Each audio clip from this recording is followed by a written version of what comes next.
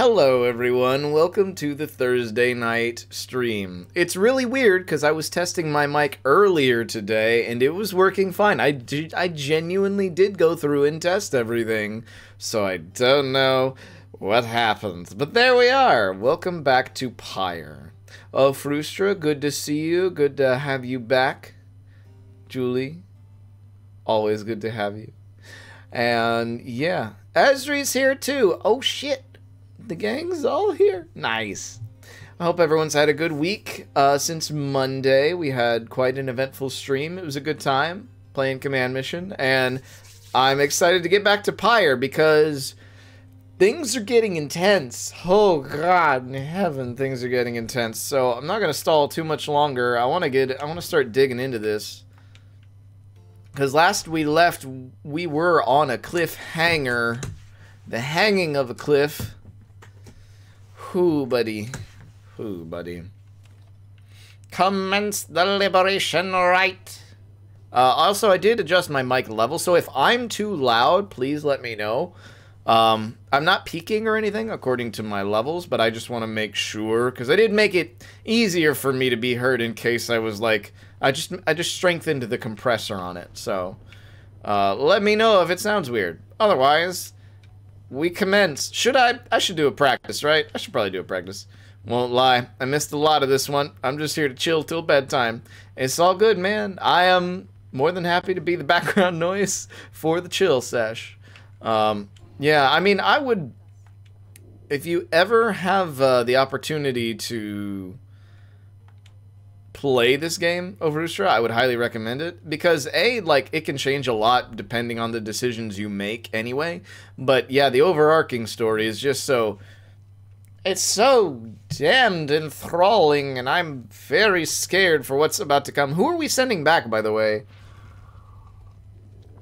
For those of you who remember what's up, who are we getting ready to send home, because we can't do this too many more times. Volfred has said that he doesn't want to go yet. Bertrude probably doesn't need to go either. Ray could go. I think Ray was my nomination, and Nico was like, no, but she has a budding love interest, and I'm like, fuck, you're right. So, I don't think Tizo can go. Sir Gilman could go, but then we lose Sir Gilman. Pamitha could go, but I feel like she still has some redemption arc to figure out. I don't know. Well, let's figure out our main crew here really quick. But I am trying to pick this practice round based on what I'm about to do. So, I would say Ray is still probably my first choice. So, I mean,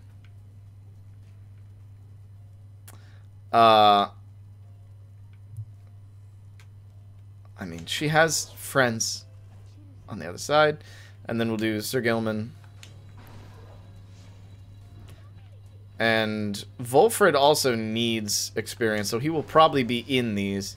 I want Sir Gilman to be happy. Oh. I mean, we can send Sir Gilman. We still have Tizo. We still have really good options without Sir Gilman. I also want him to be happy.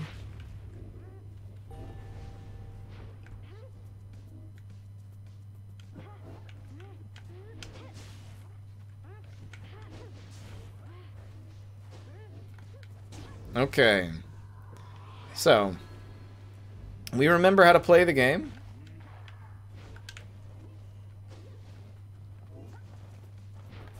Oh, that's not what I meant to do. Oh, that was not supposed to happen. Two. Yeah, see, this is why we're doing the practice round, because I do need to get used to this again. Whoop! Okay, Flame Leech. Nice, okay. So we took some Pyre back from that, which is actually really good.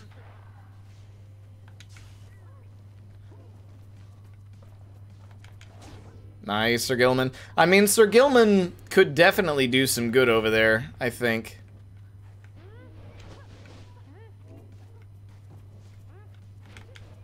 Nice! Okay, cool.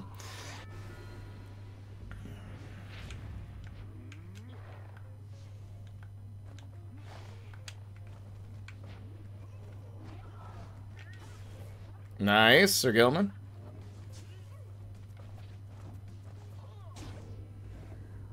Okay, I think I've got the strat figured out for the most part.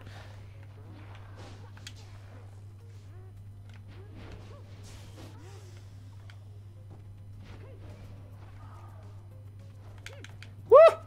No! Oh, that's not fair.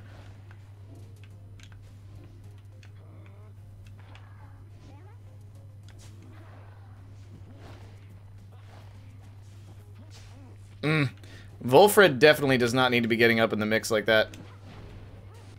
Oh! That's bad.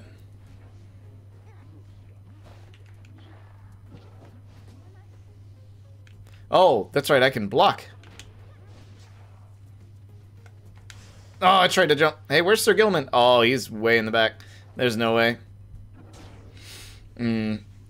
Magical basketball in Prison World. Damn, that was a... Okay, I missed a lot on that one. I meant to throw it, not... Oh.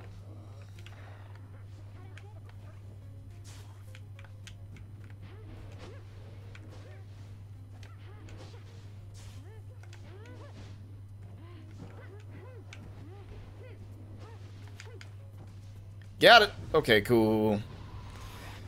Okay, so as long as we know what we're about as far as strategy goes, we could actually make this work. Sick dunks for freedom. Okay, so let me read this essay. Magical basketball in Prison World, where winning a game earns back the freedom of one member of the winning team at a time. Our team wants to dismantle the system. Oh, I see. You're giving the overview to Cody. I see. System is sowing seeds of reform, so no one has to do sick dunks for their freedom ever again. That's the best I can do for you. Sick dunks for freedom. That's it. Okay. Well, now y'all have me reconsidering Sir Gilman. Because Sir Gilman has fought so hard, and I would love nothing more than to give Sir Gilman a chance of redemption. Reader, your companions are gathered there under the fall. They shall be counting on you. Indeed, as the cycle of the rites turns ever faster, so too does our plan set in motion. My agents in the Commonwealth are beginning to cause a bit of a stir out there, and word has reached high places that the rites are ending. Hashtag sick dunks for freedom. We need to get that trending.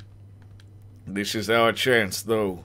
Let us not despair, should victory elude us here. We shall make the most of whatever the scribes may have in store for us. That is to say, good luck, my boy. It's time. Eek!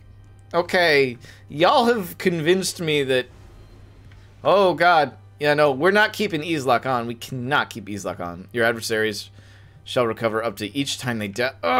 No, I can't. I can't afford it.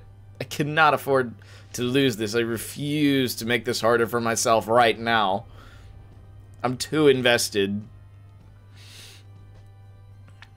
Hashtag sick dunks for freedom. Let's go. Through a wondrous world.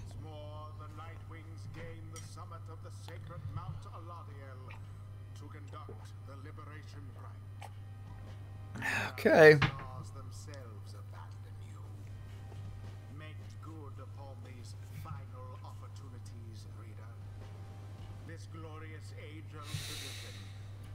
Alright, wish me luck, everybody. I'm gonna need it. The chastity. Oh. Oh no.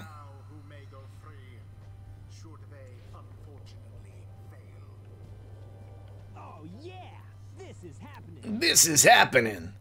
The pyres burn and each of the triumvirates is present and prepared. I concur. The pyres burn and each of the triumvirates is present and prepared. Then, anointed one of the chastity, come forth now, and declare yourself and pay any respects you have unto your adversaries, the Nightwings. Manly. Oh, it is manly. For Sir Gilman. For Sir Gilman. Alright, for Sir Gilman. Warmest salutations to you all upon this blessed eve. I am H. Manly Tinderstaff, and I must say that I'm very moved to be a part of these proceedings. It shall be my humblest of privileges to return, quite soon I hope, unto the Commonwealth, where I shall dedicate myself in full toward the betterment of that society. I long to be a part of this glorious tradition, even when my freedom is rightfully restored. For it is not the case that exiles such as we are called upon to lead. How you govern in your commonwealth is not our business here. Your intentions shall remain nothing if you do not prevail in this right, Manly Tinderstaff. But I mean, meant no offense at all. I shall serve well these rights, I promise. Why, I should think I shall be sending many exiles here into the downside to replace me. I hate this tree man. Everyone hates this tree man. We will end him. We'll do it, I promise. Oh, shake everything a little bit. I can think of quite a few who I think would benefit from experiencing this wonderful tradition for themselves. Now as for you, Nightwings, make no attempt to undermine me here, and nothing shall befall you or your loved ones in the Commonwealth. Is it a deal? Nah, bitch, I'm coming for your ass. Nightwings, your decision. On whose behalf shall you conduct the liberation rite? Reader, I would ask you to choose wisely, but I am sure you know no other way. And you, prepare your song, Tariq. Of course, Celeste. Ow, my throat! Oh god! Okay. Choose wisely. Yeah, so it's Ray, Sir Gilman, or Pamitha. Sir Gilman, you have fought well, and I wish you can go. He misses Rookie, too. Like, he's got to go hang out with Rookie. Okay. I believe it's going to be Sir Gilman. Alright, everybody. For Sir Gilman, we will not fail. Has this knight at last regained his honor? Let us find out. Who shall be at his side? Pamitha for damn sure. That flight is too good. Alright, I'll see what I can do for him, reader darling. And then, of course, we do need Volfred. Let us prevail on this night for you, Sir Gilman, and for the good of our ailing nation. I'm afraid. Now it begins. Do me this favor, if you please, and stand aside like a good sport there, I promise to reward you handsomely once I am free. Absolutely not.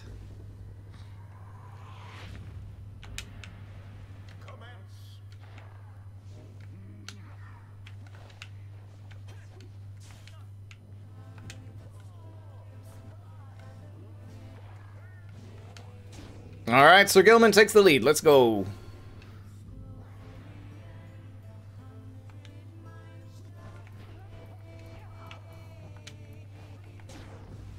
Shit. Okay.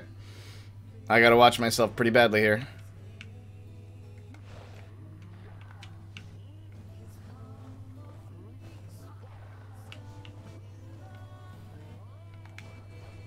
Alright, Sir Gilman. Okay.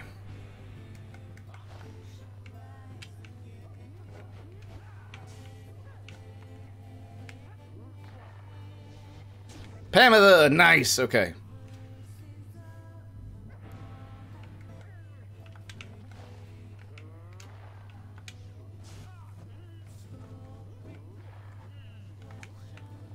Nice! Sir Gilman, come on, come on, come on. Oh, what's this now? It seems to me the scribes so enjoy our company, the entertainment we provide, that they have deigned to reignite our pyres. Observe. What? I don't like that. Something stirs in the sky. If the heavens are to rain and reignite your pyres, then the rite shall continue, ere one pyre or the other is put out. Plus 50?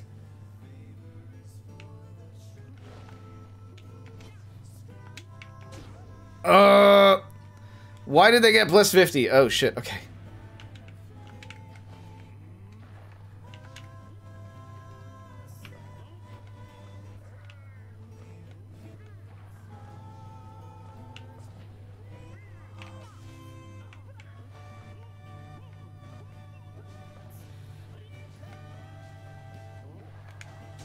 All right, we gotta keep working hard at it.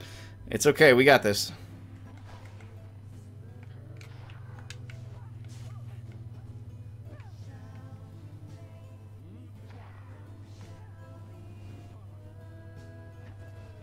Nice, Pamela. Okay.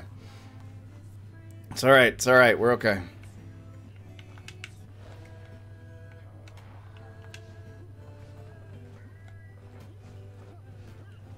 No! Okay, it's fine. It's okay.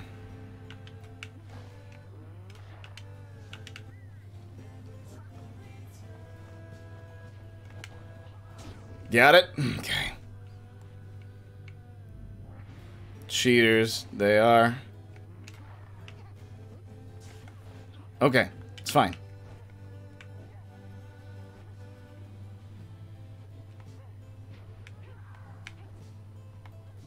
Nope. Okay. Your pyre burns brighter for a while. Deliverance. Okay. Now go on just once more. No. Okay. It's alright. I didn't think they'd get that.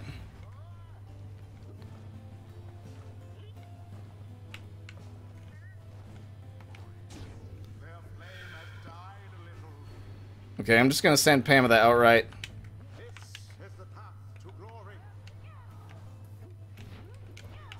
I thought they had you there.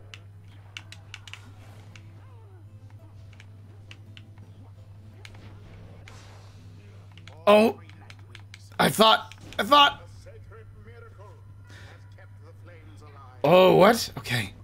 It is too close to call who shall prevail as yet. Okay, I don't know what just happened, but I'm okay with it. Their pyre weakens. Okay, it's so close! Come, someone end this.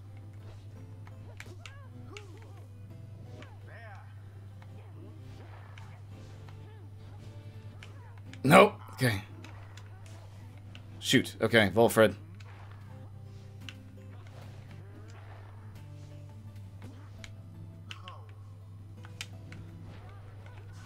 Oliver banished.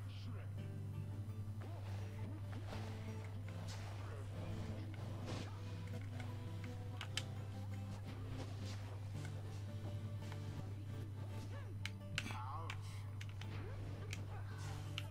Yes.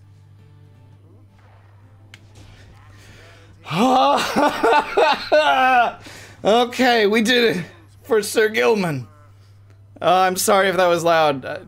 You guys have to tell me if it is, because I can't help myself right now. Thus ends the liberation rite. Oh my god. Thus the scribes have chosen, Sir Gilman. appointed by the night wings, shall be free. I'm so nervous. All misdeeds return to glory in the Commonwealth. Sir Gilman. Emissary and all others shall remain. Okay.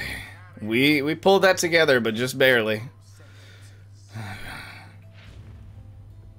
I was not about to let the Chastity win this. Free that worm. Why, this is an utter outrage. Have you any idea what you've done, you ingrates?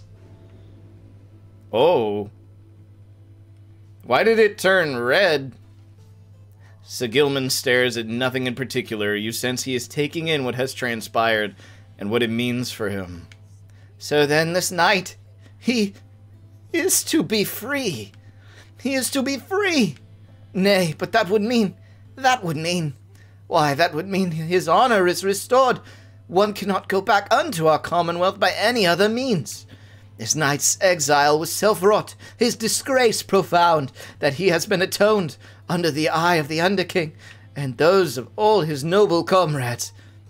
He begins to grow very emotional. He's not the only one. This knight loves you all. No, Sir Gilman, no. Oh, fuck. I'm here for this. God damn it. He loves you all, and that you would strive for him, and let him join your noble quest. This knight does not feel as though he is deserving of this outcome yet. The result appears inarguable. Even now this knight is drawn into the shimmer pool. Our time grows brief. Yeah! Therefore, know this, beloved friends. This knight shall ever strive on your behalf there in the Commonwealth. Though his honor may have been restored, his true journey only now begins. And so, good friends of the Nightwings, this knight must now bid you farewell. However, none of the bonds we formed together shan't be broken by mere distance, nay. Strive on, good friends, strive on! My heart is full. You can still hear Sir Gilman as he vanishes into the shimmer pool. If this lowly knight could have achieved such glory, surely you can follow. For now, farewell, farewell! Sir Gilman earned back his freedom. May he return in glory.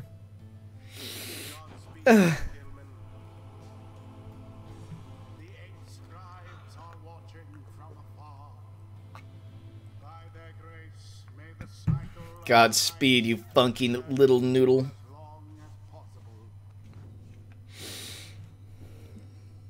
Pamitha did gain some...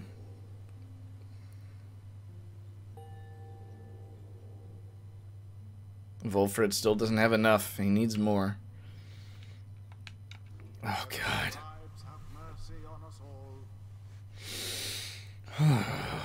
I'm so afraid. I was so afraid, but it was worth it. It was worth it to send him back for that. Oh my God.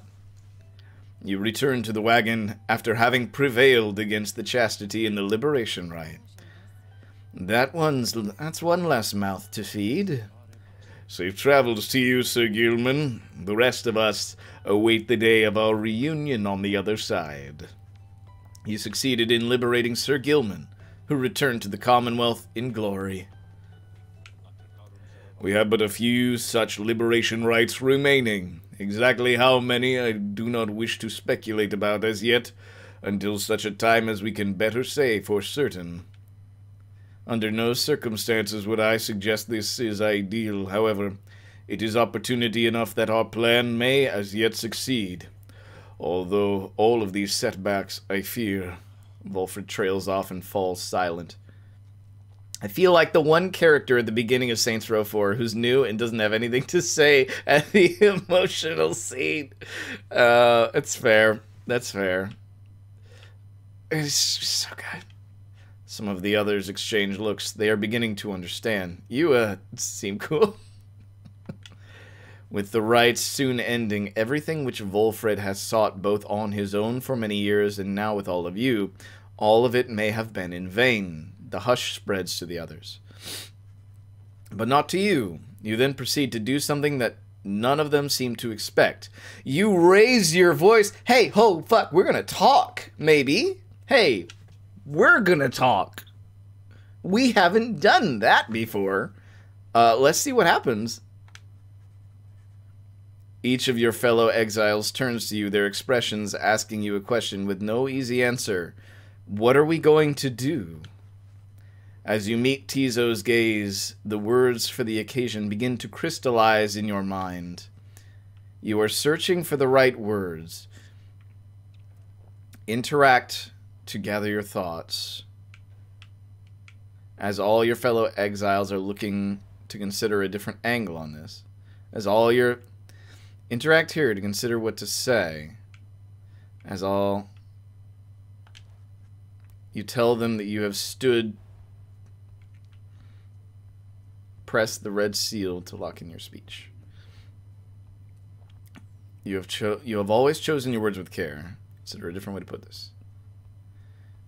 and are now poised. You tell them you've all stood together time after time throughout this quest and are now poised to seize upon a glorious opportunity. Oh, I see. You tell them that you all have struggled to have come this far across the downside. Tell them that you have all stood together time after time throughout this quest and are now poised to seize. And I think only a hollow fool will turn back now poised to seize a glorious opportunity. Tell them that you're not going to mince words with anyone. You have all struggled this far, only to reach it. You've all stood together, time after time, throughout this quest. I'm gonna lock in that for sure, and are now poised to seize a glorious opportunity. And think only a hollow fool. You tell them you are not going to mince words because by now each of them knows each other very well. So that would be a grave disservice. You've strung through many challenges. You have all struggled to have come this far in the downside through many challenges which you have faced, only to reach... For Sir Gilman, we must seize upon this glorious opportunity. Only a hollow fool. I don't know. That's me channeling Sir Gilman. We have stood together time after time throughout this quest, so we've done that.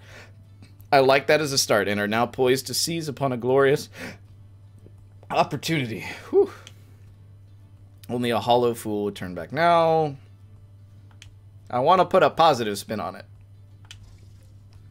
Your path to freedom is still laid bare before you all. True freedom is not waiting for you in the Commonwealth. Oh. None of you pursue this quest with any guarantees. It is clear now that not all of you are going to return. Surely this is weighed heavily. Is still laid bare before you all. True freedom. The path is difficult enough without the added burden of despair. True freedom is not waiting for you in the Commonwealth. I mean, that seems true. I'm going to go with that. Meanwhile, the stars themselves are shining on for you. All of what transpired can not be mere chance. You now have a divine duty to uphold. Glory awaits you if you can persevere together. I like that. Commonwealth is already in upheaval, but something far more vital is at stake. You see the imminent conclusion of the rites as a sign. Be no accident. The world is changing.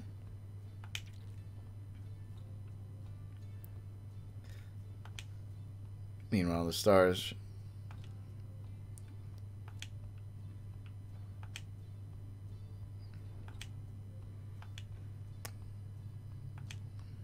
Can be no accident.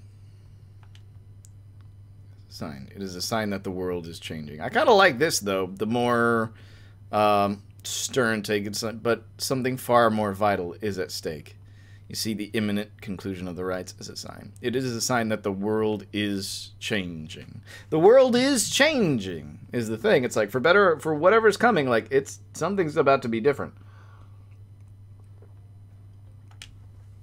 You now have this opportunity to live with purpose for your people, for each other, for your own sake, for all who shall live on. For yours is a righteous cause. For all those who shall live on. It's like you now have this opportunity. You can stand poised to ensure the world you leave behind for your loved ones, for each other,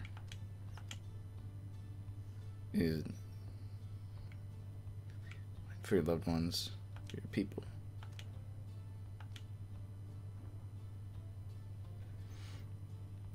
Is a world worthy of home. Is a world worth living in. Now's the time to stand and fight the forces that oppose you. For those who live oppressed. For those who do not fight, do not prevail. To live with purpose. I like this. You stand poised to ensure the world you leave behind for your loved ones. For each other.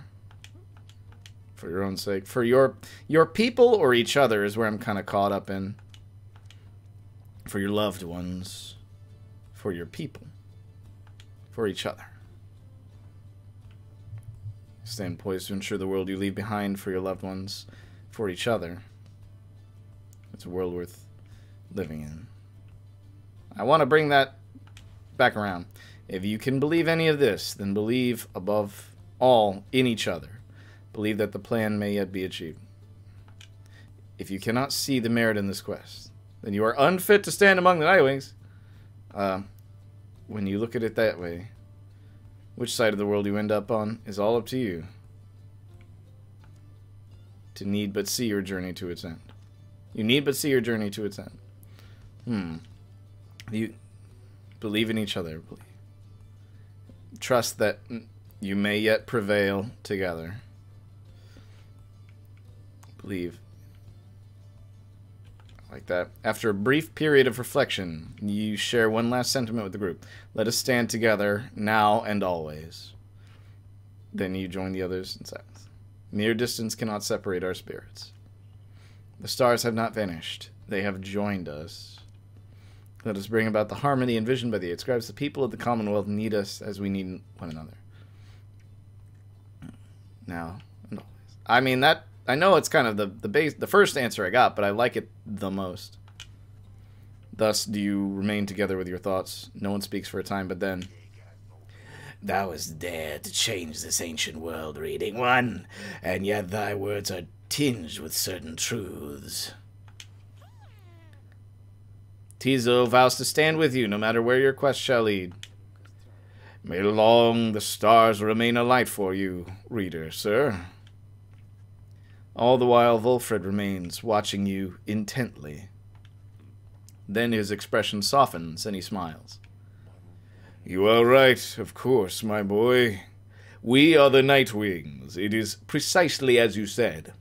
Let us stand together, now and always. Lead us then, reader, to the end of our quest, and the dawn of a new age for all our kin. Everyone, for the Nightwings! Everyone responds in kind. For the Nightwings. They stand with you, no matter what. They await the outcome of your vision of the stars, which burn with renewed fury, because now the last rites beckon. Each of the Nightwings gain +1 hope permanently. Let us stand together. Alright, we did good. Stars above now burn with what appears to be a desperate fury, many more of them than usual. Your path is yours to choose amid a myriad of stars. Look upon them all. All of them? Oh, all of them. Haub, Gaul, Jomur, Lu, Milith. Okay, Ores, Kaelmer. So we have access to the entire map now. This is our last... This is the, you know, the reunion tour, sort of. Or the final tour, I guess. The stars of the 8 scribes. They shine together now as one. The lone minstrel draws breath, as though surprised by what he sees. He backs away and averts his eyes. There is another sign. This is another sign the rites are soon to cease. Few chances yet remain to confront the adversaries you have met during your journey. Wolfred Splinter, how is our probability of success is only at 68? What? God, why is it so low? Okay. Triesta is not available, actually. We could face Udmilde, because she has a permanent detriment. The essence, so I don't know if we can get anything more for Pamitha. The dissidents, we've already taken care of Ruki. The Tempers. Haub. Gol. Oofa doofa. Decisions. I mean, of the ones I'd be okay with facing would be the Withdrawn. I wouldn't mind fighting the Essence, that'd be fine. Fighting the Fate also wouldn't be bad. 2 and 1. So it's 2 and 1, 2 and 0. 2 and 0. Let Ray see her friend. Yeah, we should let Ray see her friend. So, the Fate. The Fate it is. Okay. Your next adversaries are to be the Fate, headed by Dalbert Oldheart and his son. They show unyielding respect to a tradition which shows them no such love. He then shares with you what details he attained of your next adversaries. Dalbert Oldheart, an adversary who showed you respect and even generosity. Despite his advanced age, he also made for a formidable opponent, he and his son. The so-called Alma the Helpless, ever present at his father's side. He was abandoned as an infant before Dalbert found him and raised him as his own. Dalbert taught his son everything he knew of his cultural heritage as a descendant of one of the Alpha chiefs thought to be descended from Jomur Menimane himself. However, his more vocal attempts to preserve old Kerr traditions in the Commonwealth often fell on deaf ears, or even roused the anger of officials. One day he insisted on celebrating Fang Song against the wishes of his family. His family's caution was well-founded in this case, and he was taken into custody. As for Alma, as his father was led away, he put up enough of a fight to where he wound up sharing his father's cell, and soon enough his sentence. Eep. In the downside, their faith brought them into contact with a pack of spiritual curs residing in the Jomur Valley. In time, they became acquainted with the Rites and helped to revitalize the long-struggling triumvirate known as the Fate.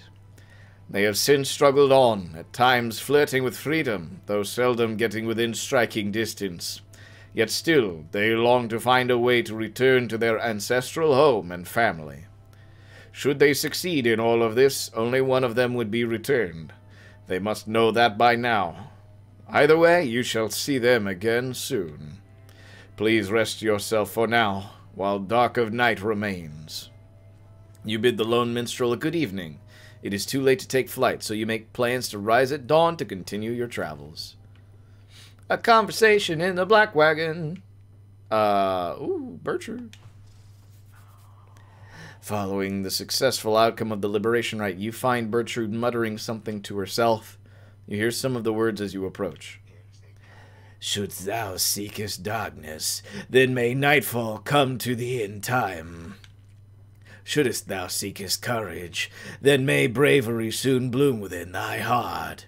Shouldst thou seekest water, then may the oceans open wide for thee. Shouldst thou seekest fortune, then... You recognize it as the Bog Benediction, though you have never heard it said aloud. Then Bertrude sees you there and cuts short the chant. Care thee to explain thy presence, reading one? We were amidst an invocation which must now begin anew. 'Tis for the Worm Knight, if thou needest know, to speed him on his homeward journey. The Worm Knights are a distant kin. Unlike their ilk, ours have but passing interest in the sea. There within the depths we have long seen that which is to be seen. Nevertheless, the distant kin is kin. Oh, that's kind of sweet. That foolish Worm Knight, surely he could never have survived his years if not for divine aid. Thus we provide him more.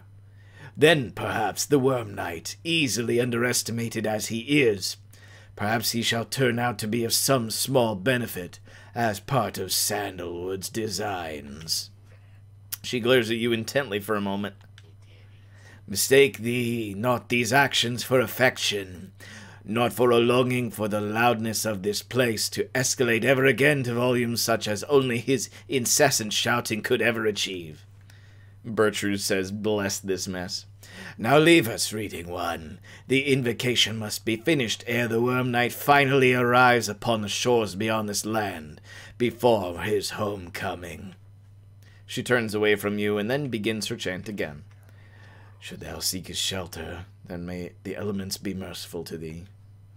You leave her to the benediction. The Worm Knight's absence is already felt. You know, however, that he will strive with all his might on your behalf there, on the other side. Eek!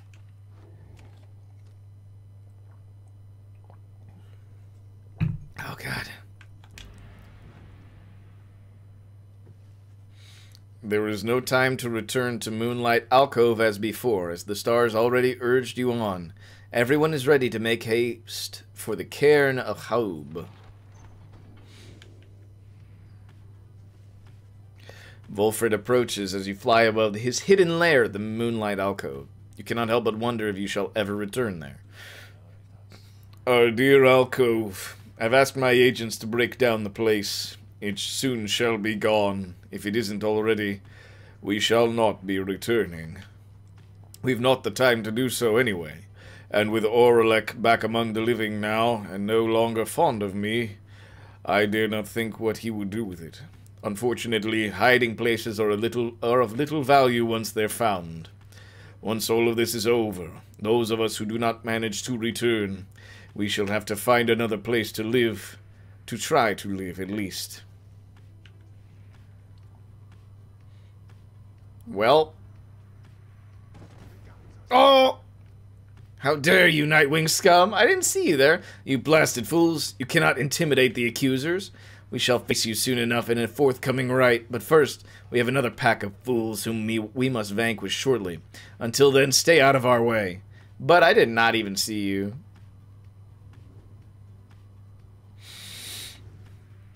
Flight takes you near where you breached Stormwall into the Deathless Tempest. With the climate of the downside intensifying, you wonder if the storm has spilled forth from its confines and started to ravage other regions of the land.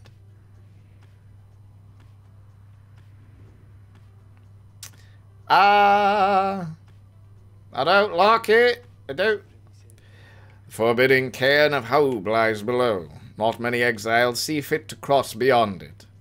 Some fear that the listless remains of Shek's 6 shoulders shall snatch them up if they attempt to cross. Others simply do not want to pass through the flagging hands. Few know of its true significance as we do, although your adversaries, the Fates, should be on their way there now. Soon you shall confront them once again. Yeah, boy, howdy, we will. Falcon Ron may be passing through here with a special offer. Falcon Ron really messed me up last time, so Tizo suggests this route be clear, so you should have time to pursue your vocations. Yes, please. That would be good.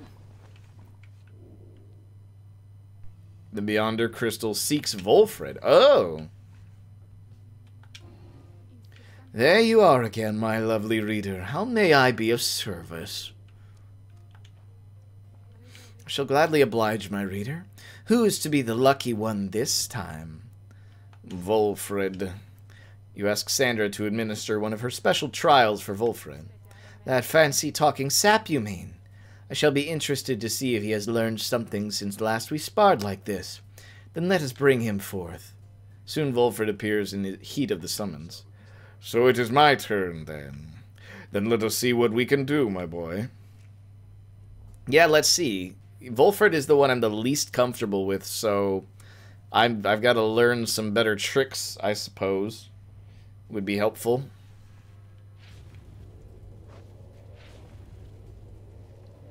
The apparition Sandra appears. Listen well, Sap, you answer to me here. As you will, O Sandra the Unseeing. Proper as ever, though I wonder if you have the wherewithal that you project. Show me, then, what you can do without the benefit of those whom you would lead, and let us see if you and your lovely reader have reached a thorough understanding as of yet.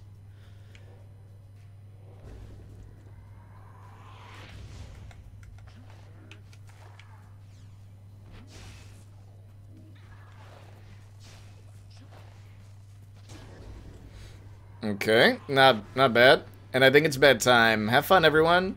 Good luck finishing up if that's in the cards. I think we're getting close, but thank you for hanging out, man, and we'll see you next time. Have a good night.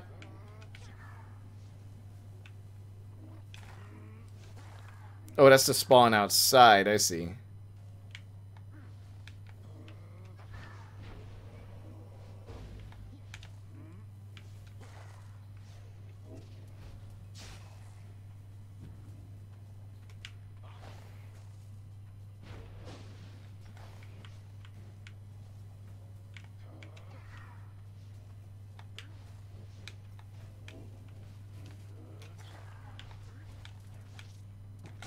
See, like, what do you do with Volfred? I can't really seem to get in close.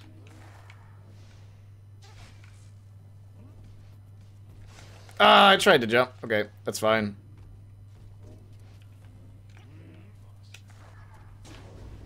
Alright, that didn't appear for some reason. See, like, I don't understand how Volfred works. Necessarily. It provides me a safe space to travel, except it didn't. 2, 1, okay. I meant to go further down then. Oh. Well, that'll work.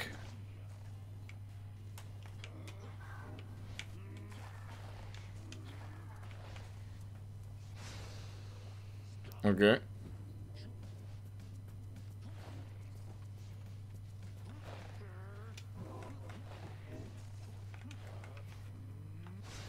Oh, I see. So maybe that's his thing. Maybe he can throw it more quickly. Woo, okay.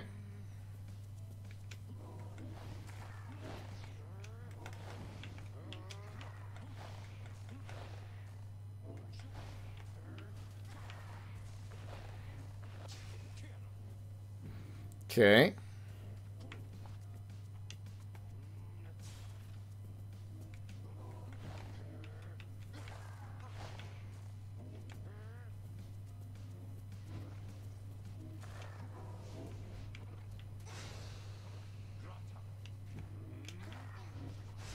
Oh, okay, sure. By all means, I should lose this. He's just so slow.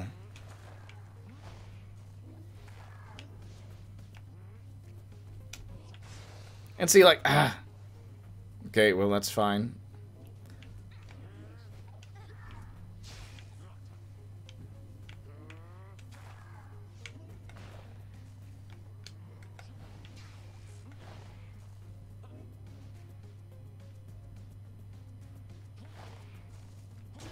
Okay.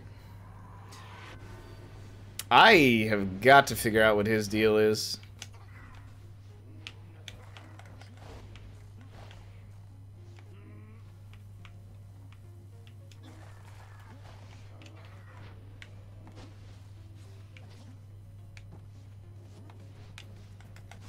Ah, I didn't have enough stamina. It's okay. 2, 1.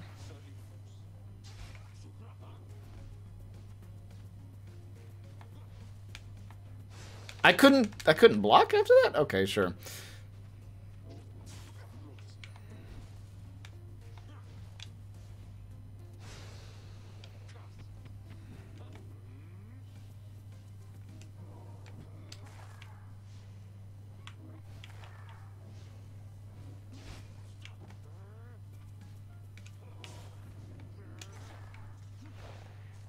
I guess that's his game right there. Oh, there we go. Okay.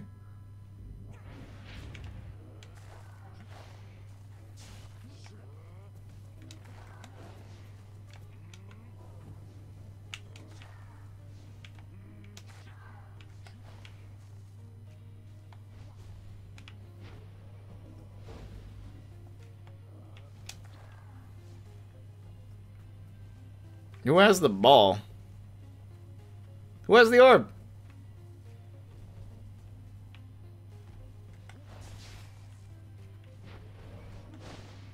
Oh, there's the orb.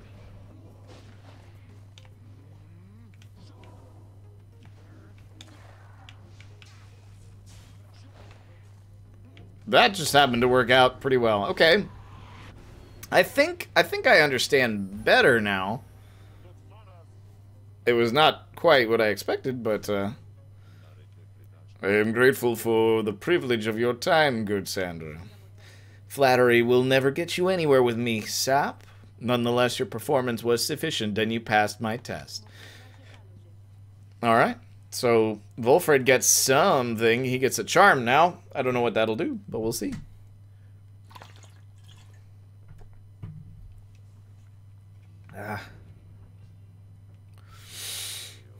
I had not seen that Sandra in some time. She has not changed a bit. But it would seem she has left something for us, did she? Received Lose Bow. Volfred's blink ability transports him farther. There we go. Okay. Accept the reward. That is very helpful, actually.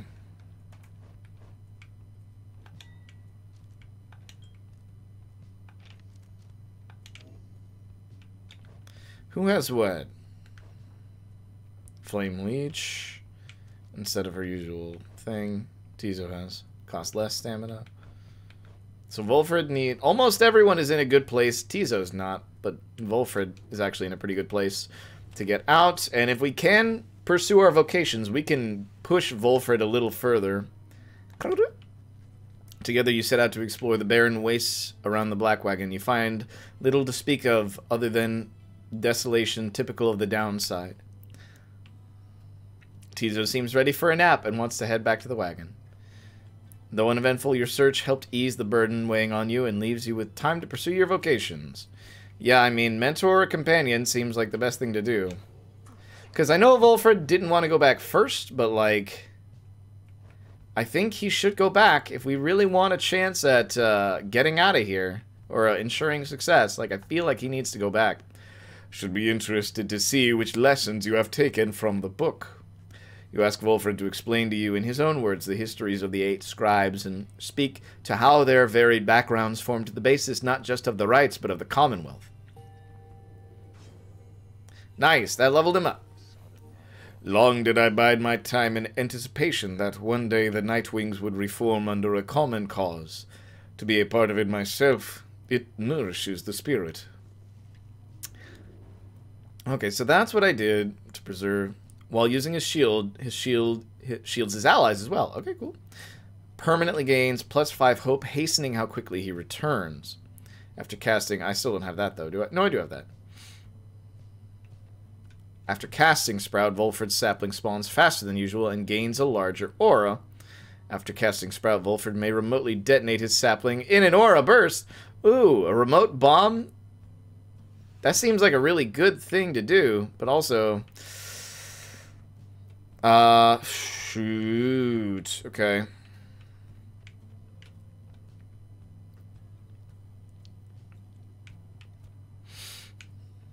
It would either be, well, we've been playing offensively the whole time, so let's keep that up. I sometimes fear the spirit of the teachings of the scribes is already long forgotten back where we come from. Yo, same. And we have a conversation.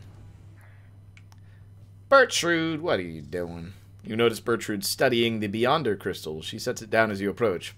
The mouthy wraith rebuketh our attempt to summon her. She insisteth that we are too young to understand. She must be referring to Sandra. It seems that Bertrude may be able to invoke her. Stubborn, that one, possessing of an ancient understanding, olden ways and olden times. Many centuries of history, knowledge of the 8 scribes themselves, held captive there. Within that green-tinged stone, within that wraith's own memories. Would that we could extract them in some way. Perhaps thou couldst induce the wraith's obedience, reading one. For she heedeth not. She claimeth obligations only unto thee. Although, She stops and thinks very carefully. The Beyonder crystal is not to be tampered with. Your fellow exiles know that its use is at your sole discretion. She backs away from you, still thinking to herself. Ignorest thee our inquiries about this, reading one? Our reasoning has taken us elsewhere. Her refusal to cooperate is like to be an ancient warning of some sort. 'Tis possible that others of the southern bog know something of her, but we shall not be tampering further with such sorceries ourselves. That the wraith refuseth to cooperate suggesteth her predicament is suitably deserved. She heads off in a huff, but just as the air grows still and quiet, you sense something from the Beyonder crystal. Mouthy wraith, she says. Can you believe it, reader? To be so young and foolish again. Sandra, the unseeing, laughs to herself. Your proximity to the Beyonder crystal must have been sufficient to invoke her in this case. That crone of yours is far too curious, I think, but it appears that even she has learned her lesson in this case. Thank the stars I am beholden to no more than one among you Nightwings at a time, and thank the stars that happens to be you rather than her. And if that crone attempts to lay her fingers on my Beyonder crystal again, I shall just have to torment her dreams till she's my age. Do feel free to mention that if it comes up. Now, farewell. You know where to find me, lovely reader. She vanishes. It seems that Sandra proved resistant to Bertrude's tampering.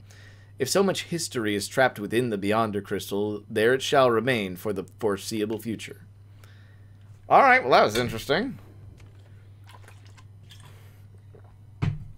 Continue your journey. And so it continues. The cairn... Oh, there's also a shunt. Okay. Let's see what we can do. Halt, everyone. I beg of you. Please forgive my rudeness here.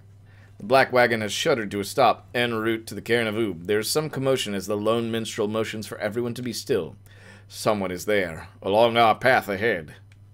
He points into the distance. However, when you scan the horizon, everything is still. You see no sign of whomever the lone minstrel referred to. Still, he indicates caution. Strange. I do not believe I was mistaken. A tense moment passes, then another. The lone minstrel tenses up. Our guest, he is there. You look toward where he signals, and then at last you see the cause of his concern. It's Oralek, isn't it? There is no mistaking who it is. Oralek stands there, near motionless atop some forgotten rock, jutting from the dry flats, a fair distance away. He stands directly on the path of your black wagon. Oh, no! Yet he shows no sign of acknowledging the wagon's presence. He appears only to be waiting for something. Likely for you all. Ah! The lone minstrel gets your attention quietly.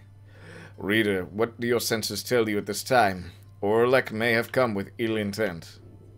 Oralek stands in your path. What shall you do? Oralek may be here to talk. If you reach out to him, perhaps you can communicate in peace. Fear. Press forward. You have a right to get to. Oralek may wish to stand in the way, but he can be made to move. I want to hail him. I want to have a moment. Hey, are you nice? Are you going to be okay, bud? I just want to talk. Hey, I just want to talk. I just want to talk. Run him over. No. Oh, God. Nico shows up and chooses violence immediately. Are you nice? I will hail him. I will try it. There has to be a way to reason with Oralek and bridge differences between him and his former triumvirate. Perhaps he has come to negotiate. Perhaps you are correct. Let us try and make contact with him then, as we proceed. You give the signal for the drive imps to start the wagon and head toward him. But just as you reach the point where Oralek once stood, it seems our guest has already departed. Let us remain watchful as we proceed on course. Indeed, Oralek is nowhere to be found now. The unnerving encounter causes everyone to fall silent for the remainder of the trip. Ah! Ah, jeez. Your wagon finally arrives at the cairn of Haub, where still there is no sign of Oralek or your next adversaries for that matter. Your companions organize a quick search about the premises, leaving you to watch the wagon until the rites commencement. Wait. We do have a slug market. Oh, hey guys, you know, it seems awful quiet now. I gotta say, with that little slippery little character used to hang around with you, I mean. Talks a lot like this, you know what I mean? Hope he found that honor thing he's going on about. We don't got that in stock just now. What is this? Typhoon bottle. While the bearer's triumvirate is banished, adversaries are slowed and cannot use ability. Woo, buddy. Okay.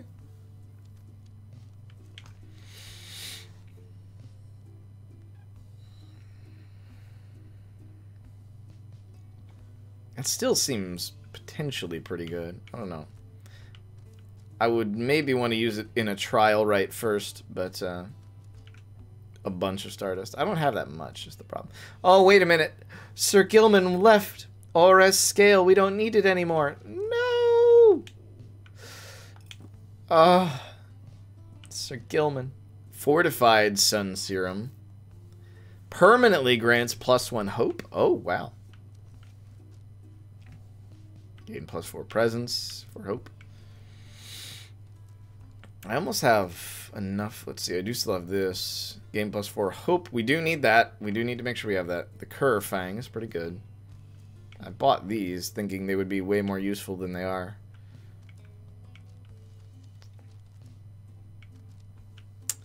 I don't know. Cannot be used by worms, harps, or crones. I don't have a worm anymore. I do have a harp, and I do have a crone. But, I mean, that would work really good for Ray. I think her aura is pretty big. Or Tizo, even. But Tizo wouldn't... That could actually work really well for Tizo, because he doesn't need to cast most of the time, because it kills him. But cannot be cast. Oh, you can't throw it. Okay. It cannot be cast. So you have to carry it, which is fine. I don't know. Might be worth a shot. I don't know for this round, but in general... Scoop. Scoop. Why are these different? Handful. Sure. We'll go ahead and take a scoop. And I'm very much debating on that. After getting banished, the bearer either returns with 0 or is a fast-moving howler. I don't know what that means. Has 100% more stamina than usual, but cannot grasp the orb. That's kind of rough, considering that's the whole point. I will go ahead and buy this. Great, you guys. I knew you were discerning customers. Now you enjoy that one, okay? And remember, I still got the others too, and you can buy them if you want. Though these ones, they're real popular, and so no refunds on these guys, you understand? But they are real good, so there's no chance you're going to want to pot them off. That may have been a mistake. Uh-oh. Raise is already... Oh, wait a minute. Raise is really good, but if we make Raise bet... Oh, well. Oh, okay. Tizo's 70%. Can I upgrade it to 90%? Wow. We can buff Tizo. When flying after dousing, Pamitha may instantly return and deals plus... Oh, I see. It's actually not quite as good. Further than usual. 50%, 70%. So he can blink further, giving him more mobility. Pierces through solid objects. Can't. Okay. Can't do that. I don't know. I feel like Tizo's probably going to get a hand on the ball here, so we're going to do that. Pamitha's could also be really good, but Pamitha is already in a really good spot. I could also give her this Kerfang, which would definitely just do really well. But she may instantly return, is the thing. So, I'll tell you what. We are going to go ahead and buy 5, buy 4. So that together would cost 70. That costs 60. But 3, 2, so that's 5. That's 5. It's 31 and 16. So that's actually 47, which is actually less than that. Okay. So we can level up, and we can save a little bit of money.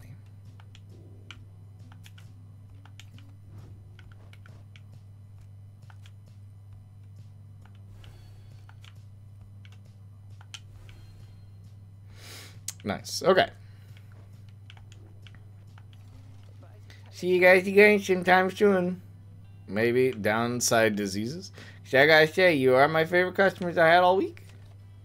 Downside diseases? What the heck is that about? Something is wrong. Someone is here, alone with you. Ah, shit! He's in the wagon. Hey, bud, are you nice? Are you okay? He seems... Oralek, he seems to have something on his mind. Fuck! Okay. I did not anticipate this. Orlex seems to be examining various objects in the wagon. Whether he has noticed you, you cannot tell. What he is doing here and how he got in unnoticed, you cannot imagine. You watch him go about whatever he is doing, examining all sorts of things that you and your fellow exiles gathered on your journey. He shakes his head. All of these trinkets. This wagon, it is most different now. Welcoming, and yet I am unwelcome here, it seems. In my own wagon. He directs his gaze at you, acknowledging your presence for the first time. You, a mere shadow. Tell me something.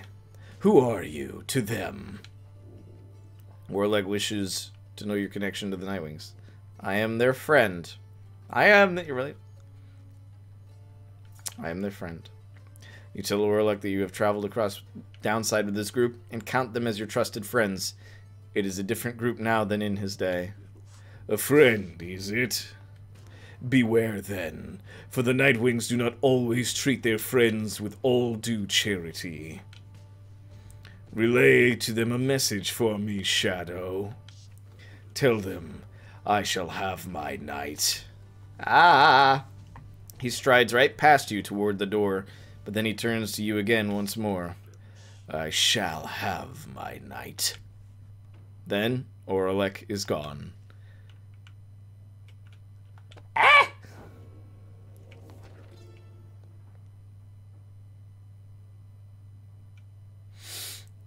Cover to cover.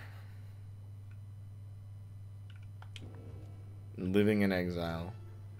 Downside travels. What was the diseases? Downside diseases. There it is. What the heck is this, and why did I just get this? Ailments in the downside often give no warning when they strike. Those who keep moving and make no attempt to settle, they reduce their risks. All the afflictions come in multiple varieties. In the bogs of flagging hands, a pallor tends to sink into the skin, and then into the mind. The nauseating sea of soulless north of there is difficult for some to tolerate. Very hot or cold environs bring their own specific side effects. My coat is not as lustrous now. My fangs are long. Like all aspects of the downside, all these ailments share a purpose, to test your body, mind, and spirit. They only appear to harm. Accept them, surpass them, move on. Huh? Several of your companions return as you exit the wagon. You explain what happened. However, none of them saw Oralek. Most concerning, reader, though I am thankful you are well. Oralek, he always was a peaceful individual, and yet his disposition is much different now. Perhaps we had best inspect the wagon for any signs of tampering in light of these events. You and the others conduct an exhaustive search in and around the black wagon for any signs of objects missing or tampered with, as well as signs of damage or foul play. The search yields nothing. No one finds any sign that anything was moved or tampered with. Even the drive imps seem calm. The incident leaves you questioning your own recollection of what happened. You try to clear your mind, for the rite is soon now to commence. Commence the rite! Okay. As the sky begins to darken over the cairn of Hayub, you see one of your adversaries clad in the colors of the Fate step forward. Where is Ray? She arrives on cue. Oh, hi, Almer. Hello. Father asked me to salute you and the Nightwings, so here I am then. Consider yourselves saluted. Oh, okay. And, may the scribes watch over you and Mr. Oldheart. They shall do no such thing. Know that I am only doing this to ease Father's worries such as I can. But when night falls, you are all my adversaries, nothing more. He walks away even as the darkness grows and the stars begin to shine. Tough nut to crack, that one. Okay. Oop.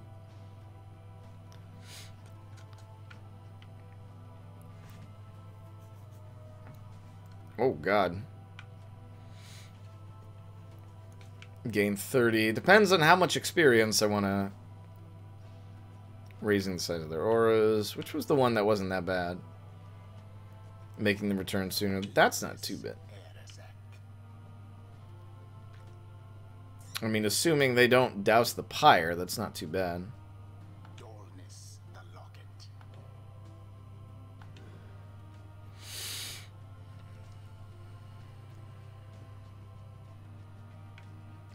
I can ensure that that doesn't happen too much.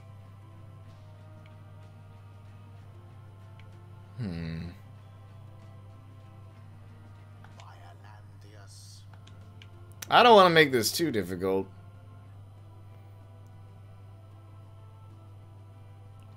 Oh, I see. The tattered mantle.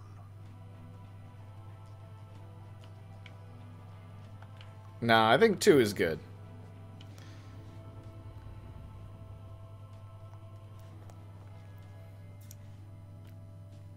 Alright, here we go. Ah, the infamous leader returns. You called? With his remaining retinue of miscreants. You managed recently to rid yourself of yet another one. Your adversaries, the Faint. As with you, they must be very desperate for their freedom. They shall not make it any easier from here.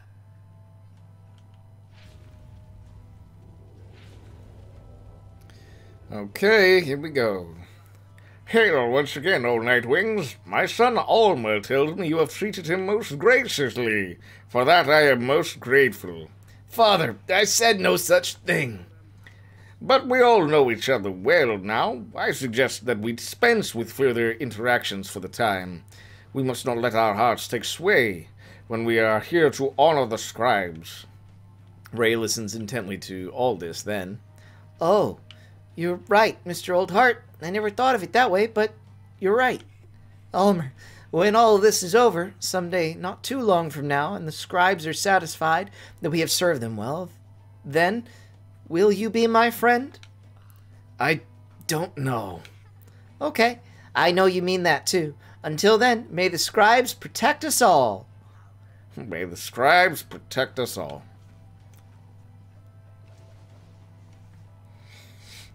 Who shall it be this time?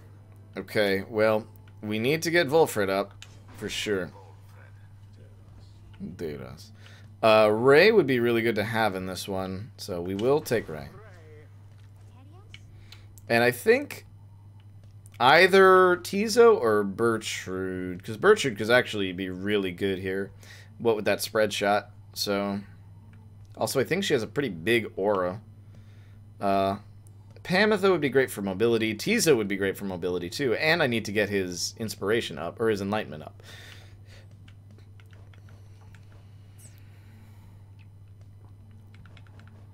I don't know. I'm feeling Bertrude on this one.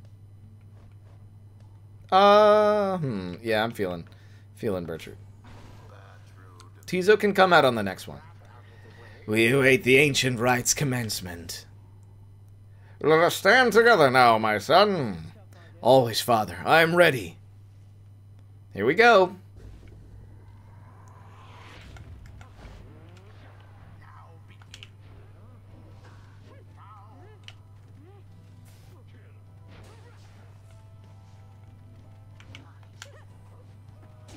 All right.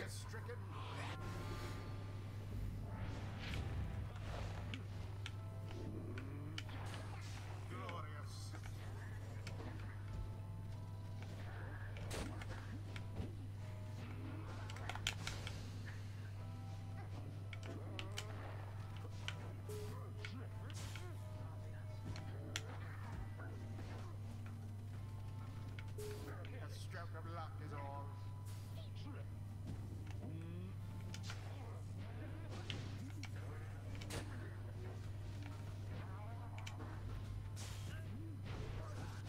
Oh, shoot. Okay.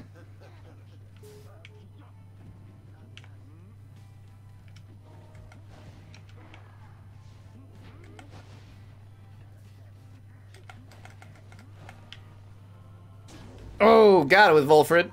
Nice.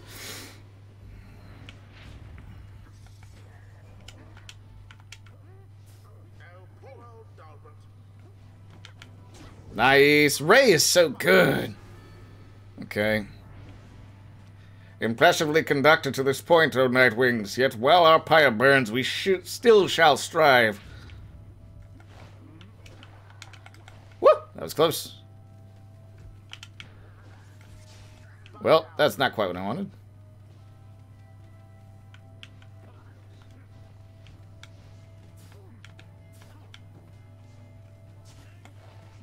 No! I messed up.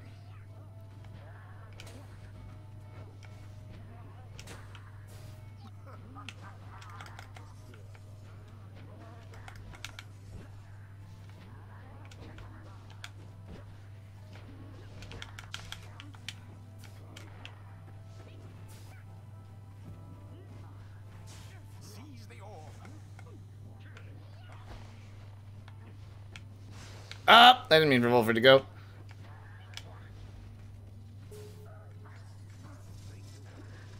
No! Okay. 2, 1. Okay. Tis taken. Ah! Tried to... Patron Screener. No! Okay. Wherever did the Nightwings go?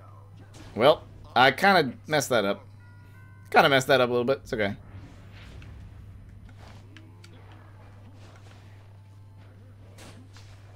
Oh.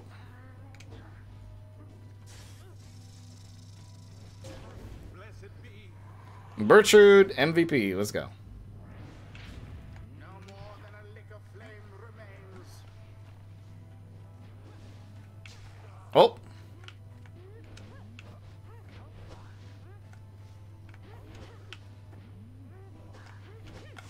Oh, sorry. Volford's back.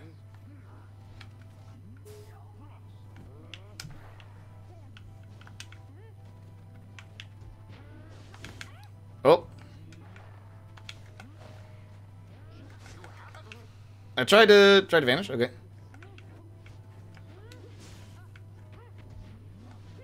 No, I keep getting hit by their cast. Return ere long.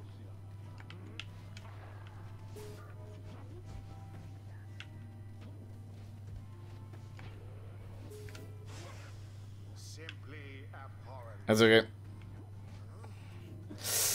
Okay. I gotta get in there quick.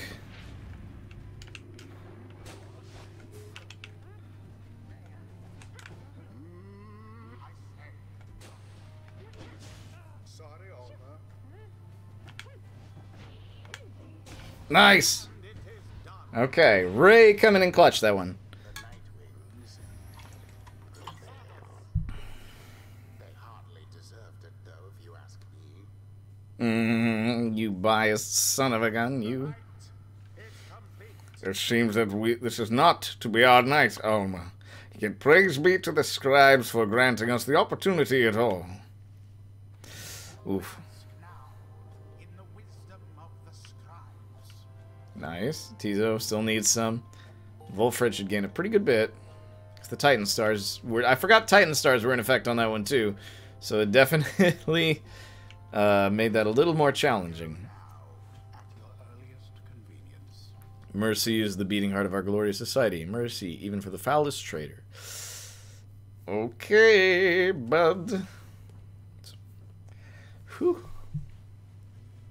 Back at the Black Wagon, you find the lone minstrel examining your fellow exiles after they secured victory over the Fate rather soundly. It is plain to you that none of them look well. Ah, dunk. The lone minstrel notices you there and turns to you. Reader, the faster turning of the cycle of the rites has put a strain on everyone. We have multiple cases of banishment sickness this time. It is fortunate that you or other companions are available to conduct the coming rite, because I fear that this group here requires rest. You bid Volfred a swift recovery, and he nods weakly in response. You exchange a look with Bertrude, who seems exhausted after the last rite. As for Ray, it is clear to you that she wishes to be left alone right now. You leave the lone minstrel to look after them, and turn your attention to the stars that remain shining in the dark outside. Ah, okay. The stars yet shine for you, revealing various paths forward. Seek now your destination. Okay. Goal. Millith. Lou. the Tempers, the Pyre Hearts, or the Essence. I mean, I feel like the Tempers weren't that difficult to deal with before, but yeah, I think we'll go for the Tempers. Because Sir Gilman no longer has any reason to be there, except we could gloat that he got away, but it's 2-0. It's 2-0. Have we even fought the Essence again? Yeah, it's 2-0. Okay. Feel like feeling. Let's go back to where we started. I see. It's time we met again with Ignarius and the Tempers. We can make for the Ridge of Gold at first light, my boy.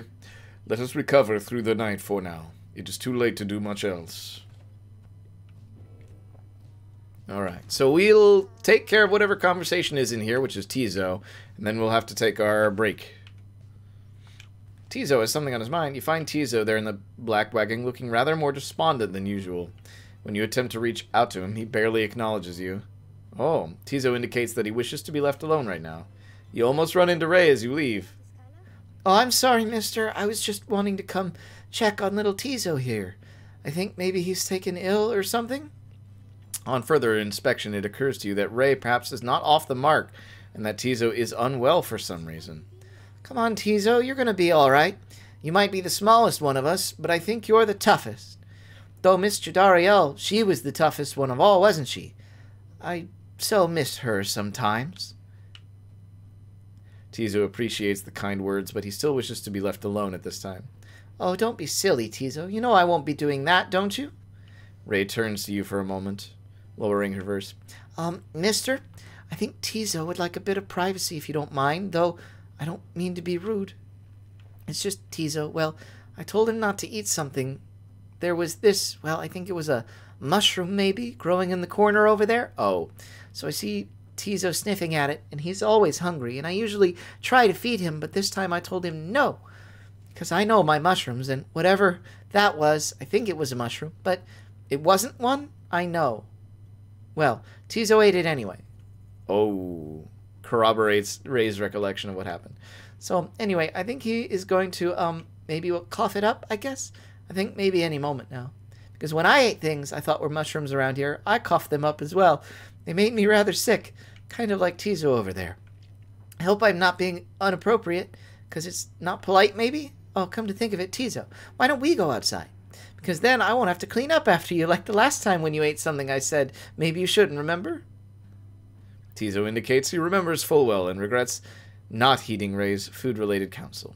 Well, don't worry, silly. If you've taken ill, then I think you're going to be fine. Once you've had a little walk outside with me, because you're very tough. Tizo's beginning to look better already. You're my best friend, Tizo. I won't let anything bad happen to you, or at least I'll try, okay? I don't think anyone could stop you from eating things, though. And then she snatches Tizo up in her arms and whisks him out of the wagon. You hear her call back to you over her shoulder.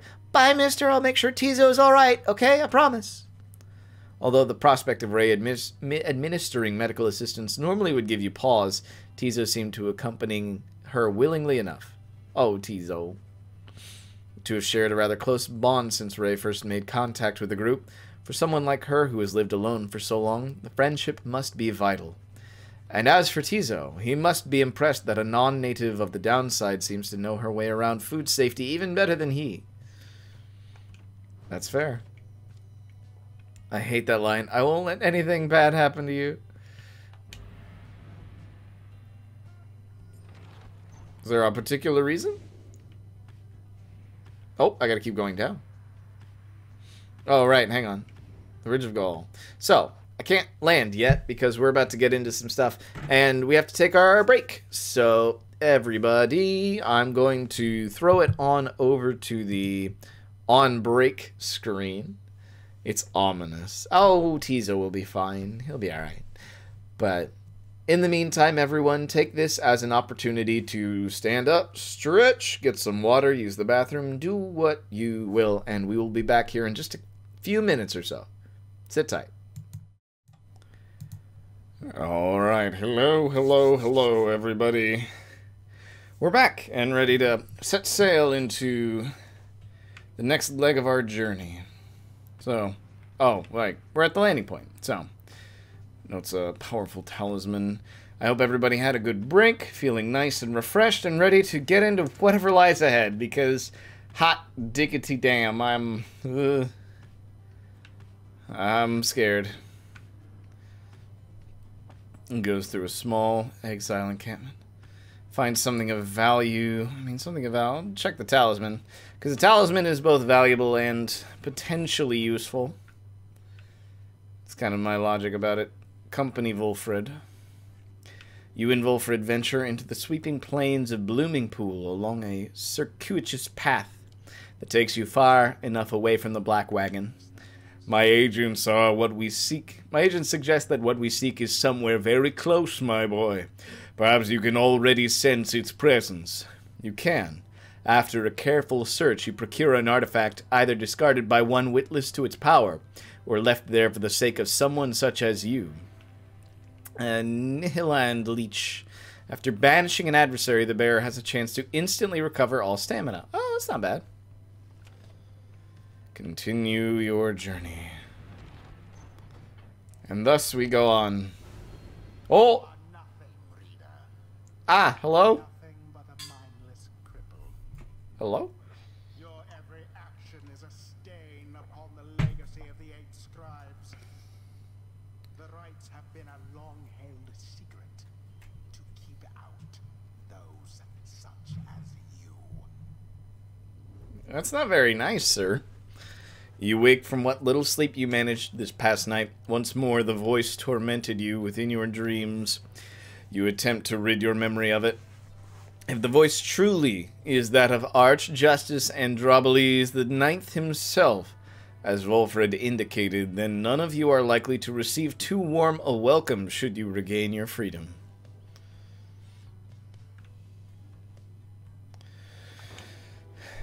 Such is life, I suppose. Oh, wait a minute. The Messenger Imp. Hey, let's hear how Sir Gilman is doing. Deep in the untamed reaches of the Downside Prairie, you find a Messenger Imp looking to bring you the latest news and rumors from the other side. And this time around, the Imp brings tidings of Sir Gilman and what happened to him since his liberation at the fall of Solium. When at last his self-imposed exile came to an end, you learn that his return to the Commonwealth was met with much rejoicing, and that before long he was promoted to the rank of Veiled Captain on the Blood Border. And yet with tears welling in his eye, he did refuse the post, stating he no longer had the heart to fight against the High-Wing remnants as he once did. He then cast down his helmet, and when next anyone saw him, he was among Volfred's agents, having joined the revolution to reshape the Commonwealth from within. You thank the Messenger Imp for the report, and salute it, crisply as surely Gilman would have. Soon, oh, it just says Gilman. He is a once proud knight. Soon the news has everyone in the wagon talking. Noble Gilman made the gallant choice, it seems. Our plan comes closer to fruition through his good example and support. Graha. Tizo feels inspired by the news of Gilman's selfless actions. The tears he shed ought have been bottled, and not set aside for use in various salves. One of the Sea Dominion's own, laying down his arms by his own choice. I'm honestly surprised, even having known him. You think that one day I can be as brave as him? Because I don't always think I can. The news of Gilman's liberation fills you and your fellow exiles with newfound resolve. Plus one hope, wish him good fortune. I'm curious what Volfred's planner looks like. Sir Gilman. Okay. I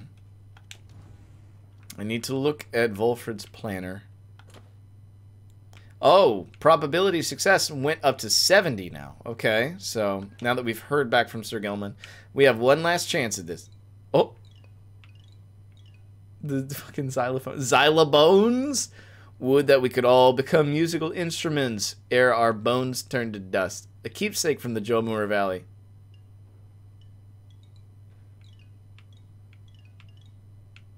That's so cool.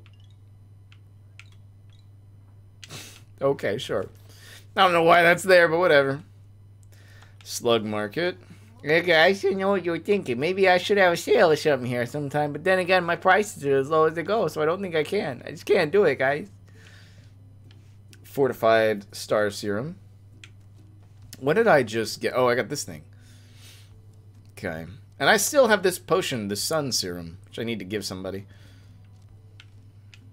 Presence. Quickness. I could give somebody quickness. Just have a real heavy hitter. Or have somebody really fast. Which would be fantastic. Since Ray and Tizo and Pamitha are going up, it would be really good to have somebody who can really go fast. Pamitha, probably, because she can fly. Yeah, do that. So you get a repeat customer, Dad. Give him a deal. Commence the rites. Once more you have returned to the Ridge of Goal, and your companions stand ready beneath a still night sky, awaiting the commencement of the rites. You overhear some of their words to one another as you await the signal in the stars. Tizo remembers having faced the Tempers many times before. Do you think that we'll prevail this time, Tizo? Just then you observe a glint. I be here. I am the lurker in the dark. Oh, he's lurking. He's the lurking Murph. The Murphy lurker. Hey, Murphy. It's good to have you lurking. I appreciate the lurk, and I hope that everything you're working on tonight goes well. That's about it, I guess. That should have been the end of the sentence, but thank you for the lurk. Just then you observe a glint of starlight that begins to shine above, and your companions soon fall silent. Lore lurking. Lore lurk. That's fair. We're pretty deep into it, and I know you're going to play it, so I don't want you to get spoiled anything. I'm fine with that. Oh, I forgot about that, actually. That could make it harder, but I mean, we need the enlightenment right now. They have the potential to get a lot back, though, so we're going to try. We're going to have to be careful. The Chastity, a conniving triumvirate bent on exploiting the rights to gain status in the Commonwealth. I am still very cross with you, you know. I'm still very cross with you. I saw in you a worthy heir. Not just to the legacy of the Night Wings, but to the future of the Commonwealth. Oh, go stuff it. Traitor Volfred. Only a fool would be seduced by his audacious promises. Dangerous ideas. That, dear reader, would make you a fool. I have no choice but to explain it thus, so even you could understand. Now for this blasted rite. Some of us still have our duties to uphold. Hey, look, it's that gang that sent us packing back at the Fall of Sully. You know what? I've been waiting awful long to get a shot against you there. Kept waiting so damn long, I got a little rusty there, I guess. But I've been waiting on this shot to get you back for Dower, Nightwings. Ashen Coal. Okay. Choose quickly your triumvirate. So Volfred is unwell. Okay, so who was in there last time? It was Volfred and Bertrude. Oh, I guess I only have 5. I think, oh, it was Ray. So she also might have been unwell. But who should lead? Who should lead? I'm tempted to say Ray, because she can get in there, get out real quick. Oh, let me do a thing with Pamitha really quick. We are going to give her that quickness. Yeah. And then give her that. Perfect. So actually, I take it back. Pamitha. And then Ray. And then, let's see. Do I want to give him hope? Do I want Tizo to come back? Yeah, actually, because he can explode. So give him that. Perfect. Tizo. That is all then. Good. Commence.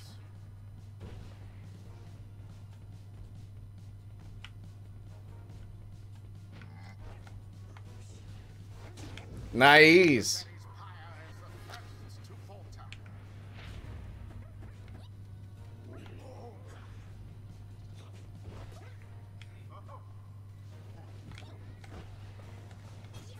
Oh!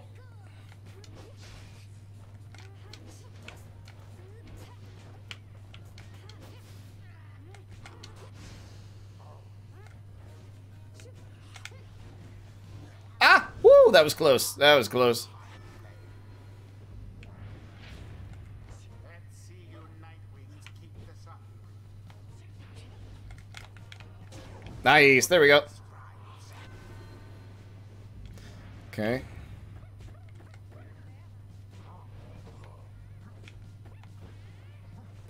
Oh!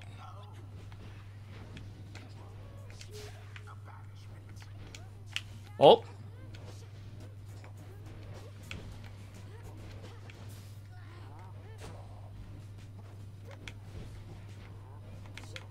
Nice. Okay, we're doing good. Gotta keep it going. You Nightwings ain't been slacking, gotta give you that. But we ain't finished neither. Let's go.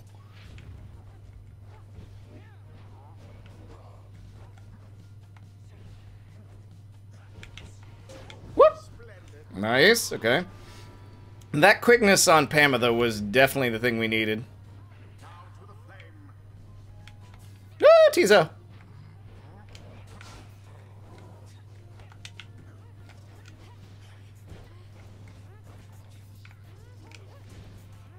No, I couldn't stop it. Okay. That's okay. That's okay. It's not bad. I doubted my strategy, so. Oh. I can't move. Oh, okay. It's fine.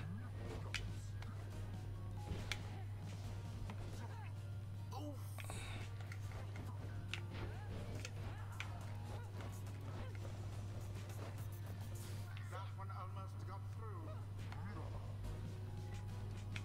Nice. Oh, only 3 left? Okay. Now go on, just once more.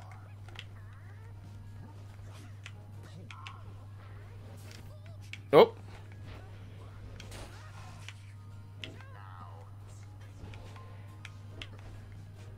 Got it. Pamatha for the win. Nice. Once again prevail. You can't stop this. You can't stop this. Smite them down next time. The rite is done. Here we Tempest. We were damn unstoppable, but this again. No one is unstoppable. Ray is maxed. Oh my goodness. Blessed are the scribes whose eternal wisdom shines upon us through the stars and illuminates the path to our salvation. Wait, what did I just say? Why, that was strange, but I feel so invigorated now. Okay, so we can finish up. If Ray is banished while jumping, she shall instantly return at the origin of her jump. Ooh, fun. Ray jumps and power jumps farther than usual. Okay. Ray flings the orb further. This is it. This is max, though. I mean, I feel like jumping further in general would be good. Okay. Where he jumps and power jumps farther than usual. Or instantly returning. I mean, she jumps pretty damn far. Like, it doesn't seem like it's been enough. We'll have a backup just in case. And Tizo as well. Nice. Deepens in the mind of the imp Tizo. Tizo gives thanks to Hoob the Swallow for watching over and protecting him. Nice. Alright. Tizo deals an additional 10 when dousing the pyre. Okay. Tizo's implode ability can banish adversaries in a much wider area.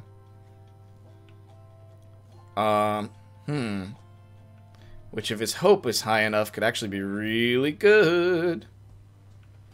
But actually dealing more damage to the pyre, also very good. Keep that going. Sure, we'll go with that. Pamatha is also maxed. Oh my god.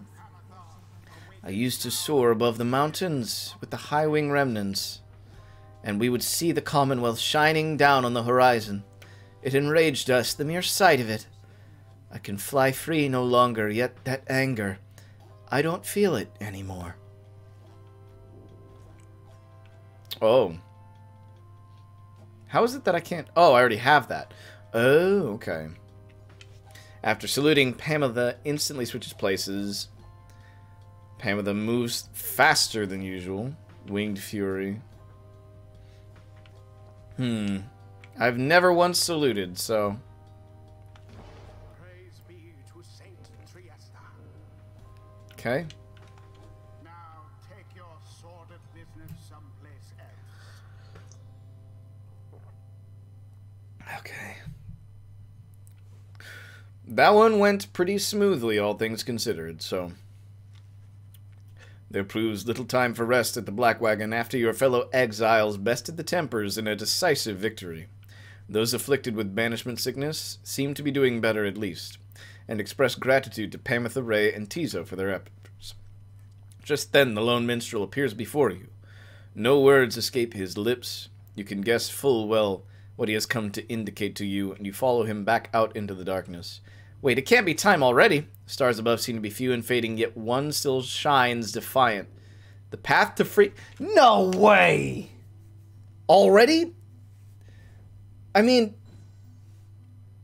Sandalwood's not ready. Volfred's not ready yet. 72% success. It went up. Okay, cool. Our probability went up, which is good. We're at a majority percent success. So... Wow, we're already there. And we have to fight the Essence. Ooh, Fadoofa. We ain't gonna get many more chances at this. This may be the last one, I don't know. You notice that the lone minstrel is standing there with you, regarding the night sky. The Gate Guardian and I, we have paid witness to the liberation rites upon the fall of Saleum for a long time. We have seen so much. And so I'm a bit taken aback, is all, to see something which I have never seen. You look upon the stars together for a while, then... I wish for you good fortune and the wisdom of the scribes on your ascent. The lone minstrel leaves you there alone under the night. It has grown very late, and you need rest. The Black Wagon shall have to take flight again come morning. No conversations. Just go.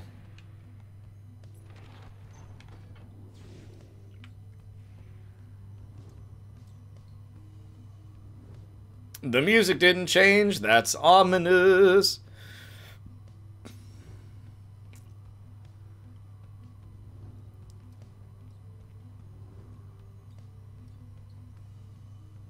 Y'all, I'm scared.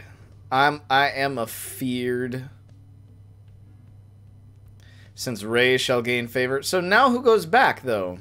Something appears different now about the sacred mountain west of here. The lands near the Emperor's Ascent and Emperor's Fall appear ashen. On the other hand, the once precarious regions below, which you know as Temple Highroad and Temple Cistern, seem swept clean by the elements. The lone minstrel observes all this alongside you. Inclement weather we have lately seen, reader. We ought be able to make landing closer to Scribe's Gate now. Then I suppose this means we shall soon see Celeste once more. Then I shall go tell everyone to prepare for landing. Temple Cistern, Temple Highroad. Bertrude shall gain favor. Or Ray shall gain favor. Ray will most definitely be in the right, so I think she has to. Mount Elodiel. You arrive once more among the ancient formations of Mount Elodiel. It appears that Tamitha and the Essence have already arrived along the other route. Seek the Crone Scribe's favor. With some time to spare after having landed, you join Ray on a brief expedition to the monument of Molten Millith. O scribes, how can I better serve you serve your will with my remaining time along this path? How can I better serve my friends? I sometimes fear my love for you and my friends are set at odds, but I know this cannot be. Your teachings are of unity and solidarity. You and my friends are the same. You return to the wagon once she has finished paying her respects. You have occasion once more to pursue your vocations. Ray gained +3 glory for the next rite. Nice. My vocations, well, somebody has to get mentored, for sure. Tizo. Volfred is the one I need to make sure. Because, like, I'm pretty sure sending Volfred is the play at this point. Like, we're pretty damn close. And I feel like sending him back is our best chance. Ray and Pamitha, I love them, but also Volfred is not my favorite in the rites. Like, he's just not my favorite to use. So if he can actually do a lot of good over there, and I don't have to worry about using him anymore, then I would like to do that. But also, Tizo and Pamitha, yeah, I mean... Oh, I almost hit it on Tizo. That would have been upsetting. Yeah, we're doing Volfred. You and Volfred review what observations you have made thus far about the various triumvirates you have confronted on your journey. His keen insights about some of them. It's a pretty good bit. Either we stand between each other's paths to freedom, or we help each other on our way. I try to always bear this truth in mind. Alrighty. Continue your journey. Here we go. Oh, we're going straight to Scribe's Gate? Oh, okay. Okay.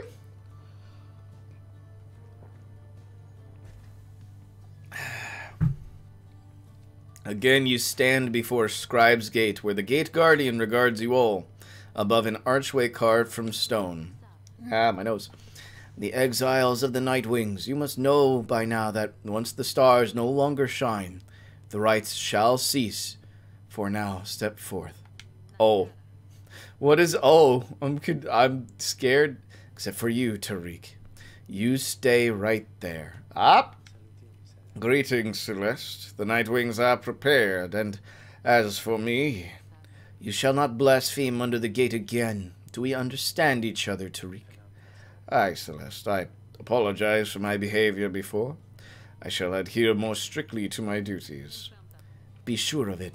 Now each of you come forth. Please state your names and what it is that you seek whilst crossing Scribe's Gate. One by one, your companions cross the gate. Just checking something really quick. Okay. Until it is your time to do so, and you follow them in turn. The Gate Guardian regards you all, then waves you through toward the summit. The 8 scribes bid the Nightwings welcome. Go forth with glory. Am I free to accompany them, Celeste, or shall I remain here? You are free to accompany them, Tariq. As you will, Celeste. Until we meet upon the summit, then. I have fear. I have much fear. Because this is kind of it right here, yep. Yeah, it does seem to be that way, yeah. Eek, very furred. Commence the liberation rite. How does nobody want to talk to me, Volfred? Somebody must want to have a conversation. Oh, it's you guys. Well, come here. I guess you got here on time, because I was just thinking maybe we closed a little early, you know. Falcon Ron wishes to know your thoughts about a potential sale.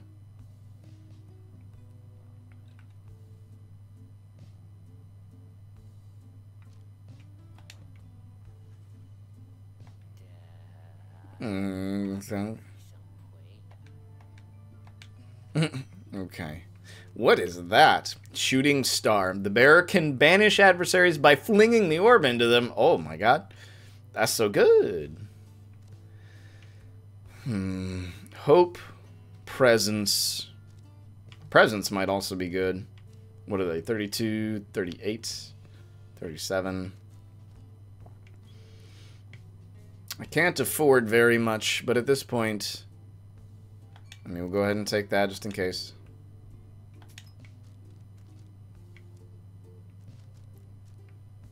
I mean, I haven't used these, and I don't think I will use these, but I mean... Ooh, I'm just so tense right now. I'm so tense. Okay.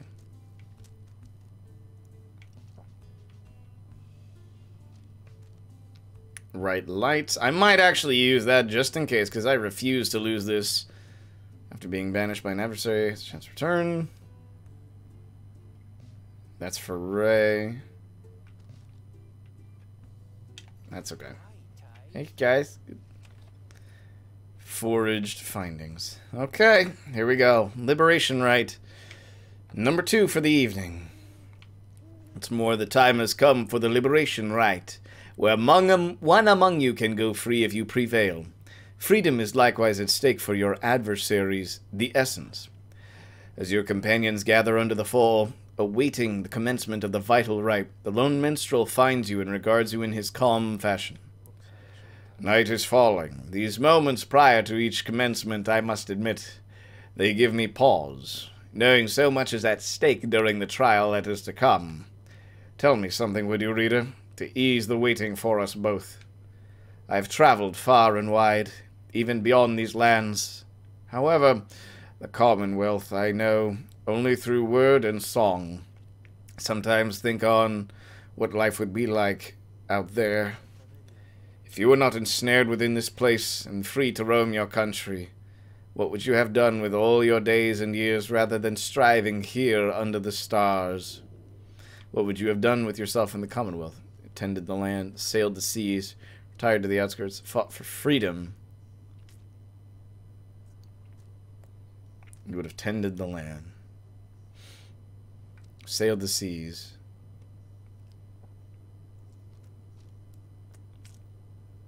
fought for freedom. You feel an obligation to correct the Commonwealth towards a better course. Maybe you would have fought for freedom. Perhaps it was inevitable that you were cast into exile. You cannot abide the state of things within the Commonwealth. There is so much needing to be changed there. It seems, then, that you would face a greater challenge than even here, your Commonwealth. Sounds to be a country rather set upon its ways. Of course, that is the nature and ambition of the plan of which you are a part. May your actions here help bring about the future you desired on the other side. Just then the lone minstrel looks forth, and you see that it is time. The stars above, though faint, begin to burn.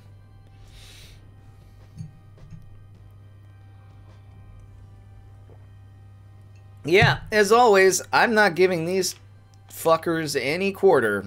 I don't want them any boons in this. Other rights, sure. This is happening. Thank you for the sound, Nico. I'm sure I'm very, very stressed. The stars that yet remain aflame align once more over the sacred fall. 'Twas here that the 8 scribes ordained the glorious tradition in which you now participate. The glorious tradition which you and that instigator Wolfred seek to undermine. It is my sincerest hope your adversaries in this liberation rite achieve instead what they desire. May the essence quickly quench those flames of yours. Let us get on with the proceedings then. Okay. The pyres burn and each of the triumvirates is present and prepared. I concur. The pyres burn and each of the triumvirates is present and prepared. Then, anointed one of the essence, come forth now, and declare yourself and pay any respects you have unto your adversaries, the Nightwings. Tamitha swoops down from somewhere and unfastens her mask. I am known as Tamitha Thane. I mean to return to my ancestral home and promptly resume my responsibilities as flight tactician of the High-Wing remnants. Our long stalemate against the Commonwealth shall soon be ended, should I and several of my sisters manage to rejoin our clan. Then our vengeance shall be swift and thorough. Your quarrel with the country that cast you into exile is beneath the notice of the scribes, Tamitha Thane.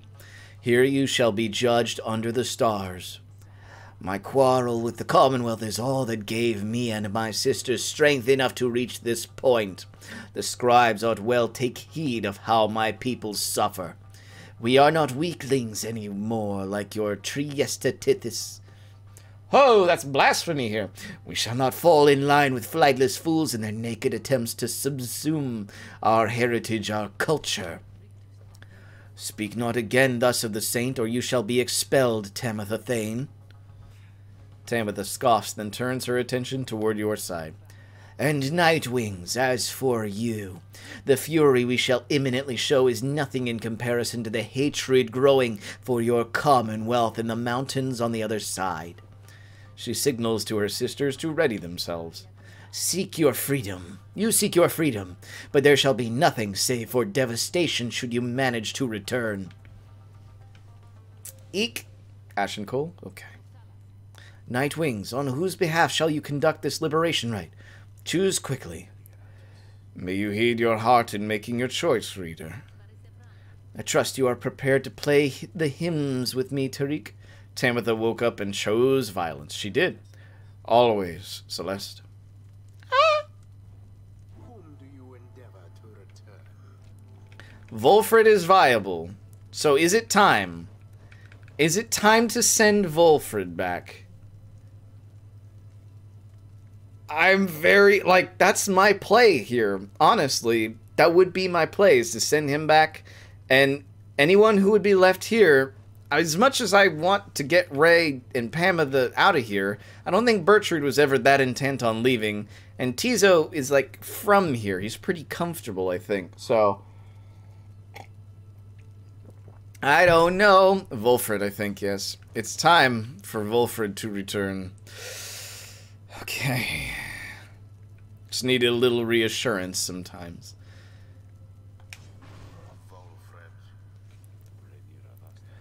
There's so much to be done, should I or any one of us return. But let's focus on the here and now. We face a worthy adversary there in the essence. Who shall strive for him? And to complement that, we will have Hamatha in this for sure. Although, we have this hope. Yeah, we're gonna... What's her hope? Let's see. What's her hope compared to Ray's? Ray's is very high, meaning she will never stay down long. And I could really... Well, if she won't stay down long anyway, then we could juice Pamela and make sure she's good to go. Okay. And she can come back quickly anyway because of her talisman. This one's more for you than reader, darling. And I suppose for him. Ray is happy wherever she is. And she is going to be in this fight, though. No doubt. She is going to be in this fight. Oh, I can help. I think I can help. Here we go. One final obstacle to overcome ere I can soar again above your commonwealth. Such destruction I shall rain upon it soon. But first, let us dance this final time. Here we go.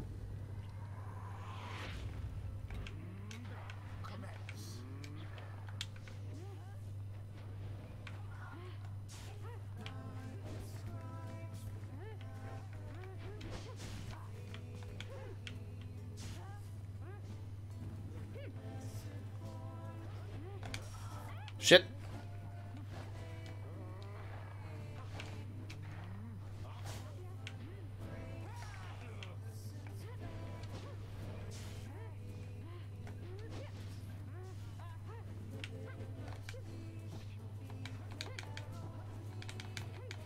All right, first hit, let's go. As the liberation rites continue, you sense Pamitha reaching out to you, or perhaps just reaching out to anyone. Reader, someone, please. Let her prevail. Let her prevail. Please let her prevail here. This once. If this thought makes me a traitor, so be it. But please let Tamitha prevail. For she is here wrapped up in all of this because of me. Okay. Prepare yourselves, Nightwings, and as for you, Pamitha, I await the outcome of this night, for it shall soon ensure that I may never have to see your smirking countenance again.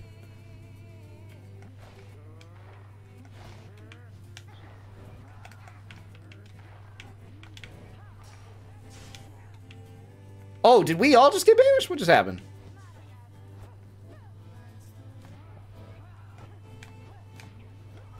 Alright, nope, can't be doing that.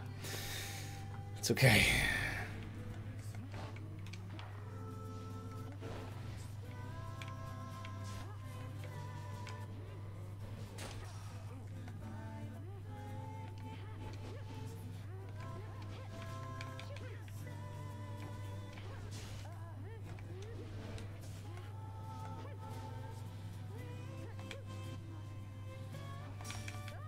Oh shit, okay.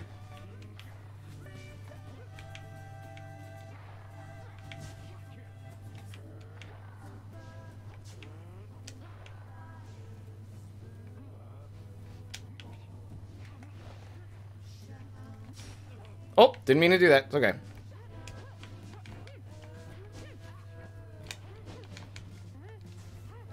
Ah, I couldn't get there fast enough. It's okay. Okay.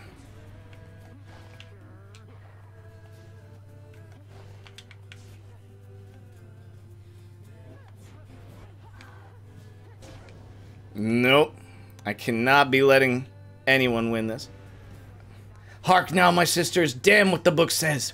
Advance to strike formation. Prevail here against these wretches, no matter the cost. In disregard for the ways of the rites, Tamitha Thane has ordered her triumvirate to push further afield, adopting an even more aggressive stance for the remainder of this rite. Oh, they're like right up on it, huh?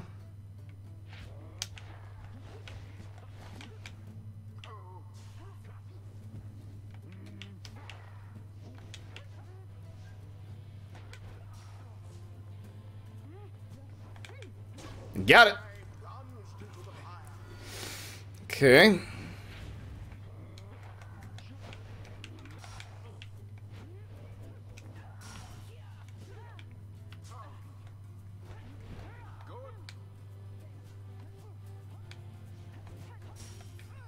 Oh, that's okay.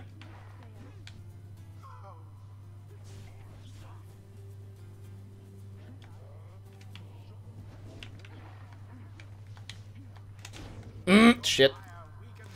It's okay, it's okay, it's okay.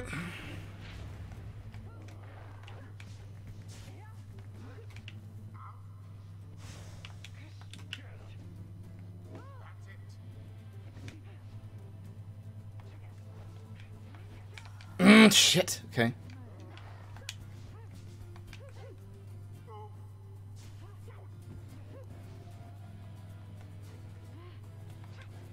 Nice, okay. And that restores some of our pyre too, which is good. Once more like that, and we are finished here. Tis taken.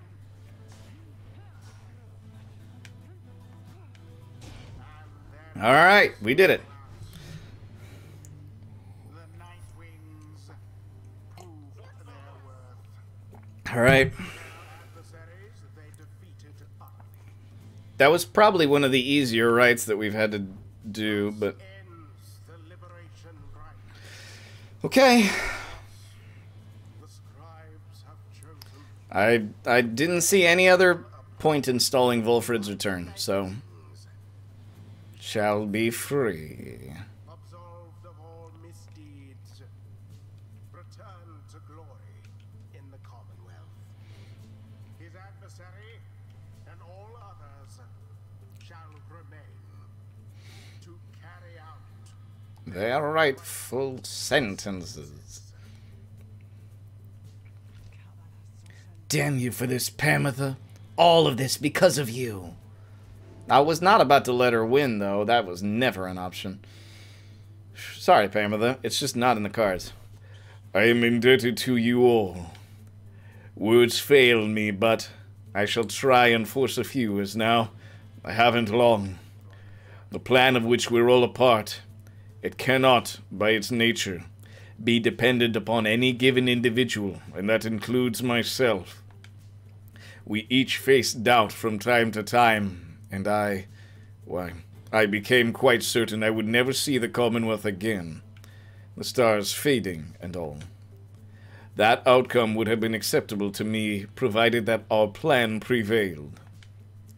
My agents in the Commonwealth, and those of you who managed to return, united, you for certain can achieve much more than I or any one of us. Nevertheless, if I'm to be the next one to return, then I've my work cut out for me, I think. He falls silent for a moment. Then, Nightwings, this has been the greatest honor of my time.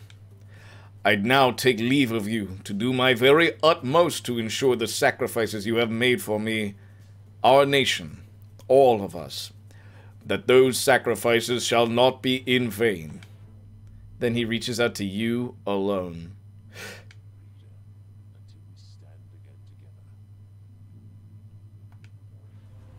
With that, Volfred Sandalwood vanishes into the shimmer pool.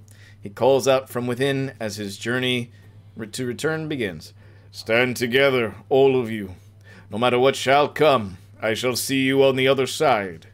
We may be separated soon by distance, but our purpose remains shared. Scribes guide you.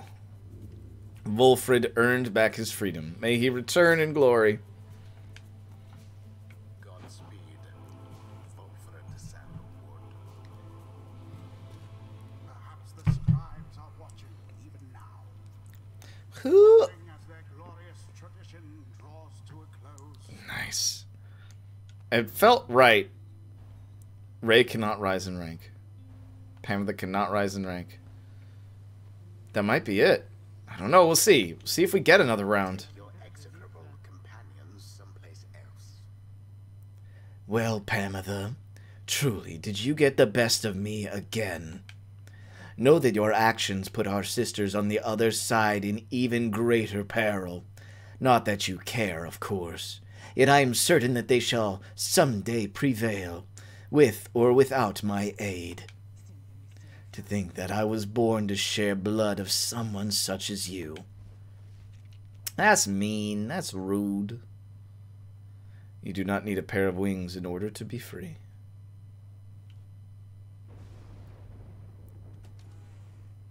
Back at the Black Wagon. You prevailed in the liberation against the Essence. Already does the Black Wagon feel quieter than usual without Volfred, who returned to the Commonwealth. You overhear some of your companions reflecting on this. He's gone, just as I was getting to like him. Scribes will see his safe return. You wonder who, if anyone among you, shall be the next to go. Your plan is well in motion. With Volfred back in your country to lead the effort, I have confidence that you shall all prevail in this collective goal. Perhaps what is to become of your Commonwealth is no longer in your hands, though you may still determine who remains here in the downside and who instead returns. Again, the stars are offering no chance to rest and urge you to press on.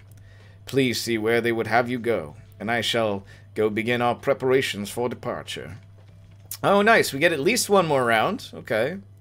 You turn your attention to the glimmer of the stars. The current rate of disappearance suggests another liberation rite shall be coming very soon. Few remaining stars still shine. Find your way among them.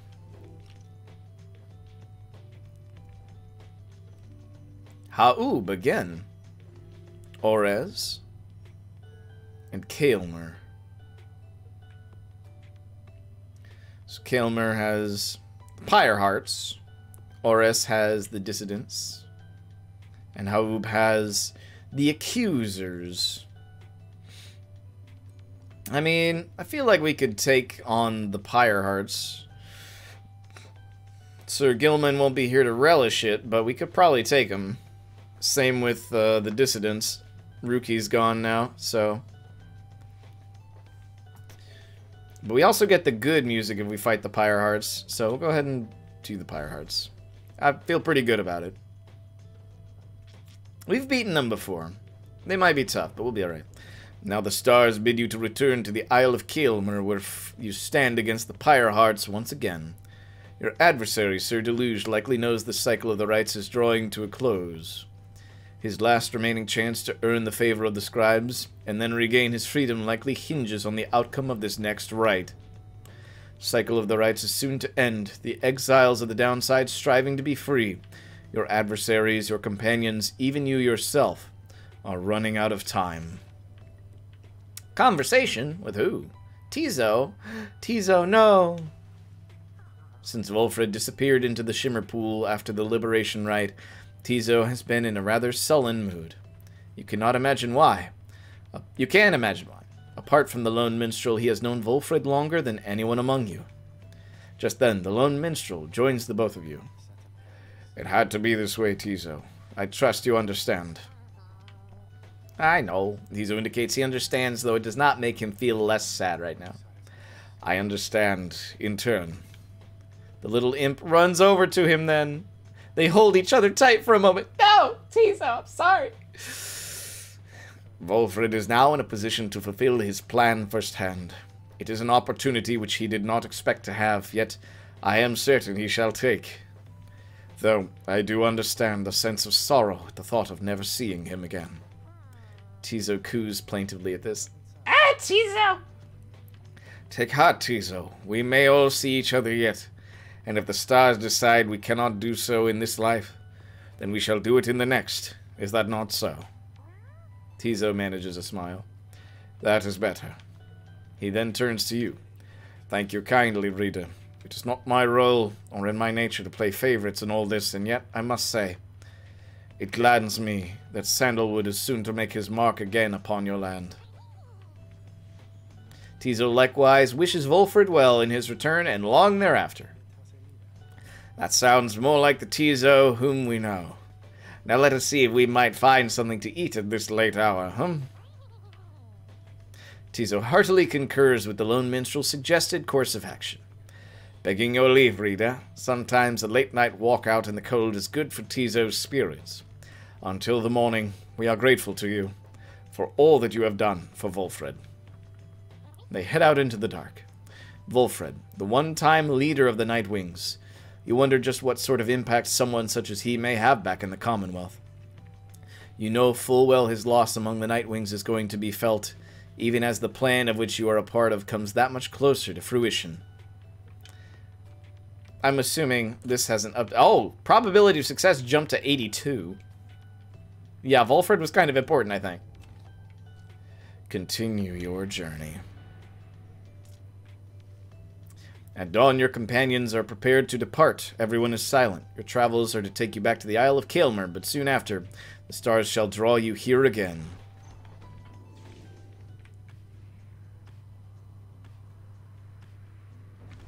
Alright, so we get one more shot at this. Who are we feeling for the next return voyage? Because, I mean, honestly, I'm probably leaning towards Ray at this point. Let's see, Tizo suspects you may find something of value along this route. Pamela says she can sway the coming rite against the Pyre Hearts in your favor. I'm here for that. Instill fear in the Pyre Hearts. Alright, sure. You do your best to keep up with Pamitha as she delves into the boundless waters of Barbrief. She indicates that some of her winged sisters may be nearby to lend their aid. This is as far as you can follow, reader darling. Please excuse me for a little while. She swoops off, leaving you on your own. Some time passes, during which you can almost feel the downside encroaching all around you, and then... Well, that was certainly interesting. I suggest we get out of here. It would appear the Pyre Hearts soon will have a little accident that should dampen their spirits. Pamela ensured the Pyre Hearts shall suffer -3 hope for the next rite. Nice. You love to see it.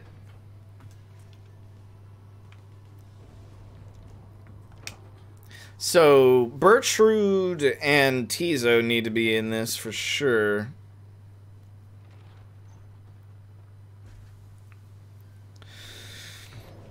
Commence the rite. Anyone want to talk? No one wants to talk? Slug market? I don't think I'm going to buy anything. Oh, I can sell Ray's trinket now. Hey, guys, don't tell me about any seeing old Mr. Channel with all the rest. You find a guy here or what? Well, good for him, I guess. Ray's, Kaelmer's anklet. Ray, I feel, would... So, Ray, I guess.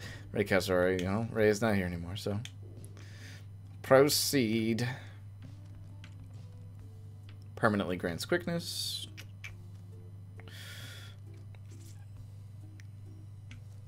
So what is this? It's like the Bear's-Aura remains while grasping the orb but cannot be cast. Okay.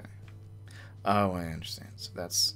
might be worth a try for something. But Ray is... Oh, no, wait. Oh, shit. I gave Ray's away and Ray's not gone yet. I'm a fool. I'm a fool. I do need to get rid of that, though. Well...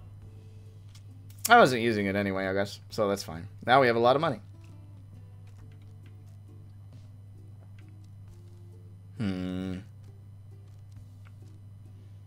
Banished by flinging the orb into them.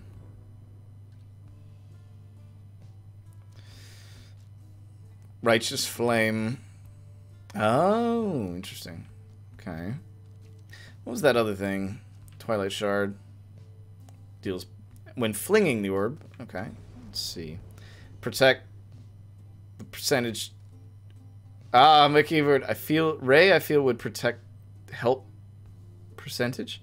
I have no idea what you're saying right now. I'm so lost.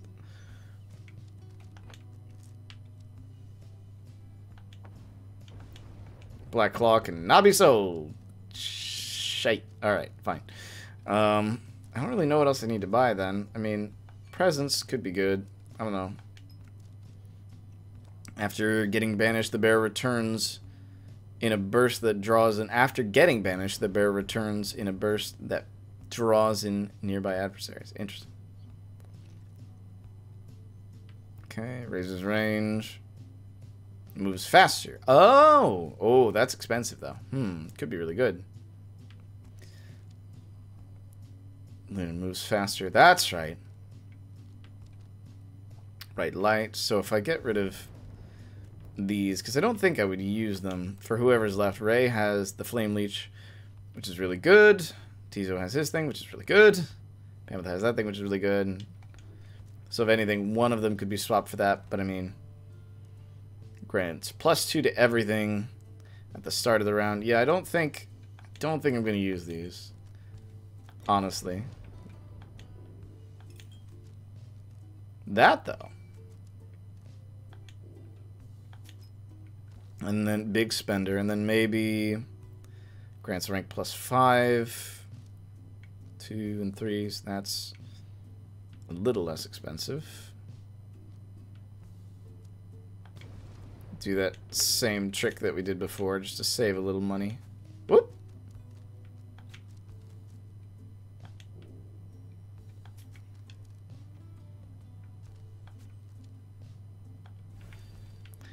Nice.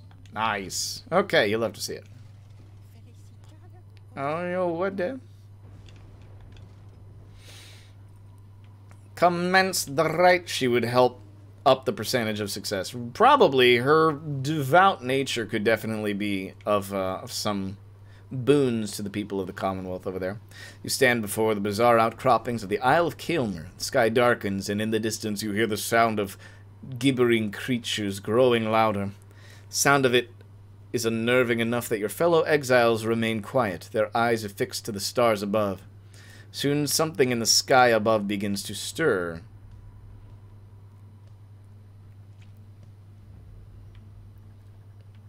I don't know if it's even worth it to have these on anymore.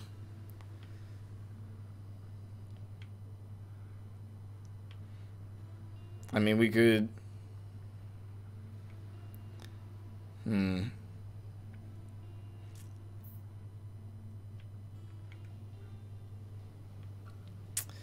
I mean, doesn't seem like it's really worth it to me. Yeah, I mean, of the remaining triumvirate, it would seem that Ray could probably be really useful, and I don't know. It seems the stars once more have mustered well. We'll see. We'll look it over and see, because it's either going to be Pamitha or it's going to be Ray. I would probably do Ray first, and then, depending on who's left, either Tizo or Pamitha. By now that you shall never all be free. Oh, Still you struggle to fulfill some senseless plan. But I digress, of course. Some of us still honor the tradition. Some of us hold dear the teachings of the scribes.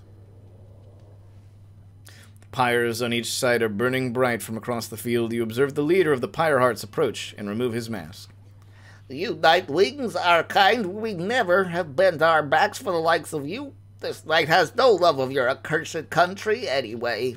This knight could simply swim back to the Sea of Solace whenever he so pleases. Perhaps he shall do exactly that when we're finished here. Sir Deluge. Choose now your band of traitors. I mean, Bertrude could really kick things off quite nicely. Pierce through solid objects. That's really good, actually. I do like to keep that, so let's go ahead and do that. So Tizo also needs to get in on this. Cost less stamina. Yeah, I'll do that. Tizo. So either Ray or Pamatha. Pamatha has been doing a lot. Ray's just really good. Ray's just MVP. Tizo has a big aura, jeez. This really is the last time we will face the Pyre Hearts, then may the 8 scribes watch over them and us, here and now, and wherever our paths lead. Pyre Hearts, this might be our final battle, so this night he vows he shall not flee. Not this time. Now on guard. Here we go. Now begin.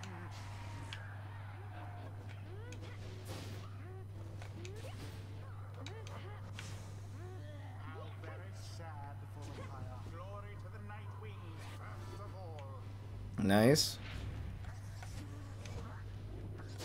Positively brutish.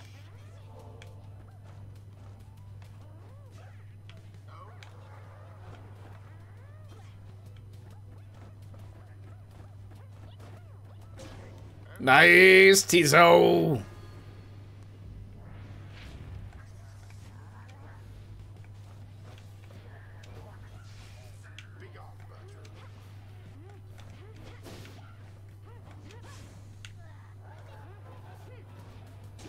Verily.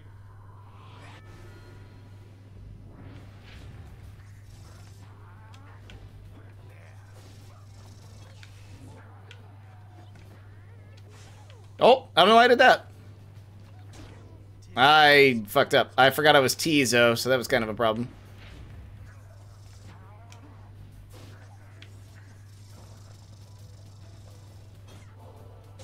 Nice. Hex of Victory. The rite has nearly ended.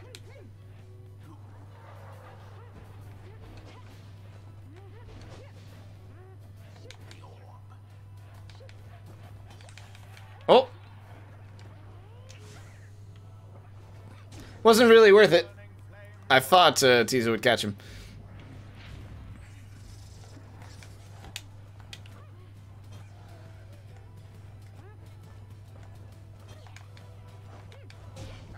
And it is done. The you-know-who prevailed. Their hapless adversaries stood no chance. Nice. The ceremony is complete. Okay. Ye Pyre Hearts, ye conducted ye with such fury and such desperation that we must commend ye for it, despite the outcome which hath favoured us.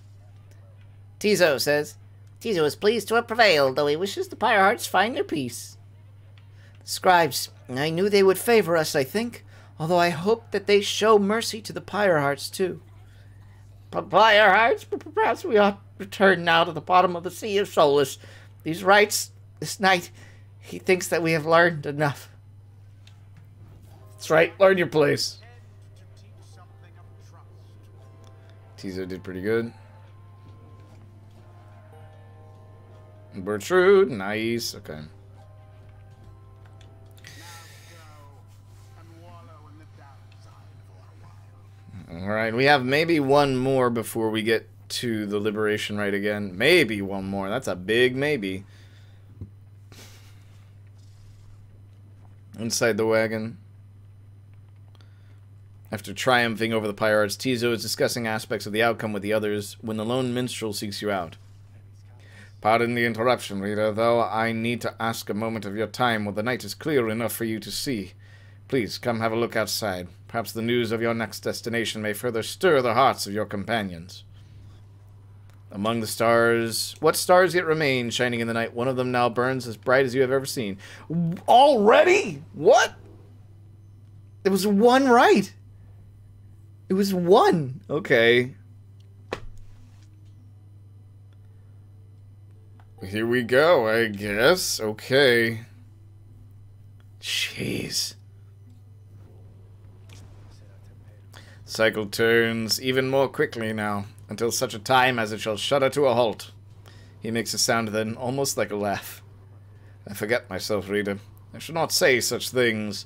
The scribes, they would say that one ought focus on the path in front of him. When we set forth to walk along in laboured path, it can be all too much if we stand back and look upon it as a whole. We may well decide to turn around. But if we begin to walk whilst casting down our gaze and whilst resisting well the urge to look too far ahead, we may make steady, careful progress.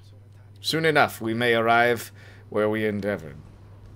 The lone minstrel bids you a good evening. You had best retire for the night, for when first daylight comes, it shall be time again to take to the skies. Nobody wants to chat? Aw, man. Ah!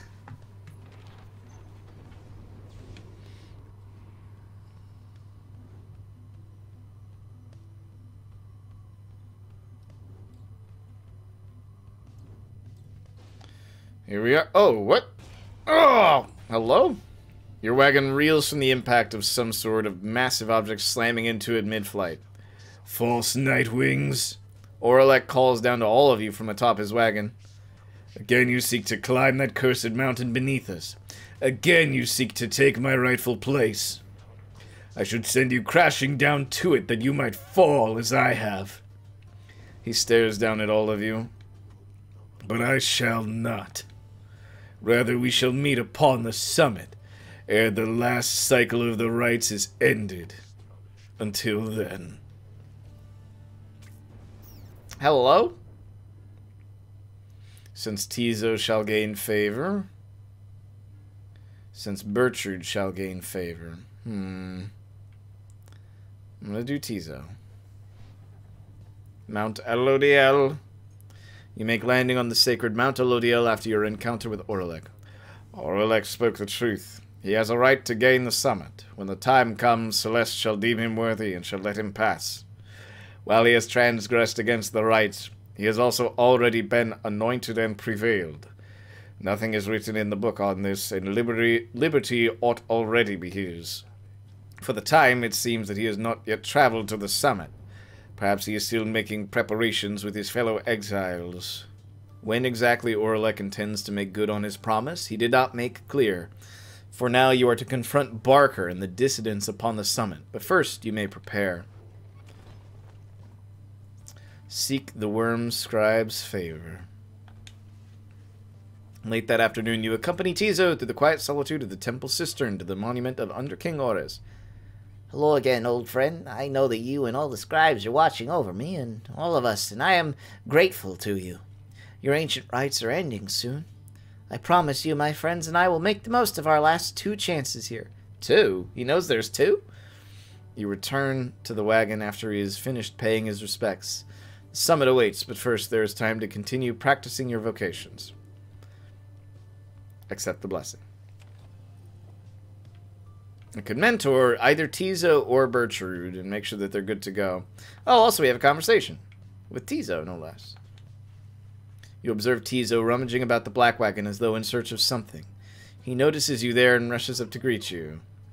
Tizo is glad that you're here. He was just reminiscing about old times. But just as quickly he resumes his search. Tizo is looking for a former exile of the Nightwings. Something a former exile of the Nightwings once gave him. He's growing frustrated that the object he seeks is nowhere to be found. You almost do not notice the lone minstrel's approach. I'm afraid that it is gone, Tizo. I am very sorry. Reader, it is nothing that ought to be of much concern. Merely that Tizo has misplaced something of sentimental value to him. It was just a spare bandage, he indicates. Exactly like the one on his horn. Oh. Tizo here has had many adventures with the Nightwings. Is that not so, Tizo? He squawks in approval. Those memories shall always stay with you. Is that not what matters most of all? He confirms this as well. Then please do not worry yourself about it anymore. It is a symbol of a distant past, besides. Tizo skulks away up into the rafters. The lone minstrel watches him go. The object that he seeks does not exist, reader. Tizo searches for it from a fleeting memory of his days with the Nightwings of the past. He performed the regular duties of other drive imps at first, but soon distinguished himself. I was none too surprised. He was clearly special. He had grown close with the other members of the Nightwings when misfortune fell, and the triumvirate fell apart. Perhaps Wolfred has revealed to you more of the details. As for Tizo, I feel he must make peace with the shadows of his past somehow. Perhaps then he shall cease searching. You need not worry for him, of course. He is resilient, and shall always serve the Nightwings well. You might say that he was born for it. Begging your pardon, reader. The lone minstrel excuses himself in his polite way, leaving you to consider what he said. Roster bio updated Tizo. I mean, we have a hope and quickness already up. Presence could go up, I guess, which would be really useful. Mentor a companion.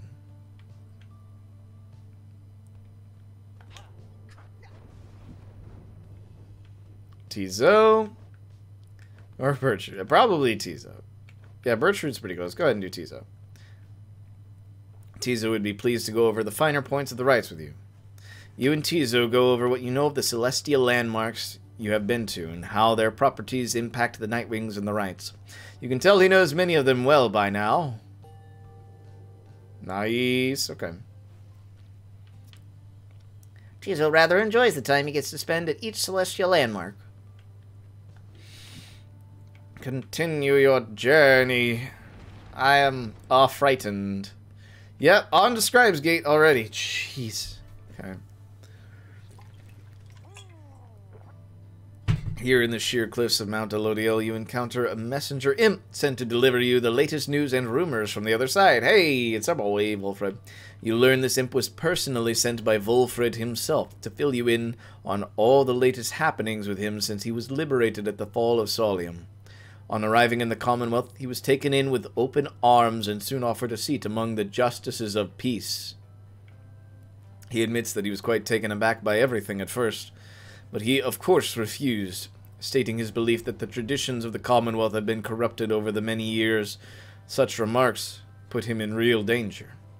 In the next moment, however, he was whisked to secrecy and safety by his sons and daughters of the Revolution in a daring raid. The Commonwealth claims he perished in the brazen act. Now Wulfred continues his work to find a way to bring home all the rest of you and to transform the Commonwealth according with his plan. He closes with a message to you all. Have faith, we shall prevail together in the end. You thank the imp for bringing you this news, which gets all of your companions talking. Unsurprising. From all our years we knew him for a stubborn sort. His will cannot be shaken. Tizo is very excited knowing Wulfred is alive and well back in the Commonwealth. The scribes are guiding him. They're on his side. I know they are, because they told me so. I heard them. I just know. He has his convictions, I'll give him that. But convictions can't erase the centuries of enmity between my people and the Commonwealth. May the scribes keep watching over you wherever you may go, sir, even if the rites themselves shall cease, or your plan is achieved in full. The news of Wulfred's liberation fills you and your exiles with resolve. The messenger imp accepts a small bite to eat from you and hurries away. Companions gain +1 hope for the next rite. Okay.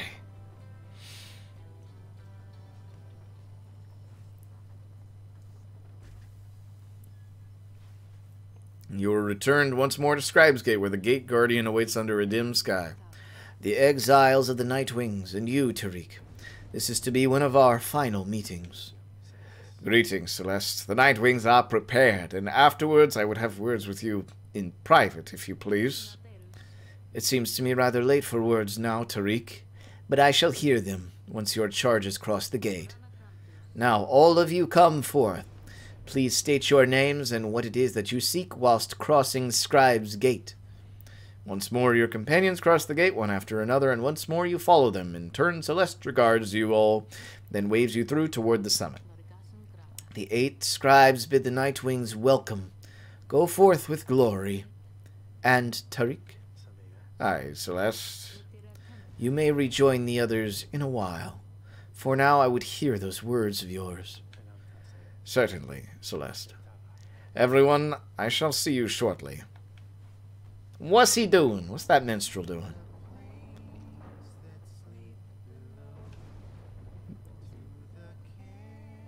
We get a song.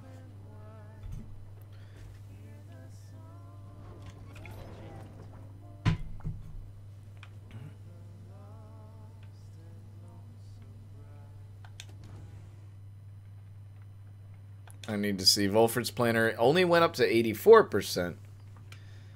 Well, I guess there's no one left to update it, but...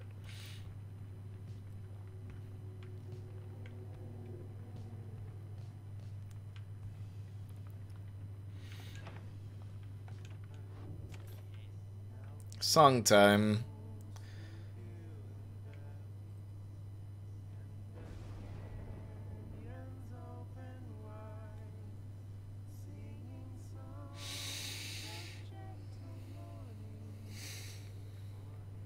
They sure are setting this up to be some kind of ending here.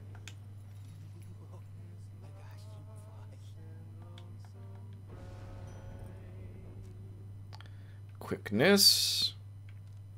Oh, we don't have any money. Oops. I also didn't use this, but,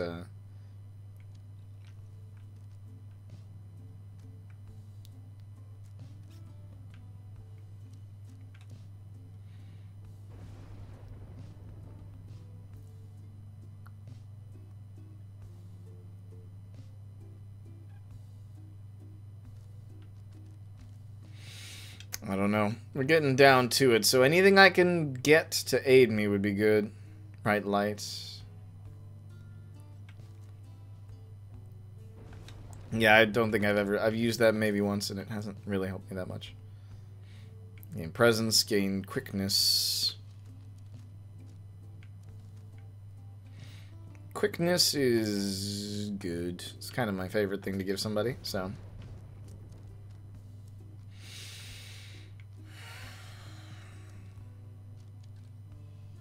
So, with that, we don't really have enough money, so...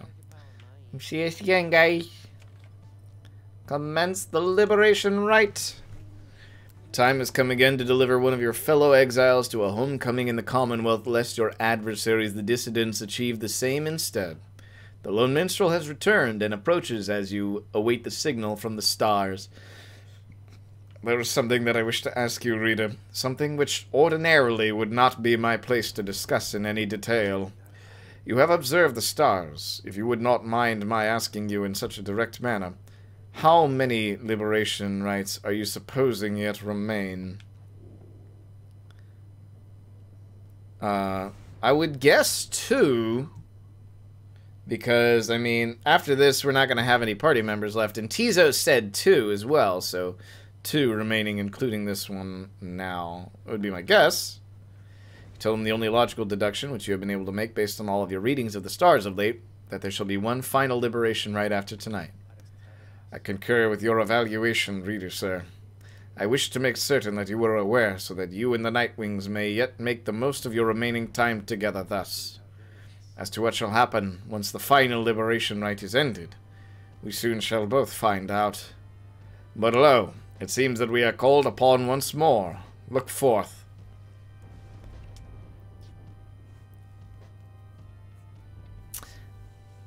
Yeah, I think we're done with the Titan Stars pretty much forever.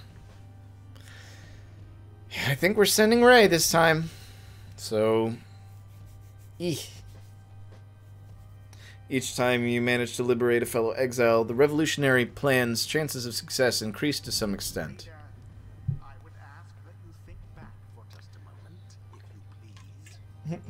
When you first looked upon the Book of Rites, think back upon the words that it revealed.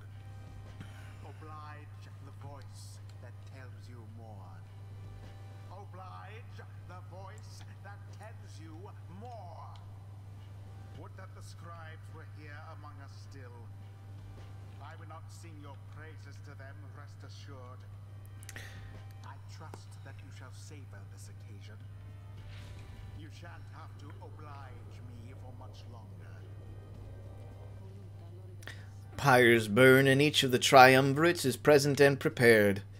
I concur. The pyres burn and each of the triumvirates is present and prepared. Then, anointed one of the dissidents, come forth and declare yourself, and pay any respects you have unto your adversaries, the Nightwings. Barker bursts out from some hidden corner, laughing as he paws at his mask. A real pleasure to be here, mates, truly. Barker Ashpoles. Call me Barker now, alright? By the boy, it was a real piss of getting here, you know. Begging your pardon, Barker Ashpaws, you thusly speak upon the summit of the sacred mountain. Oh, I'm so terribly sorry to offend you there, lassie. I forgot we had the stars above up there to make me watch me language. Now, let's get one thing straight, lassie. I don't give a bother for your sacred mountain, so you take it and you shove it. Me and my package is here for the last, you got that? Now, sorry it ain't any better than this one. We ain't interested in your freedom. But just the same, we're gonna get it. Take it from those wee little babes, though they're so antsy for it. You hear that, Nightwings? You better put up a good fight here, or I ain't gonna be happy, understand? He's so cockney, I love it. Then he shoves his mask back on. Right, come on then. Let's hurry up and get this damn thing started.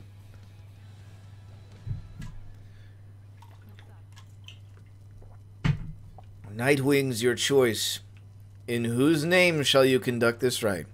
I wish you the wisdom of the scribes in making your choice, reader. And I wish you to come prepare our song with me, Tariq. Alright. You attempt to send home this time. Tizo's the only one who can't, but... I mean, it's Ray, isn't it? Pamitha's not... I don't know if Pamitha's ready. I don't think Bertrude's gonna go. I don't think Tizo's gonna go either. I think Pamitha will be the last to go. But right now, it's Ray, I'm pretty sure. So... let's do the damn thing. Oh, you mean me? That I get to go home? But the 8 scribes, what if they still want me to stay? I meant to give her something before we did that, so I'll give it to Tizo instead. The Serum of Quickness. Do that for Tizo. And Tizo... Seems very determined to support Ray. And... Bertrude. Then we shall do what is within our power for that one. Very well. Alright then, mates. No more waiting, no more holding back. Let's rip them to shreds. Let's go, let's go, let's go!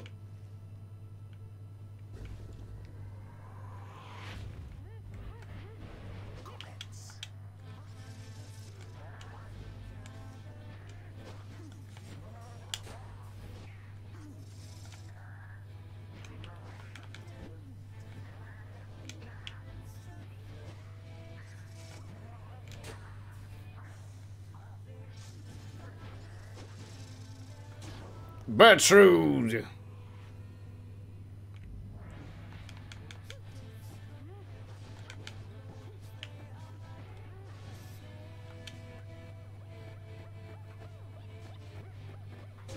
Tizo!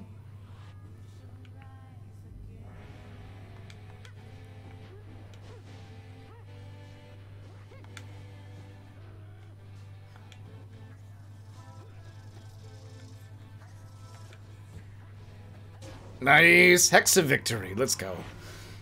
This one's going by quick. Jeez. Wouldn't it? Oh, mate, something's going funny with that old ox, I can tell. Better laugh it up while we can still can, eh? Indeed, something strange seems to have happened to the celestial orb. It shudders now as though possessed of the same chaotic powers as your adversaries. What does that mean, though?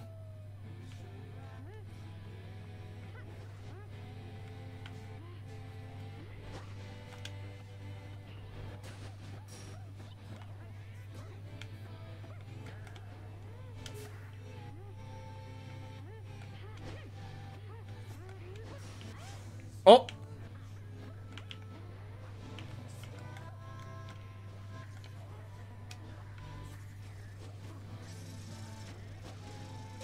No. Oh, Bertrude just went and did the thing. Okay. Alright. They did not. Whew, my goodness. Okay. The scribes have chosen. The exile appointed by the Nightwings shall be free. Thankfully, we've never lost a liberation right, but... Return oof. to glory in the Commonwealth. Her adversary and all others shall remain to carry out their rightful sentences. Watch out. Here I was thinking we were going to make them cry after all this. Come on, mates. I've all had it with this stuck-up place. So let's get out of here already, yeah? He said aye, but wherever. I have a question. We'll wait till the liberation rite's over. I think this means I can go home. She shuts her eyes. By the scribes. By the scribes. But what will happen now to you? To all of you? Can you not come with me? No. No, they say not yet. The scribes, they say not yet. Although I think your time will come. Your time will come. And I will wait for you because I don't have friends back home. At least, I didn't used to. So, I want you to come join me there, okay? But now the scribes are calling me, and so, goodbye. Goodbye, Ray. She falls into the shimmer pool, and she is gone. Goodbye, and please, oh scribes, watch over them, okay? Ray earned back her freedom. May she return in glory. Godspeed, Moon One. The cycle of the rites is nearly at an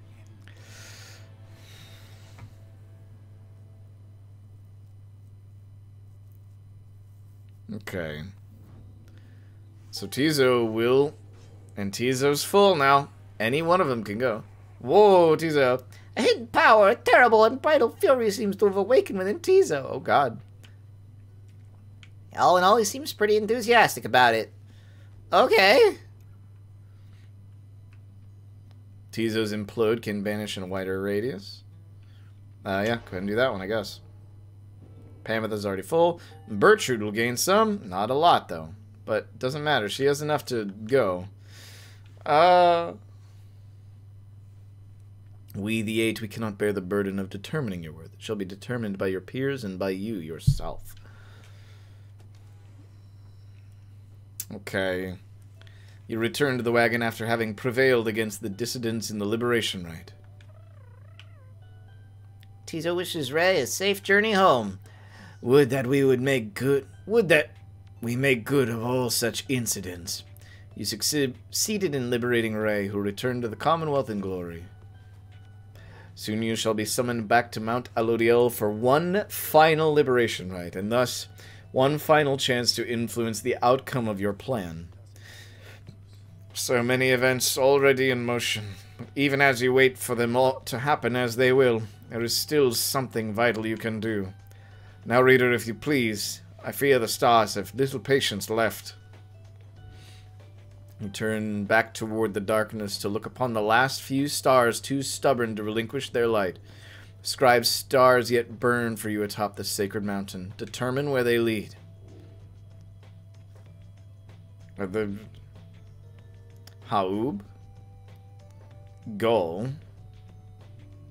Jomur. That's it? Well, we've been to Haub, Gol. I don't want to fight them again, which means we might have to fight them anyway. And I know they have a disadvantage.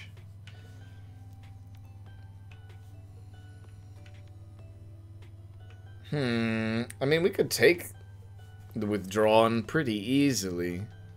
I mean, we could also take the Accusers pretty easily, too.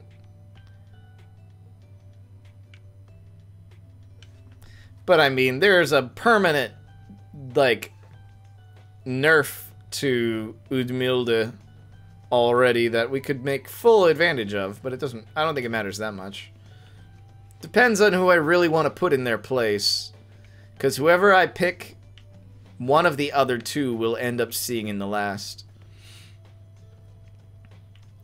I don't think it'll be the Chastity, because we've already beaten them there once. We've seen the Withdrawn there, too. So that would mean, if we fought the Accusers, one of the other two would make it anyway. So, in interest of seeing something different, we're going to go ahead and fight the Withdrawn at the crab. Alright, now here's my question. We are technically at time for the evening. Once more, you are to face the Withdrawn, then although I wonder. We're at time for the evening. Sorry, I'm switching back and forth. And my thought is it'll be one rite and then the end, and then like I'm pretty sure the game is over at that point, which is not another 3 hours worth of stream. And I mean, I could go ahead and save it for next week and then in the same breath start the next one in the series, which will be Hades, or we could just finish it, I guess. Would be a heck of a thing to do. So I'm just curious. This is, I suppose, mostly a question for Julie. Might as well go for it, I guess. Yeah, I mean, I'm down to go for it. We might just have to go ahead and take one more little break here before we roll into it. But, I mean, if everyone's up for it, we might just do the damn thing. You have my blessing. Okay. Well, in that case, I'll get to a point where I can pause, and then we'll hold out. Once more, you are to face the withdrawn. Then, although I wonder... He hesitates before saying anything further. You cannot sense his thoughts. I apologize. I was lost in thought there for a moment. Let us make way for the spring of Jomur, when everyone is feeling more refreshed, as much as possible. Alright, so that is our hold point. So everybody, this one is going to go a little later than usual, but I'm itching for it. I'm chomping at the bit to finish this thing, so we're going to go just a little bit further. So sit tight, and we'll be back here in just a bit. Okay, so yes, again, apologies for the technical weirdness with the sound. I tried to, you know, get the music playing, and then my whole computer locked up for a second. It was kind of weird. So this may be cursed. We'll see what happens. But we are going to see what happens. We're going to try for it anyway. This is starting and moving towards one of the longer streams I've done. So we'll see how the old computer holds up. Following Ray's liberation, the lone minstrel has returned to the wagon and stands as though nothing has happened here this night. He tilts his head a bit as you approach.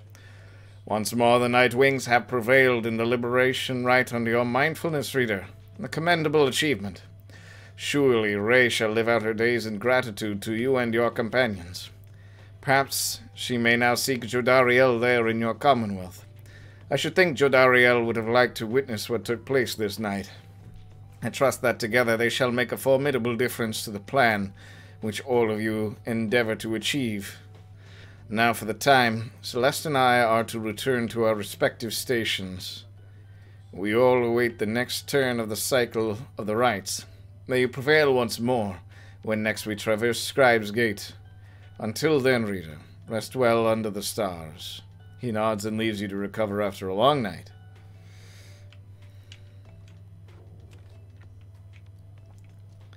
Continue your journey. Why is there ash?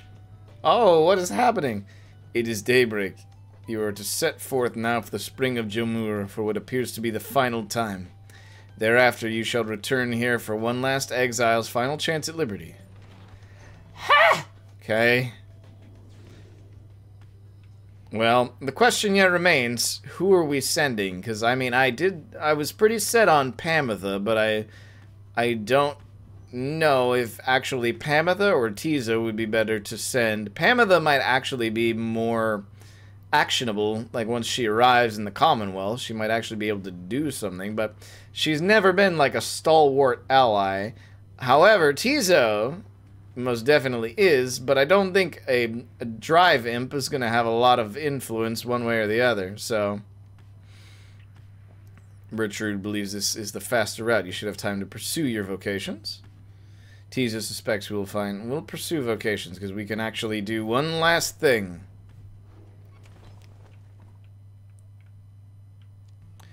Explore Gluehive. You spend a quiet afternoon in the desolate sprawl of Gluehive, surveying the area with some of your companions. Our search produces nothing of import. Nothing here either. Whatever lives out here won't bother us. Your investigation yields nothing of note. The three of you return to the wagon for the remainder of the day, where you should have time to pursue your vocations. Tizo is the mascot. He would be the mascot, and it's important to have a mascot, so You can find a quiet corner near the Black Wagon's grounds to delve into the secrets of the Book of Rites, though greater understanding comes through greater understanding. +1 presence. So we've already done master other aspects. Oh, okay. Interesting.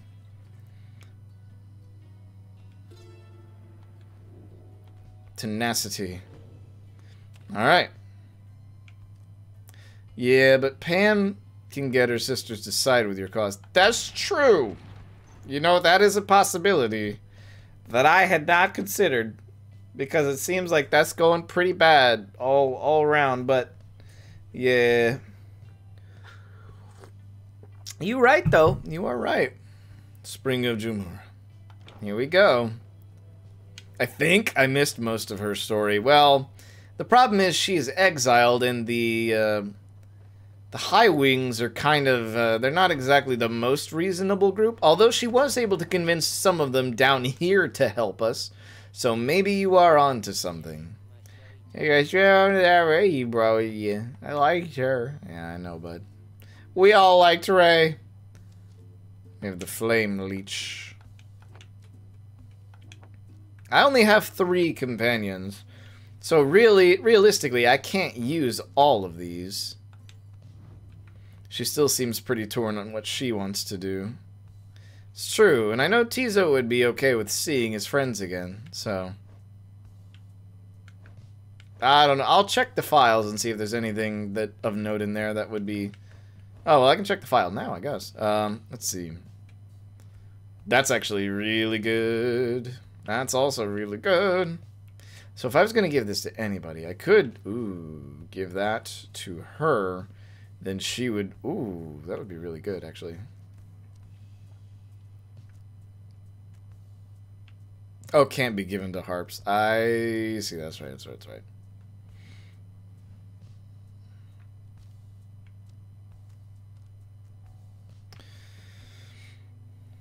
May return instantly. I mean, that's so good. It's so good when they have their own talismans. I do really like them. So it's almost... wrong for me to like hold. And she already deals extra damage. Oh, yeah, this thing, we don't need that then. Hang on a second. Pamitha already deals extra damage, so we don't need that. Presence. We can do presence. We can do hope. Presence might not be bad, actually, to give somebody. Also, not too bad to use, but I mean, again, we only have 3 party members, so I'm never going to use all of these. Bertrude is probably not the best company to be left with, though.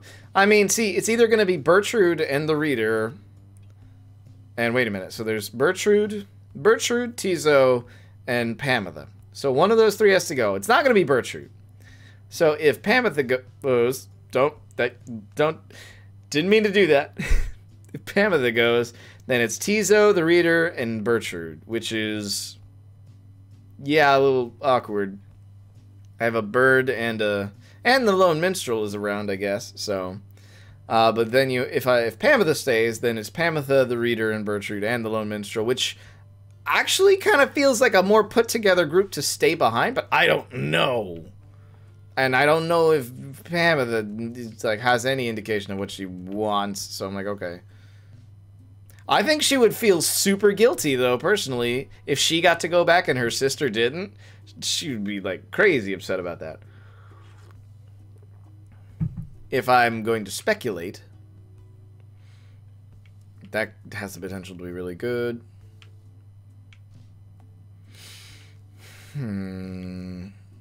That's a good point. Bertrude has a whole business here. Yeah, she's the most... Bertrude's not even on the table to go back. Like, that's not even an option. We'll go ahead and take that for now. 48. If I can get some of this, actually, we'll go ahead and buff somebody's talisman. If I buff that, does it go up? It does go up to +5, which makes it the same as the one I got rid of. Nice. Can't really do that one. Oh, I have more? A scoop? Oh, interesting. Oh, it didn't use all of it. Beautiful. You love to see it. Okay. Alright. Commence the rite.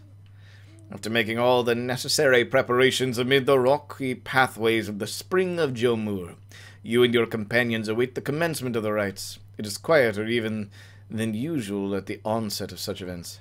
The lone minstrel appears, bearing some sort of news. I have checked, and it appears as though the withdrawn have not yet arrived, reader, sir. There is no sign of Udmilda, or anyone. Their sigil is not set, either. Oh, no! If what he says is true, and your adversaries are not present, then you presume the rite cannot commence. However, the stars themselves soon indicate you are mistaken. Oh, no. Orlek is here, isn't he?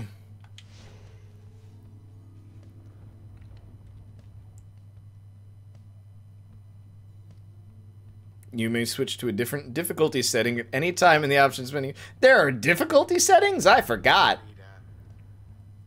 The Commonwealth, your home. Today it is aflame. Much like a stack of books. Hello? What? Aflame because of you. Because of your outlandish plan.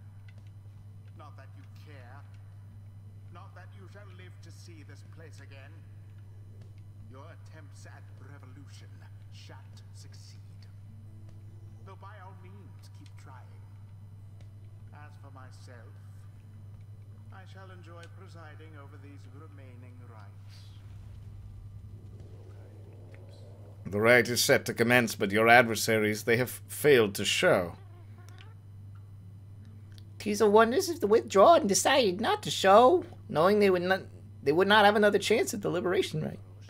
Indeed, as the rites are drawing to a close, some of the triumvirates whom you have met, perhaps they are beginning to decide the stars are not worth heeding any longer. Udmilda, you wonder whether she would give up on the rites like that. What in tarnation? Her obsession with the monstrous Easelock is such that perhaps she did decide to focus her attention somewhere else. In any case, we have begun the ceremony here, and so I ask that we end it. What? I mean, ain't a lot to choose here, bud. Bertrude.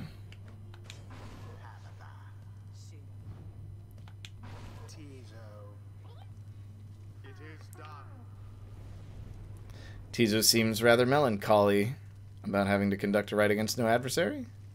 What does this do, though? There's no other Pyre. Lo, even your adversaries have abandoned you. And it is done. Okay. The Nightwings prevail by default. Flame Quencher. Not that their adversaries even care.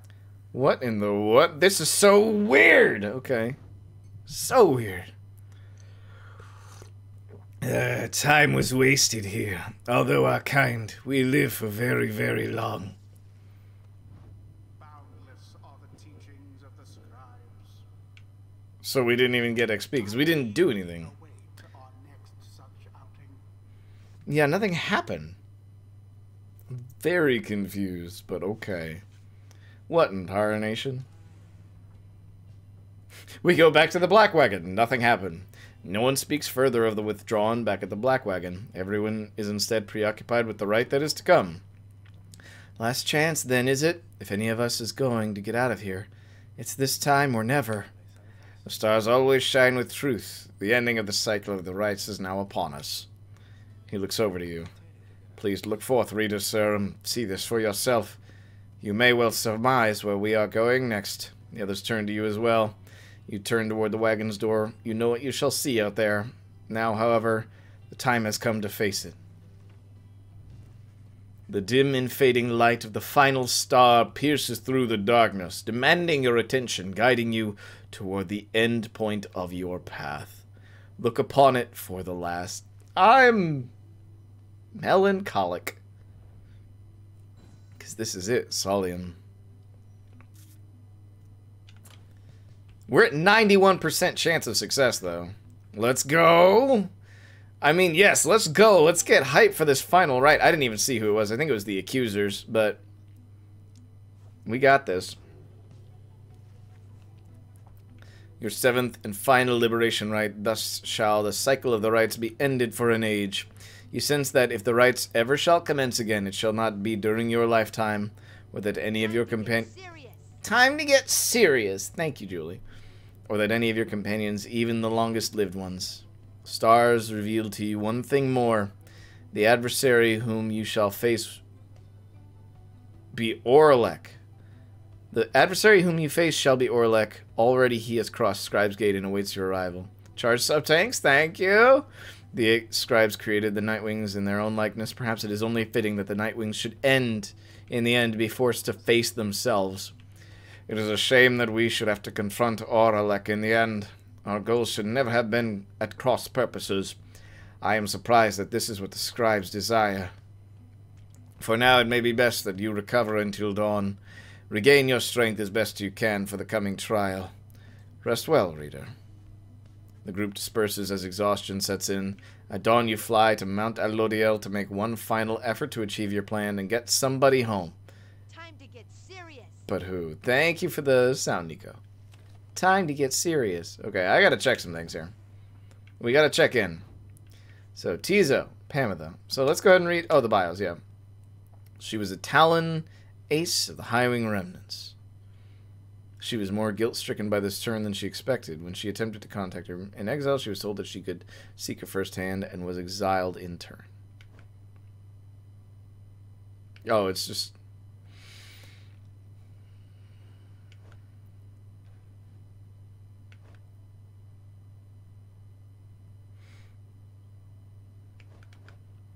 I genuinely don't know.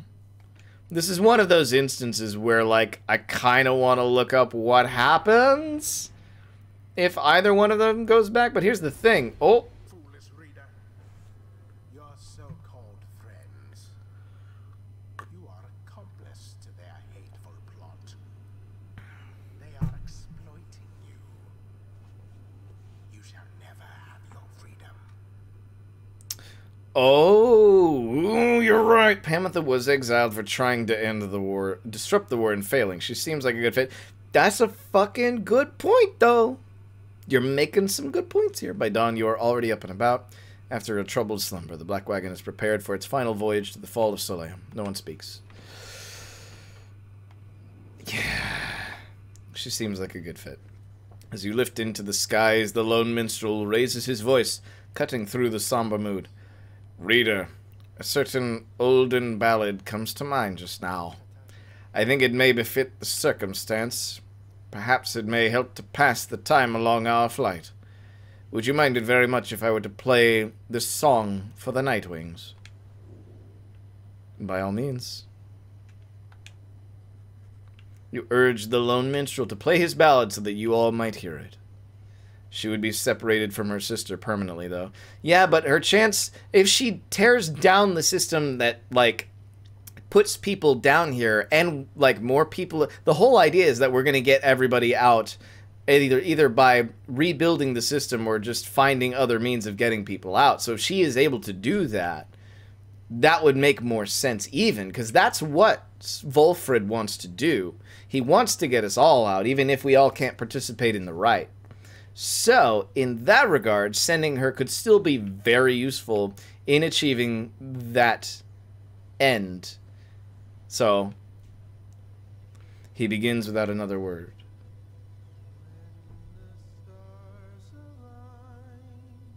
Oh, it's this song.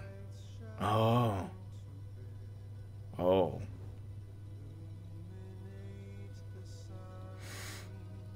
Yeah, I don't know. It's a good point either way.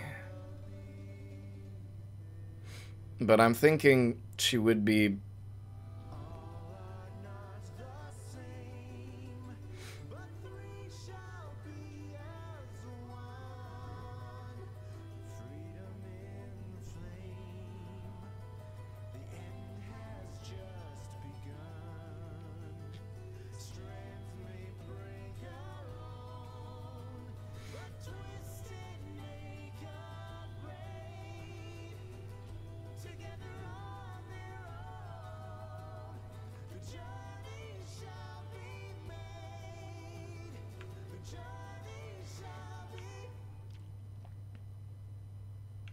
Oh. I was like, Bertrude or Tizo.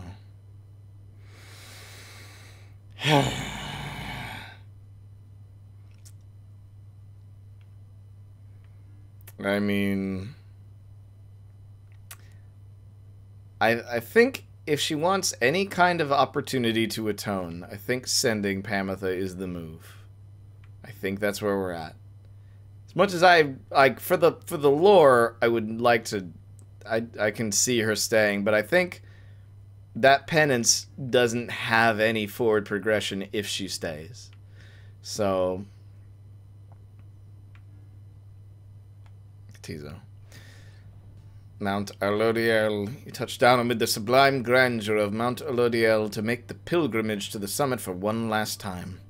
There, one last liberation rite shall soon commence. There, one last exile shall regain his or her freedom. All others shall remain to carry out their sentences here in the downside for the remainder of their lives. The minstrel, would you mind very much if I played my folk ballad? Starts shredding.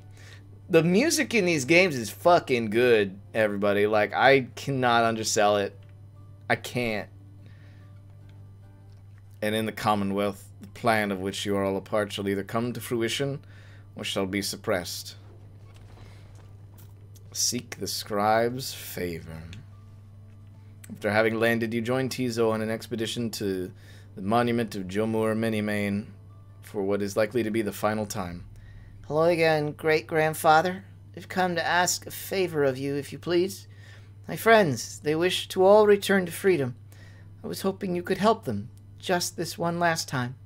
I understand they cannot all go home, that this is beyond even your power, now that the Titan stars have spread across the night. Yet by your leave, I wish to help them this last time. They're my friends. They're my friends. What else is there for me to do now, save to help them? Tizo! Ah! Soon he is finished. You return to the wagon in silence, feeling as though Jomur Menimane has shown you favor. At dawn you shall begin your last ascent. For now, your vocations may occupy what little time you have to spare. +2 presents for the right. Nice. And his presence is pretty good. Nope. Tizo. Tizo seems to be in the midst of a conversation with the lone minstrel as you approach the two of them. The little imp appears perturbed about something. And above all, he was very, very loyal. Fiercely so, in fact. All throughout the land knew better than to underestimate him, in spite of his little stature. In that respect, Tizo, and in many others, I might add, your great-grandfather was very much like you. Ah! Tizo seems to be asking the lone minstrel to confirm he is not playing some sort of prank. I am being serious. Have you known me to be the jesting sort? Do I look like a jester to you? I'm a minstrel, not a jester. Tizo seems to be admitting the lone minstrel has always been sincere with him. Just so. Then please do not denigrate yourself, for you are not only his heir, but you are my remaining link to him, and thus to all the 8. And more importantly, you are my friend. So Tizo still has a friend down here, even if it's not just me. Tizo is grateful to the lone minstrel for his kind words and considers him a friend as well. The Nightwings need you now, more so than ever. The lone minstrel turns to you. Is that not so, Rita? Agree with the lone minstrel that Tizo is invaluable. You can decline that? Why would you do that? Heartily concur. You concur with the lone minstrel's assessment of Tizo as a most remarkable and irreplaceable member of the group. He is an extraordinary imp indeed. At this, Tizo rushes up to you and gives you an imp hug. Ah, Tizo. Tizo is grateful to you for your kindness and your support of him. Tizo bounds off happily as the lone minstrel looks on. And there he goes. Thank you indeed, reader. Tizo sometimes loses sight of all that makes him special, a quality uncharacteristic of his kind, but not so much uncommon among yours. Once there was a time when he was the sole imp able to conduct the rites. Since then, however, other triumvirates have found imps with the capacity for it. They make for useful allies, no? More than willing to conduct the rites while having no desire to leave this place, although little Tizo does have dreams of visiting the Commonwealth. Don't tell me that. In any case, I am certain he shall continue to serve the Nightwings faithfully. The lone minstrel bows his head on his way out, bidding you a good rest of the afternoon. Tizo gained hope. Wow, Tizo gained a lot of good stuff for this rite. Study in private. This afternoon you feel especially drawn to the Book of Rites and find a place to look upon its words, though the greater understanding come through greater understanding. More presence. The texture of the pages of the book, the foreign bindings, despite the volume's age, it shows so little sign of wear. At times the power emanating from it almost overwhelms you. Inspiration comes to you in a flash. Tenacity. Looks like that's it. Here we go. Scribe's Gate, as ashes fall. Messenger imp, with news and rumors from the other side, somehow tracks you down in the solemn beauty of Mount Elodiel. The imp's message pertains to Ray, who you liberated at the fall of Soliam, and whose past transgressions have all been forgiven since her return to the Commonwealth. You learn that she was taken in by a well-to-do foster family and was to be given private schooling of the highest order in the Astralist tradition. They promised her that in time she might one day have the honor of teaching the children of the Commonwealth herself. However, she soon went her own way, insisting that the 8 scribes themselves were calling her. She started wandering again all on her own. That is until she located Wolfred's agents. Thus her wandering ceased, and the ranks of the revolution grow stronger. Ray also left a simple message. Believe in the scribes. You thank the messenger imp for the report as your companions gather to discuss. She better be more careful, else they'll throw her right back in here with the rest of us. That one, very powerful indeed. A sorceress of sorts. A certain air about her. Most intriguing. Tizo misses having Ray around, though is pleased to hear that she is well. The news of Ray's liberation fills you and your fellow exiles with a newfound resolve. Everyone gets hope. Alright.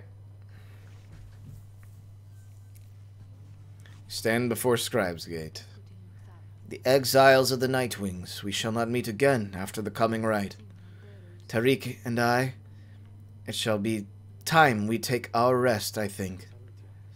Greetings, Celeste. I would tell you that the Nightwings are prepared, though this time I am uncertain anyone amongst us feels thus. We have a duty to uphold, Tariq. And then what, Celeste? And then nothing. Not for the Rites or us, not till the dawn of a new age.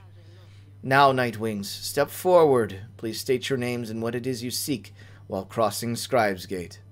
One by one, your fellow exiles approach, now with sureness in their step. We are called Big Bertrude. We seek to fulfill the plan of Sandalwood, for we are fond of him and his beliefs, and then to go about our business. Pamitha Thane here. I came seeking my blood sister Tamitha's forgiveness, since she ended up in here because of me. Maybe something good can come of it as yet. See, there you go, looking forward. Tizo. Tizo believes that his ancestors are watching over the Nightwings and seeks to live up to their legacy. Okay. Finally, you step forth once more. You, a crippled scholar who vowed to help his friends be free again, and who managed to come this far with this group. The gate guardian observes you for a moment, then motions past the archway toward the summit. The 8 scribes bid the Nightwings welcome. Go forth with glory. Except for you, Tariq. You stay right there. I thought you said... The rites are not yet ended, Tariq. He looks to her, then over the rest of you. Pardon me, everyone. I shall be there when the stars align. The gate guardian and the lone minstrel remain together as the rest of you depart. Ha!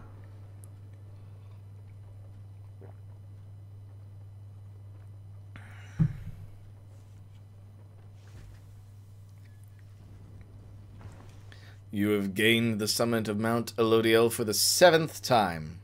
The final time in which any one of you shall have a chance to leave the downside. Okay, let me go ahead and take a look at our chances here. We're at 91%. Everyone else has faded. Okay. Okay. Let's do this thing, I guess. Hey guys, I guess you probably heard the big news, huh? I'm going out of business here, I guess. I miss having you guys as customers and all that. But I'll throw a little extra in there just for you, okay? Henceforth, all of Falcon Ron's goods are 5% off. Great. Great. Just, oh, we didn't even use that. That could actually be really good.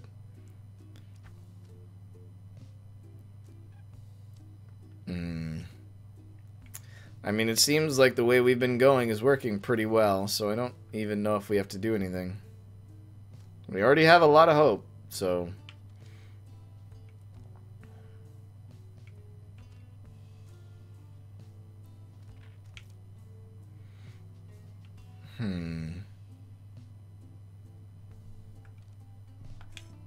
Go ahead and take 10 if we can. I don't think that gets us enough for anything, but... No, I'd have to get rid of one more.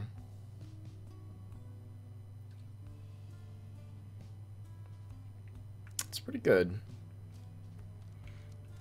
And is this all presents? It is presents, okay. I think we'll be okay. I don't know why I'm saving anything at this point. You guys take care, okay? Thanks for doing business. Commence the final liberation. Okay, you have gained the summit of Mount Elodiel for the 7th time. Very few stars remain above to light your way as you await the commencement of the final liberation rite. The lone minstrel finds you clutching the Book of Rites, seeking their charge subtanks. Thank you, Julie. Perhaps some bit of wisdom that has eluded you thus far. Reader, we may not have a chance to speak again after this. I may have to go. I wish to say that I am grateful for having made your acquaintance, and I shall remember you with fondness. I wish you well this night, and always. Go forth with glory. He then looks up and extends his hand in friendship. You clasp it. Yes, love minstrel. You see Tizo has joined you. All of your companions are there with him, in fact. Tizo wants you to know he has the utmost faith in you. Well, reader darling, what do you say we give those old scribes a real show to remember then, shall we? Reading one, thou art both wiser and less irritating than most others of thy kind. We have learned something from thee, and we are grateful. You look upon your fellow exiles, your companions with whom you have withstood the downside, and with whom you shall now conduct this final rite. Begging your pardon, but my time has come. We shall see each other soon. He departs. After this night, the outcome of Volfred's plan, the plan, of which you have all been a part of, shall be decided one way or another. For now, all you can do is strive to prevail against your final adversary so that one last companion may go free. You rise to join your fellow exiles as the last remaining stars ignite. The final liberation rite of this age shall now commence. Let us stand together. Alright.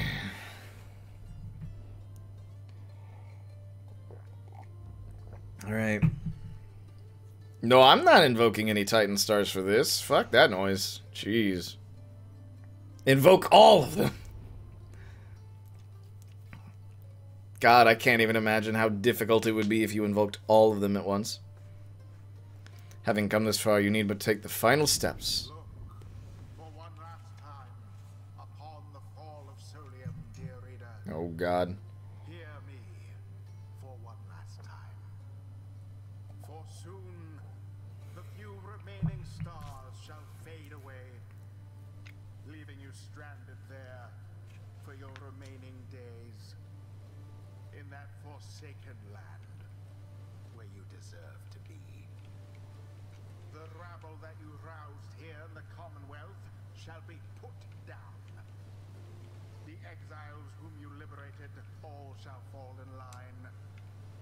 But first, Oh my god, my Wi-Fi dropped and now I'm watching an ad. Oh no, it's okay. Nothing's moving forward too fast. Oh god. None other than yourselves. Each so unlike the glorious night wings of yore. 'Tis a shame that one of you shall soon be free, for you deserve each other. It's okay. The pyres burn and each of the triumvirates is present and prepared. But before the lone minstrel concur as per the custom. Not another word. The demon Oralex slowly raises his clawed fingers to his mask. The false nightwings have arrived at last. Long have I waited for this. My freedom was once stolen from me. Then I was cheated of it here upon this mountaintop. You may now attempt to take it from me once more. He stands there for a moment, silent, then dons his mask and stands prepared. May these damned rites cease forever for the misery which they caused. Ashton Cole. Nightwings, we shall not meet again after tonight, for the cycle of the rites is all but ended. Thus I would have your decision. On whose behalf shall you conduct this final liberation rite? The one whom you anoint, or else the exile Oralek shall be returned. Godspeed, Rita. You know what is at stake better than I. I have utmost faith in you to make the best decision and conduct this rite with glory. Nightwings, the stars' remaining light grows dim. Your decision, please.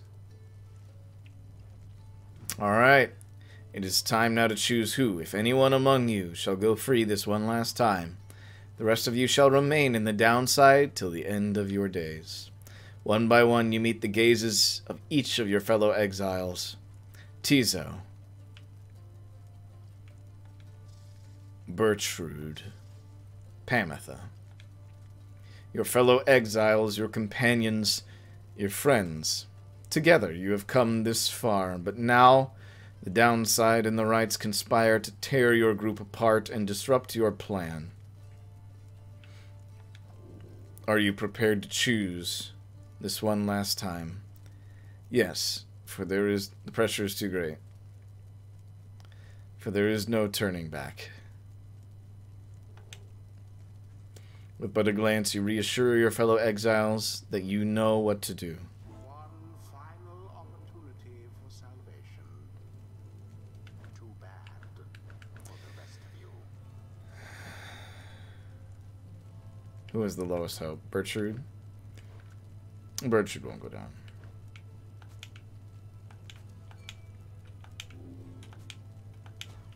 Alright, well, team, it's been a pleasure.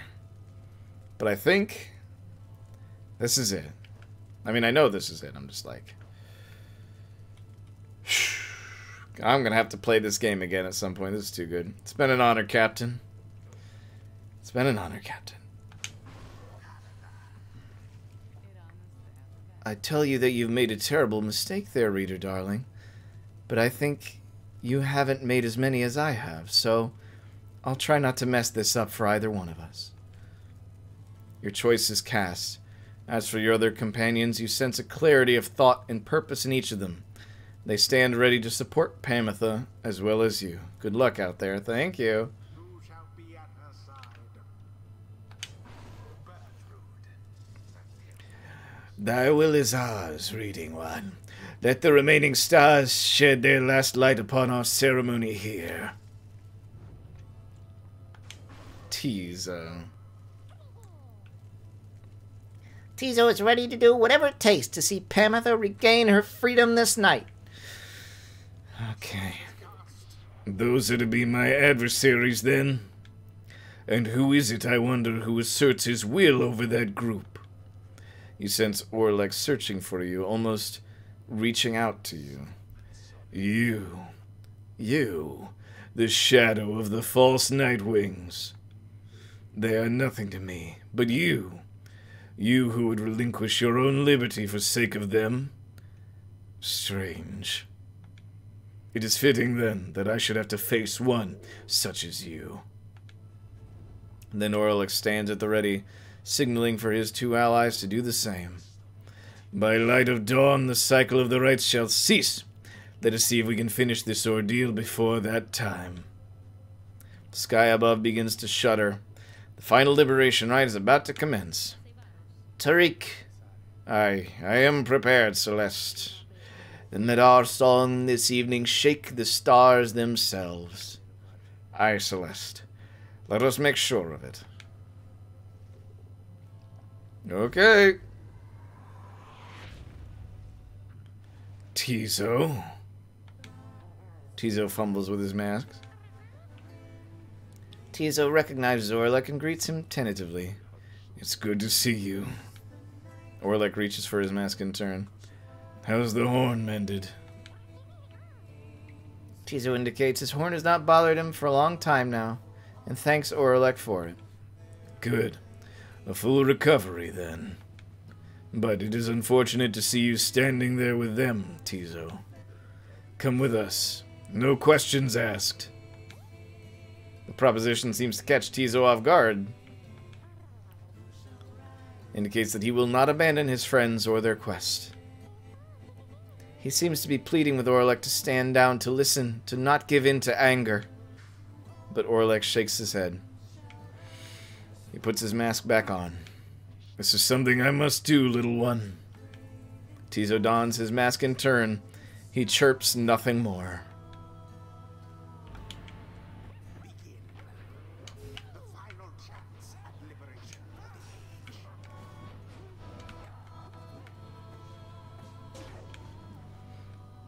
the age. Okay.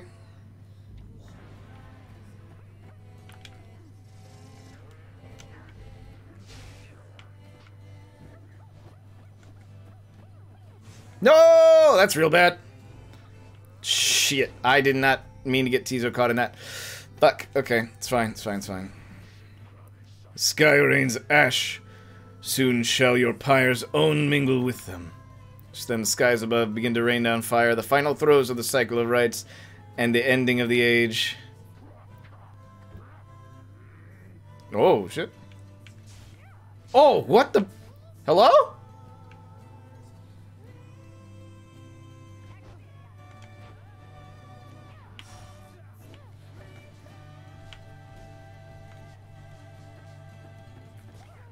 Shit. Okay.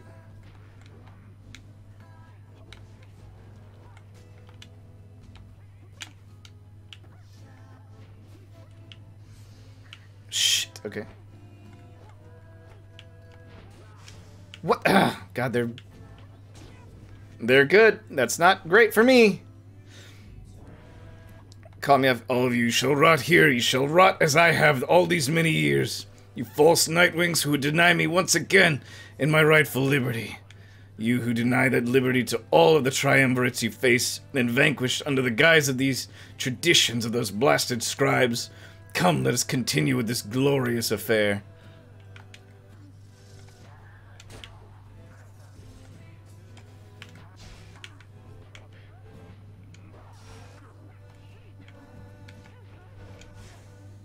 Why, that was all of them. Okay. With grace. We're still behind a fair bit. Now then, Nice. step high. Little lost, sure. Okay.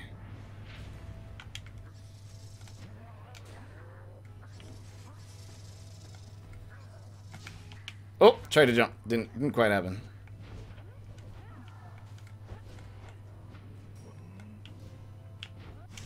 Oh, oh.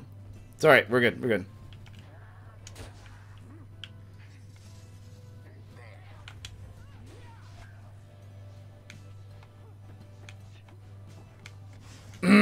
Not fast enough. 60.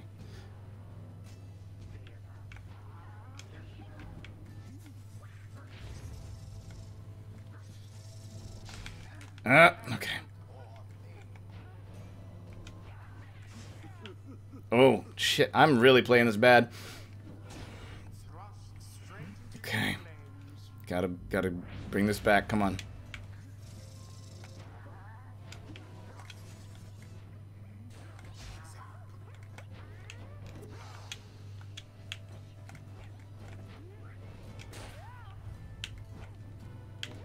No. Shit, okay.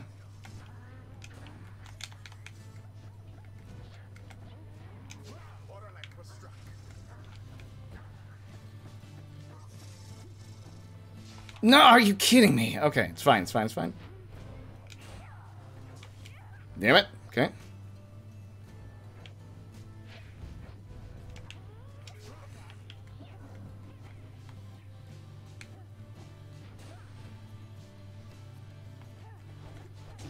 Okay. So the false Nightwings bear their fangs at last. That cannot be your finest effort. You think you deserve freedom more than I? Then fight for it, damn you. How he has changed, that warlick. Grown old and bitter all these many years. Virtue plunged into the adversary's pyre. Okay. The Nightwing's pyre burns brighter for now. Shit, okay, it's fine. Dear. Okay. Oh, we had the...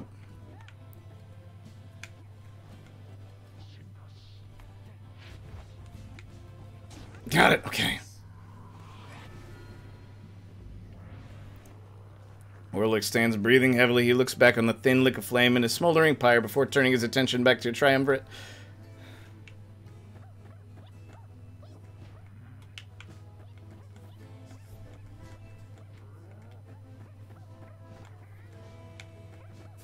Shit, again.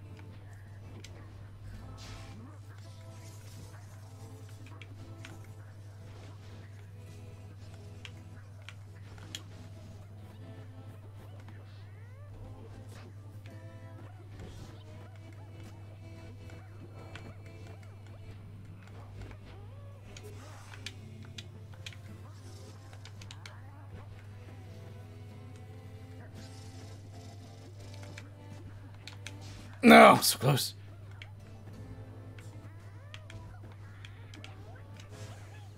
I hope Pamela was close to back. Okay.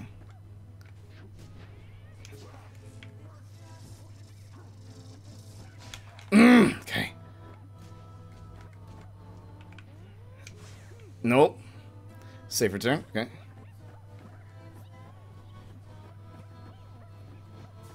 Damn it. Who's back? Bert.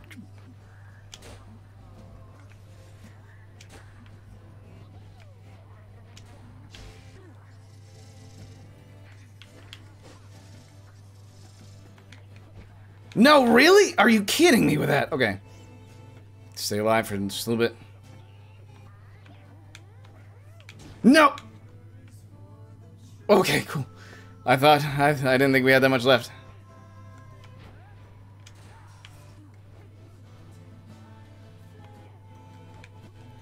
Pamitha got her freedom. Oh, oh God. Nightwings proved their worth. I'm so afraid. Adversaries I hope.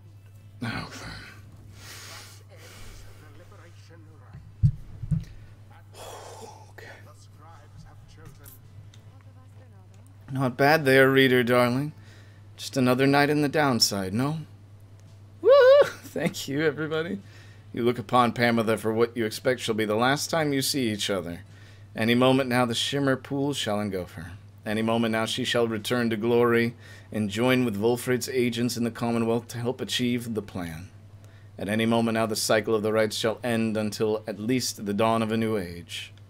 Any moment now. And thus the scribes have chosen. Uh... And thus the scribes have chosen. And thus the scribes have chosen. Hello? What's happening here? No. Nightwings. Reader. What have you done? What have we done? What just happened? Damn. Did we already miss our chance? Each prior time upon the fall of Solium, the Shimmer Pool is opened following the liberation rite, and taken in whichever exile prevailed. But now all is still, and the light of the stars above has all but died. You sense a growing fear that it is already too late, that the Shimmer Pool shall not reveal itself again. Orlek approaches, his head bowed. The 8 scribes saved their greatest treachery for last. Then something else catches his notice. Wait. A sudden rush of starlight cascades through the stillness of the summit. The Shimmer Pool has appeared again, different, but somehow open. Pamitha looks upon it, but it does not engulf her, or at least, not yet. It seems I was mistaken, then. The 8 scribes, this is not their greatest treachery. It is their greatest jest. The Shimmer Pool is flung wide open. It seems that all are worthy now of freedom. Hell yeah! Let's go! Orlek strides toward the Shimmer Pool, but... Halt, Orlek! Orlek glances over at the lone minstrel, almost in surprise. The Shimmer Pool has lost most of its strength. You step inside and you shall surely drown. Of that I can assure you. He laughs to himself at this. Then we have all been cheated. No, the Shimmer Pool is revealed, and one of you may still return as planned. But as for who returns, someone shall have to choose. Ere the last light of the stars is extinguished and the rites cease to be, this is the final trial of the scribes. The final trial of the scribes? Then our confrontation, the liberation rite, it was all meaningless. No, the victor of the confrontation is to be the one to make the choice among those closest to the scribes. Either the anointed, or he who anointed them.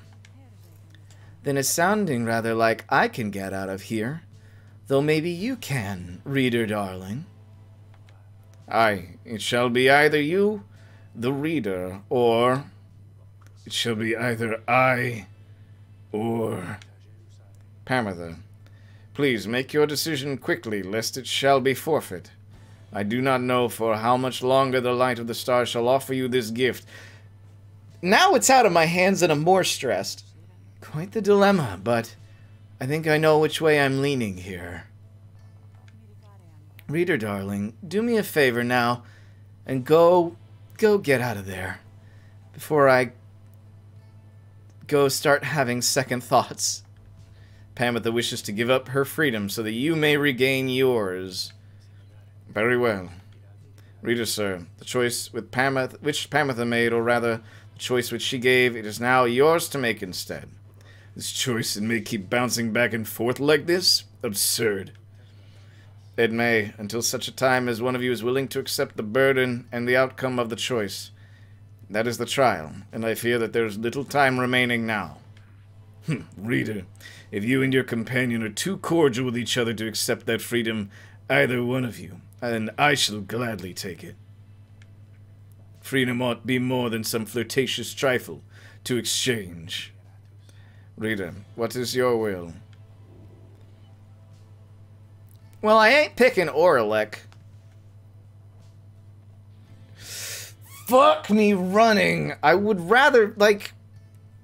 Your intention this night was for her to return in glory, and it shall be done. I mean, you could, though. I could! And my goal is, like, definitely gonna help with all of them. So, I mean... And then she doesn't have to feel... She was prepared for it. So... I guess me... I mean, I could, though. And then that kind of completes all the story arcs pretty cleanly, I guess. So... I guess us? I don't know. We don't have as much of a place up there, though. That's the way... I don't know if I can pause right now, and I hate waiting this long at a menu, but, like, I don't know what Reader can do on the surface. Out here, I conduct the rites, but, like, up there? I don't know.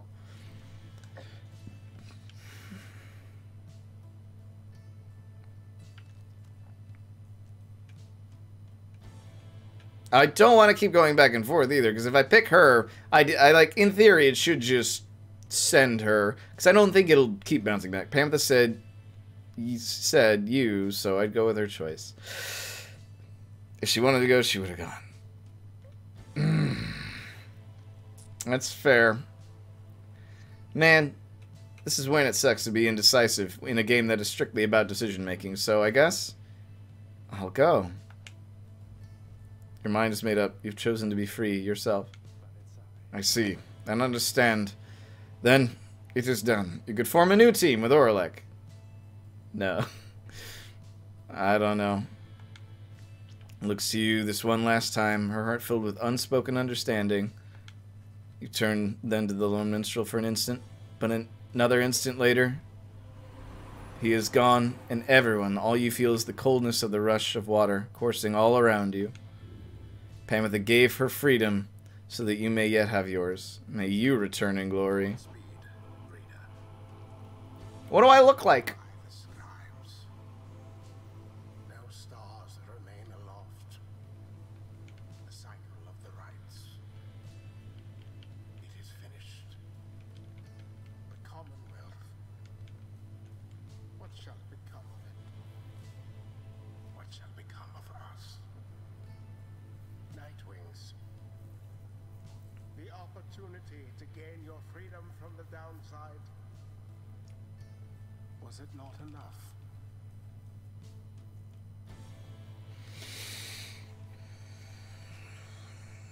Oh, fuck, okay.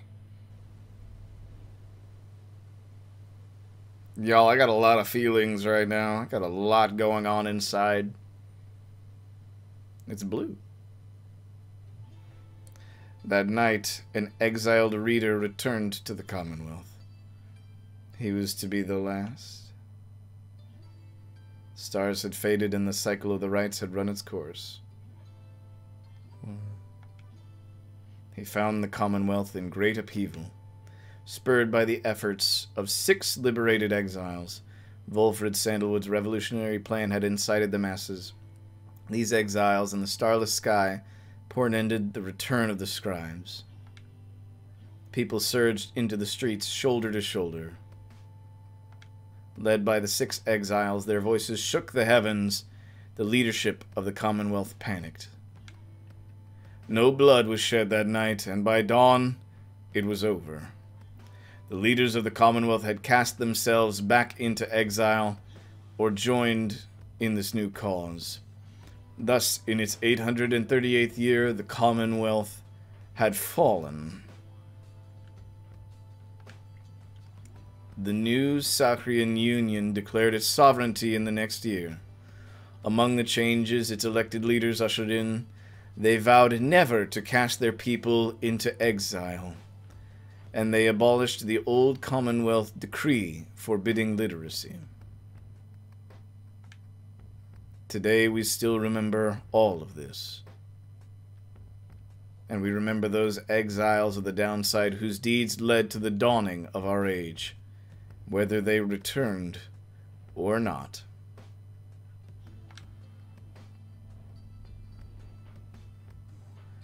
True freedom.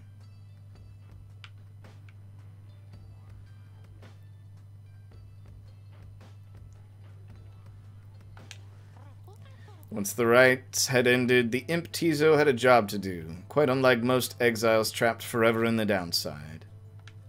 The lone minstrel asked that he watch over the Black Wagon, which the Nightwings had used extensively for travel and for shelter, all throughout their quest. Tizo obliged, for he knew that the wagon, as well as its drive imp inhabitants, perhaps better than anyone. What became of the wagon exactly was never verified, as evidence of Tizo's thorough work. After that, he liked to while away his days with any of his friends, or else with fellow imps. Wolfred Sandalwood would sometimes send him little gifts all the way from the downside. Despite the insurmountable distance between them, their friendship proved more than resilient. Tizo often missed his interactions with the reader of the Nightwings. They had quickly built quite a rapport back in the downside. Indeed, Tizo would often express wistful gratitude for all his time with the Nightwings and their many adventures throughout the land that was always his home. Other than that, Tizo would sometimes help interpret for messenger imps, relaying news to and from the Saurian Union. Despite having gained significant celebrity abroad, he never let it go to his head. and he would go fishing in the Sea of Solace at every chance he got. Good for you, Tiza! No, you're gone! No! Do I just get to read? Oh, fuck. This one's gonna hurt, I feel like. This one's gonna hurt.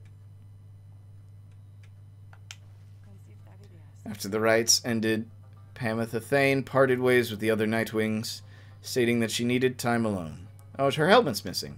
She reappeared sometime after the fall of the Commonwealth, although she expressed mild surprise at the news. She claimed to have no knowledge of what went on, including what role the Highwing remnants had in the events that reshaped the world on the other side. For her part, Pamitha feigned little interest, making the point that they were stuck and what had happened elsewhere had little to do with them now. Someone with whom she kept in contact was the bog dweller called Bertrude. They would discuss all sorts of matters long into the night and sometimes hunt together too. One day while traveling to Black Basin, Pamitha ran into her blood sister, Tamitha, for the first time since the conclusion of the rites. The reunion was not as amicable as Pamitha might have hoped, and Tamitha, still resentful of their history, turned violent. Pamitha would later brush aside the incident, though always had an injury to show for it, yet, from that point on, the Blood Sisters were back on speaking terms, at least for the most part. Having long since felt as though she had no home to call her own, Pamitha continued traveling about the downside.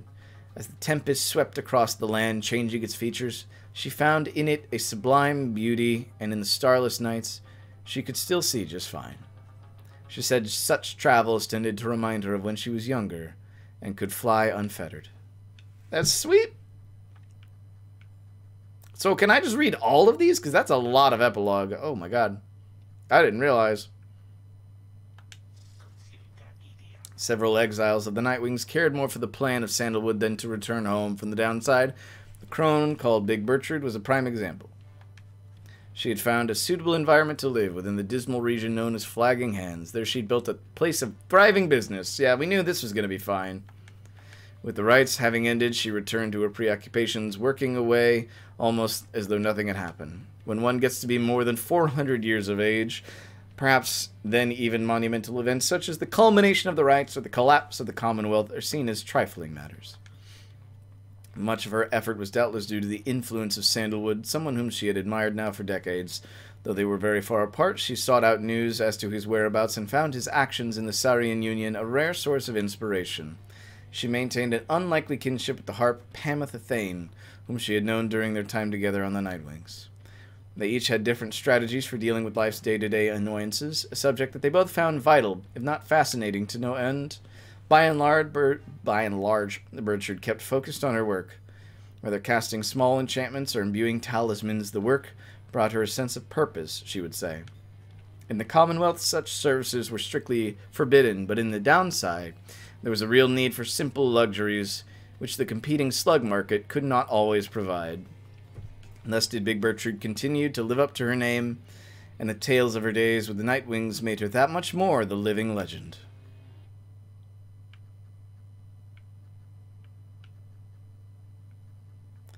Okay, well. Headwind's been gone so long, I kind of forgot he was here. Jodariel.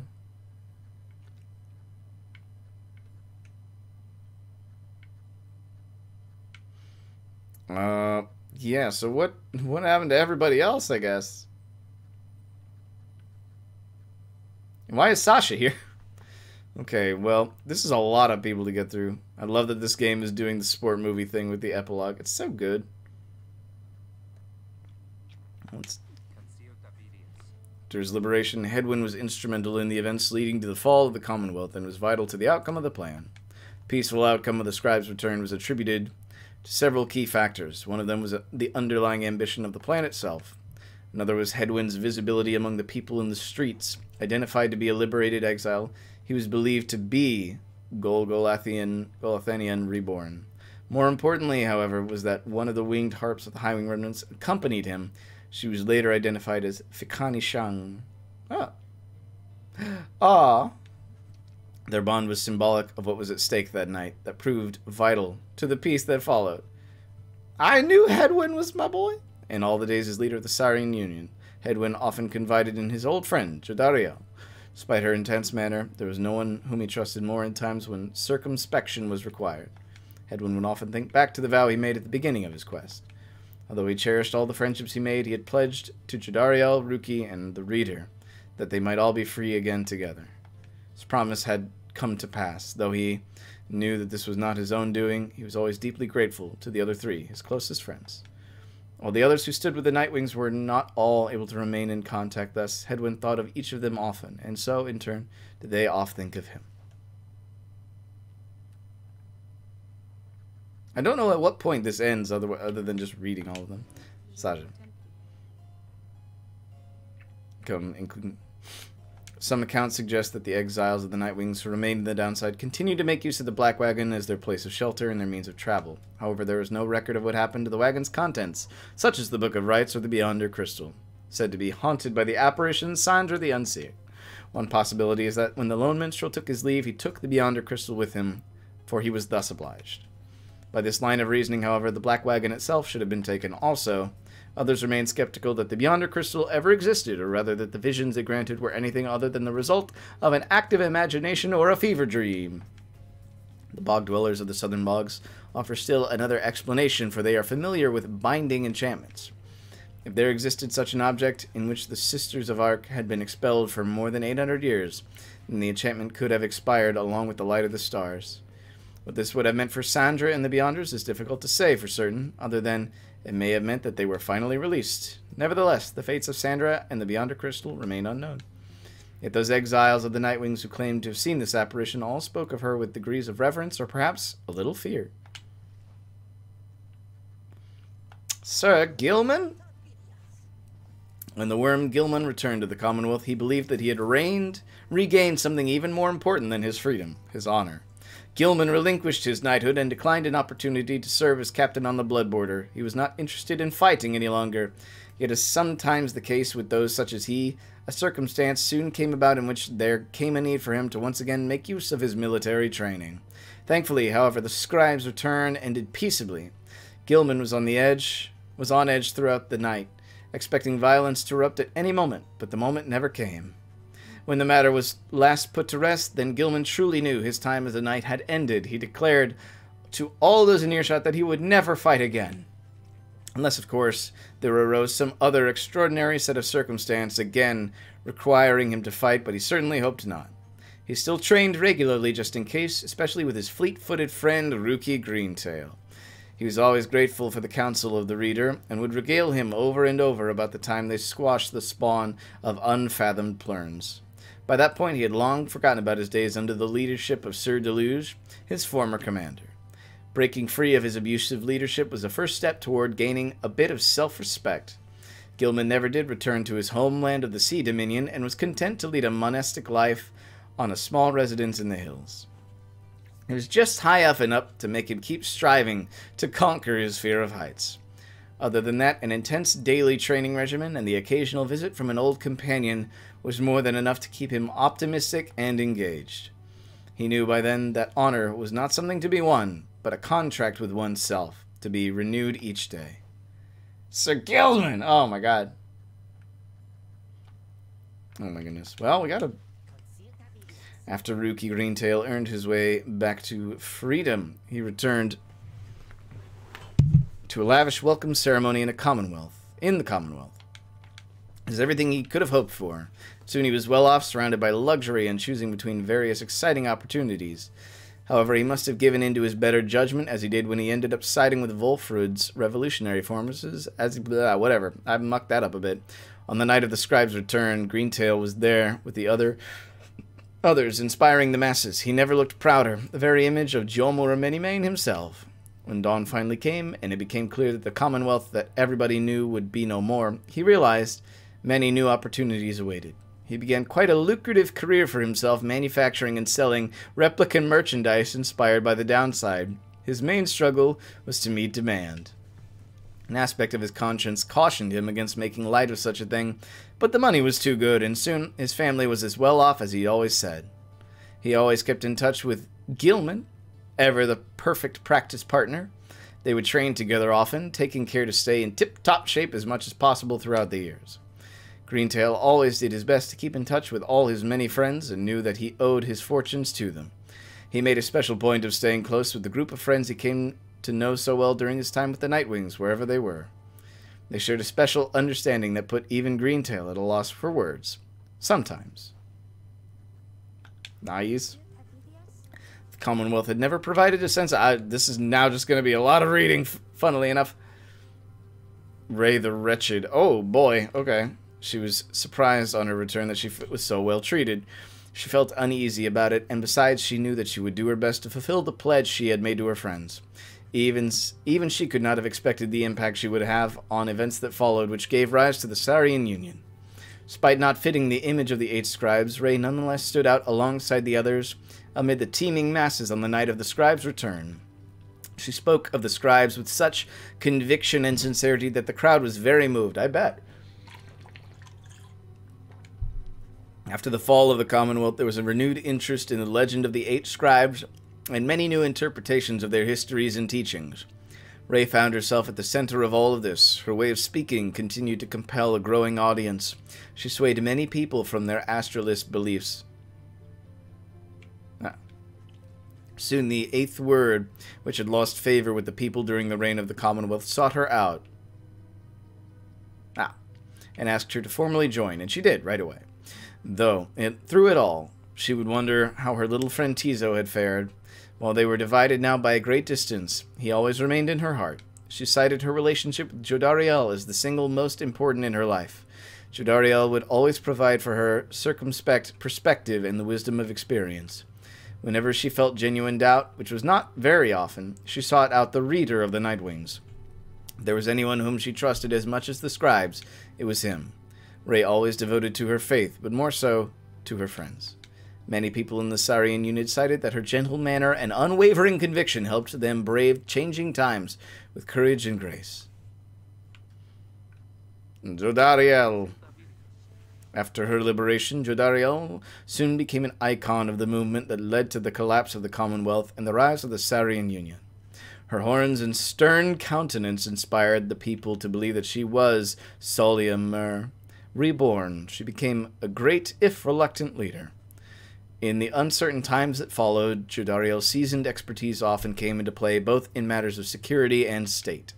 For instance, she conscripted and trained a team of volunteers in public safety. The community did not know what to make of such a cordial bunch at first, but soon came to value their service. They've stood for the people ever since, and we celebrate their founding day each year. Boy, my brain. I'm slipping. She remained close with Hedwyn all through this experience, and they supported each other through their struggles many, many times. She kept an eye on Ray, who nonetheless demonstrated a surprising knack to get by on her own, though Jodariel was always willing to provide assistance just in case. She continued training on her own, a regiment that grew stricter with each passing year. There were those who sought to train with her, and she sometimes obliged. There remained one other constant in her life. She would always remember her days among the Nightwings, and with a fondness, for the most part.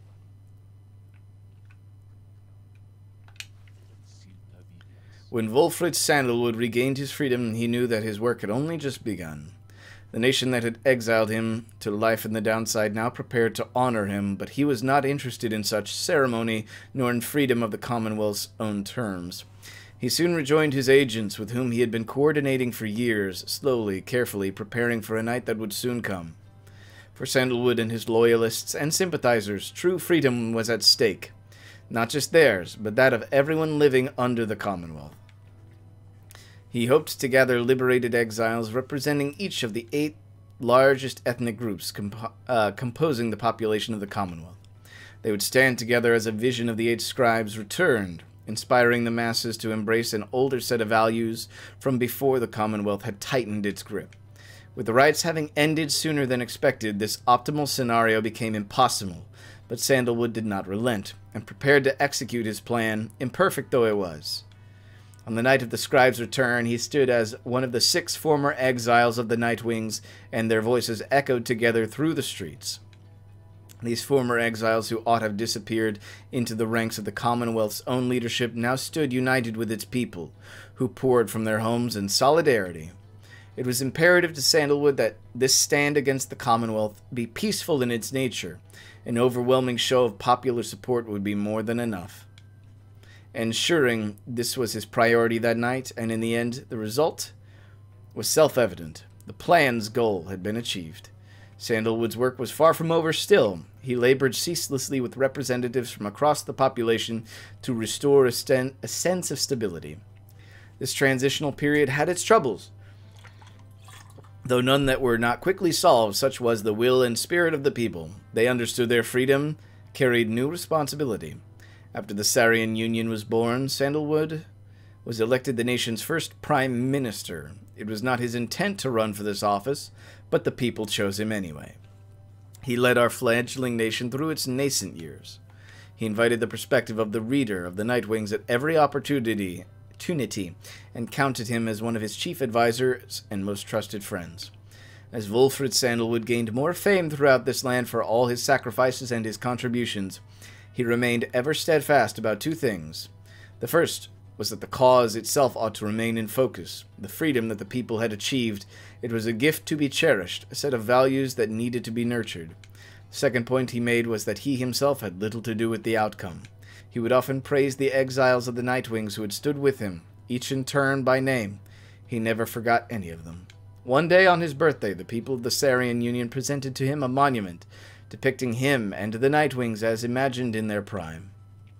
It has since ensured that those of us with memories more fallible than that of Sandalwood likewise remember the achievements of his fellow former exiles and our cause.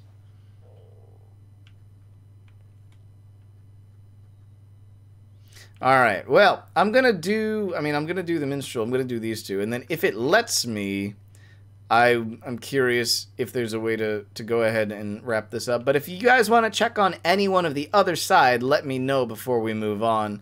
Otherwise, we're going to get pretty close to calling it here. First, let's check on Falcon Ron. Slug Market's revenues fell precipitously, and Falcon Ron was forced to liquidate his assets and close up shop.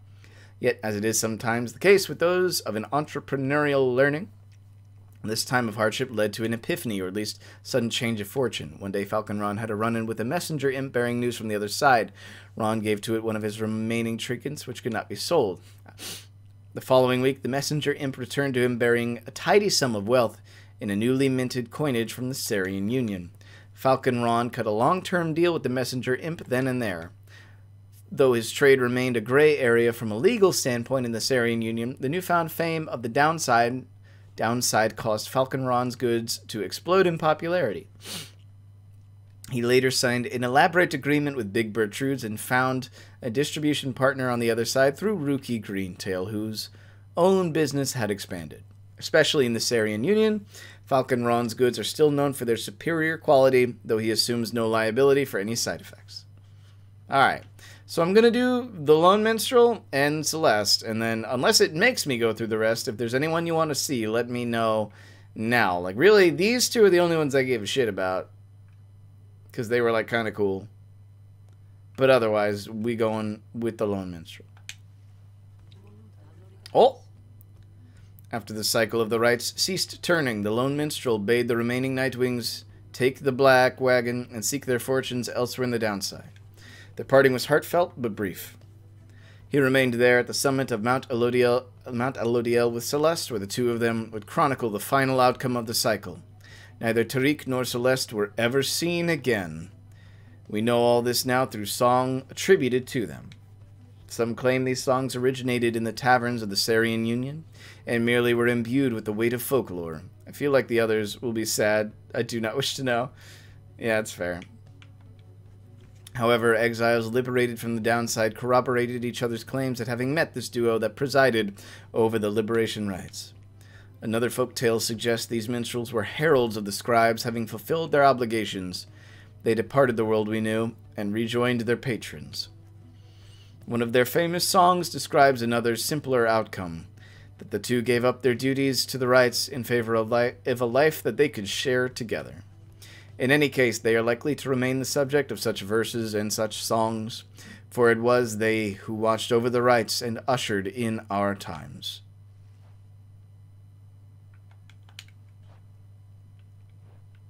Are you gonna make me do it? Because I can't do anything else, huh? Oh! Oh no, I hit Orlek. Shit. I feel like that. I don't know if I can stop.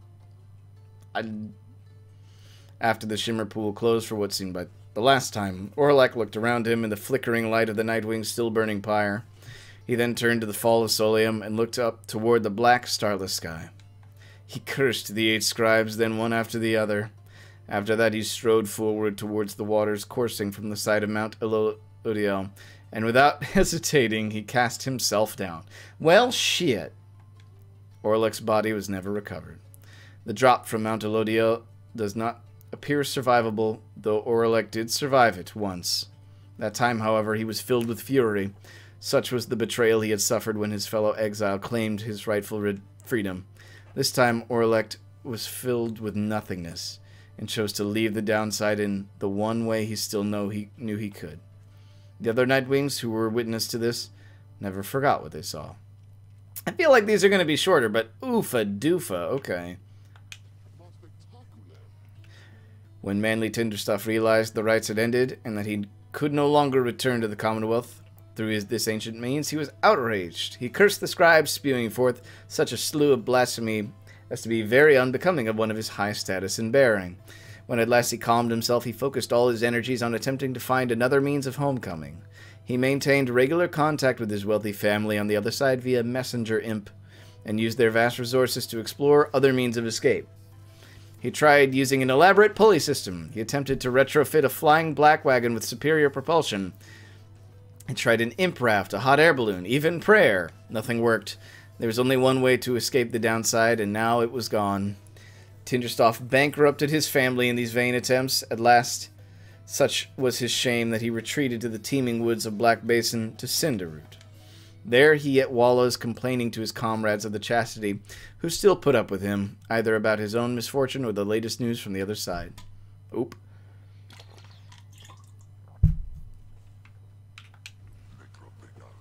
Once it became clear to Ignarius that the rites were drawing to a close, he knew that it was time for him and the Tempers to call it quits.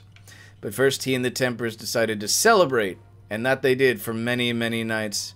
The revelry did eventually subside. The exiles parted amicably and went their separate ways. He roamed the downside, then searching for some meaning in his life, sometimes taking odd jobs requiring his brute strength.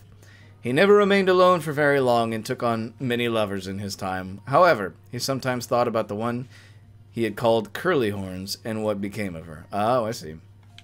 Though his glory days as the most powerful conductor of the rites had long since passed, he always enjoyed the fearsome reputation he had cultivated at the time. Okay, these are a lot shorter, so that's not too bad. Throughout her exile, Tabitha Thane was motivated by a single goal: to return to the Commonwealth and exact vengeance on her ancient enemies. When she realized the rites had ended and that she would never see her mountain home again, she nonetheless remained determined to aid her people however possible. She had gathered certain information pertaining to the intentions of the Nightwings, who had formed a pact to regroup on the other side after their liberation. Other such reports exposed certain weaknesses in the Commonwealth defenses and revealed to the Highwing remnants the opportunity for a risky but potentially impactful strike. As Tabitha could not participate in the assault, she learned what happened well after the outcome. On that night, known as the Scribe's Return, the Commonwealth had fallen. The Highwing remnants thus prevailed at last without even having to fight. Soon after the fall of the Commonwealth, I can't talk anymore. Tabitha encountered her blood sister Pamela, come to pay her a visit. Pamela had hoped their people's victory on the other side would be cause for reconciliation. Tabitha was skeptical of her intentions, however, and lashed out at her. Pamela made no attempt to elude the attack and was struck full on. This cost Pamela the use of her right wing, yet after she recovered, she shrugged the incident aside and said maybe they would call it even now. From that point on, the Blood Sisters kept a formal distance, but were cordial with each other. Knowing that the conflict on the other side had ended, Tabitha retreated to the crags of Black Basin and grew ever more distant. The closest to her surmised that her inability to reconcile with her blood sister was at the heart of this, though for her part, Tabitha never once admitted any such weakness. Backer Oshpaw's Andrews never had much interest in returning to the Commonwealth, for he always found its bylaws so stifling. So when the rites ended, he did not care at first. He soon grew very bored. The rites had given life a certain sense of structure he had always needed. He missed the raw anticipation of it all. He decided to continue conducting the rites for the thrill of it. He bent some of the rules and replaced some of the objects, but it was close enough. His pack mates, the dissidents, proved more than happy to participate, and thus they ran against each other back in Jomura Valley. Gradually, other exiles, familiar with the rites as well as those who had not heard of it at all, started to take an interest, and they ended up giving Barker Ashpaw some healthy competition. His old feud with Rookie Greentail ceased meaning anything to him, and he forgot all about it amid his new pursuits. Ultimately, even Barker Ashpaws, who had led such a directionless existence to that point, found something in the calling of a calling through the rites. Whether he took the rites less seriously than any of other exiles of his time, or more, was oft debated by those who watched him work. Ah, Sir Deluge. All his life, Sir Deluge had fled from one danger only to find himself facing another. He had escaped the war-torn waters of the Sea Dominion, he had escaped the blood border of the Commonwealth, and now he had escaped the rites. After the rites had ended, many exiles wrapped up in the ancient test were crestfallen as their last chance to return to their homes had vanished, along with the stars above. But Deluge did not mind, for this outcome meant that at last there was no burden of responsibility weighing down on him. While most of his fellow exiles of the Pyre Hearts yet longed for the waters of the Sea Dominion, driven as ever by their impulses towards conflict, Deluge settled down. With him remained one of his companions, the Lady Seagrass, who had taken a liking to him for some reason. Reportedly, they disappeared into the waters of Worm Gulf, which may begin to explain the significant increase in the worm population observed in their vicinity. Okay. Udmilde. After the cycle of the rites had ceased, Udmilde returned to Flagging Hands region, where she sealed herself within the Pit of Milith. There, even her fellow exiles of the Withdrawn allegedly grew unnerved after a time and left her to her vile work. Some time later, the Pit of Milith erupted into flame. So intense was the conflagration that it could be seen all the way from Jomura Valley. Arson was suspected, though the cause was never verified, and many bog dwellers in the region were forced to flee. A tempest blowing from the north finally quenched the flames. When at last she settled and the grounds had cooled, the site of the fire was scarred beyond recognition, no trace of which Udmilde could be found. As for the contents of the Pit of Milith, which notably included a profane object thought to be the remains of Islach, all of it was gone as well. Back in the Sarian Union, Udmilde's repeated threats of the return of Islach were thoroughly investigated, and no credence was ever found to any of her claims. After the final liberation rite, Lendl refused to believe that the rites had truly ended. He would sit through the night, after a consecutive night, staring into the blackness of the sky, awaiting any kind of sign that he might gain another chance at freedom. No such sign ever came. His fellow accusers started to express concern for him. Survival had become their top priority once liberty had slipped from their grasp. But Lendl dismissed them as weak fools. He insisted rather forcefully that any evening now the stars would shine for him again and mark the way toward his inevitable freedom. He was, of course, mistaken. The others in his triumvirate were left with little choice but to abandon him. After that, the exile known as Lendl the Liar was never seen again. However, there have since been sightings of a bedraggled demon who wanders the downside and bears Lendl's cruel countenance, suggesting he yet lives.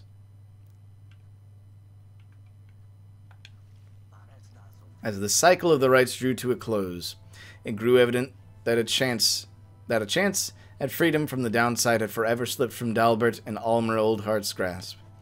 Thus, they and the exiles of the Fate returned to Jomura Valley, where they struggled to get by as exiles of the downside tend to do.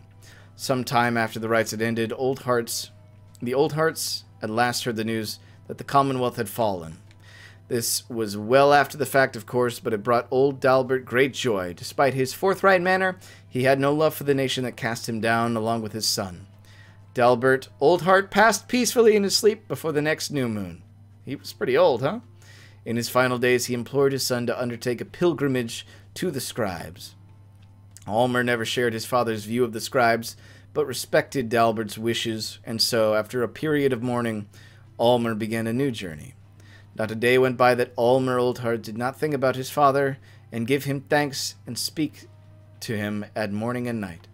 Would that the stars yet shone, for surely Dalberts would be there among them, smiling down at his son and watching over him and his kin.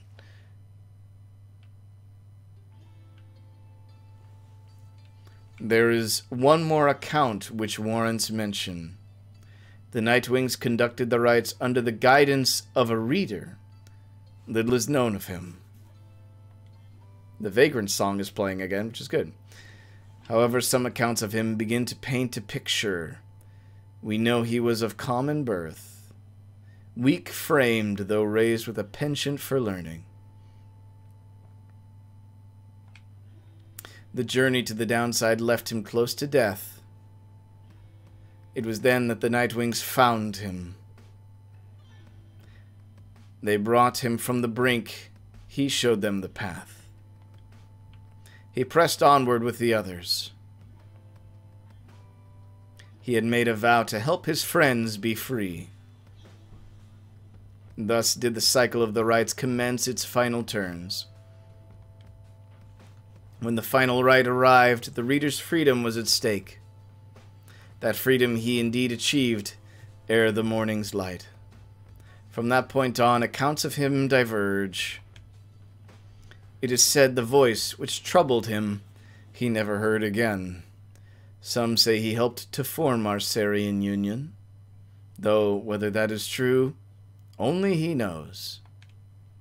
Someday, perhaps, that reader's own star shall emerge. Then it shall pierce the dark of night in all its brilliant glory. Until such time, and ever after, all of us give thanks.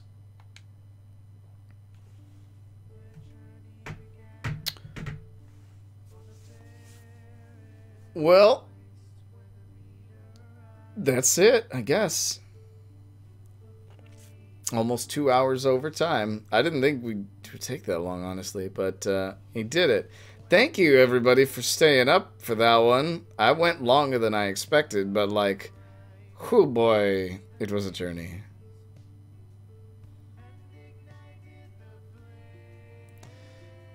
But, hey, we did it. We cleared Pyre.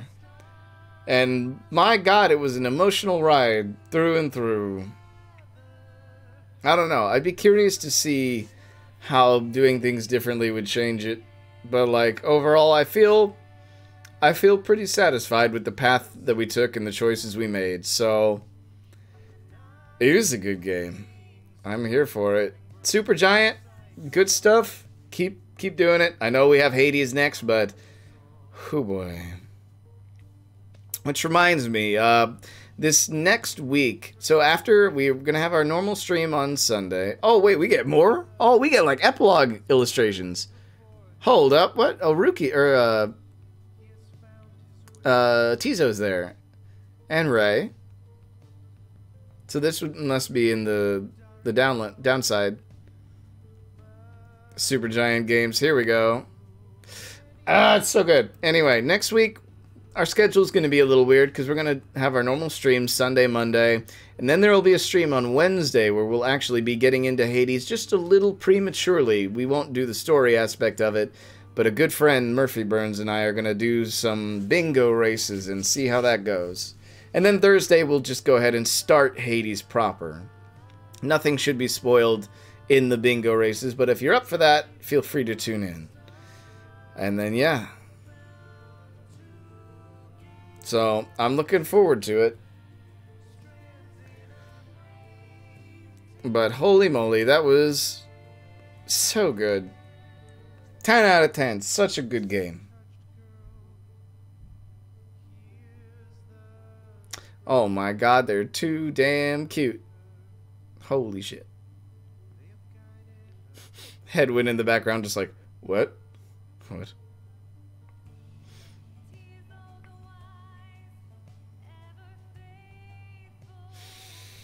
Alright, well, because there are visuals to go along with this, I don't just want to cut out, like, I would throw it over to the ending soon graphic, but not just yet.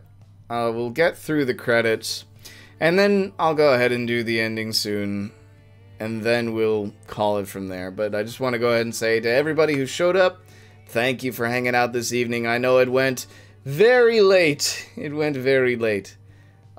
Realistically, if I had known there was that much more, I would have just delayed it. But once we got into that end game, it was like, kind of have to keep going, I guess. So, what was that, Pamitha?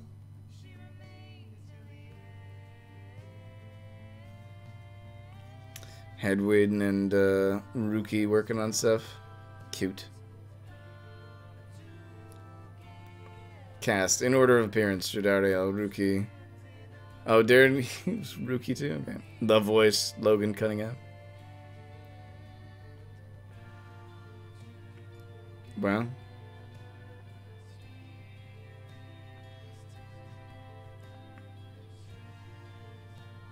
Ludmilda was Darren Corp? Oh my goodness. Man, he did a lot of stuff. I mean, I know. He's like all over this game in so many different ways.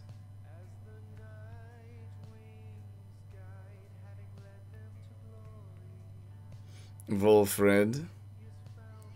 Drawing some contracts, doing some business. Is that Tizo down there?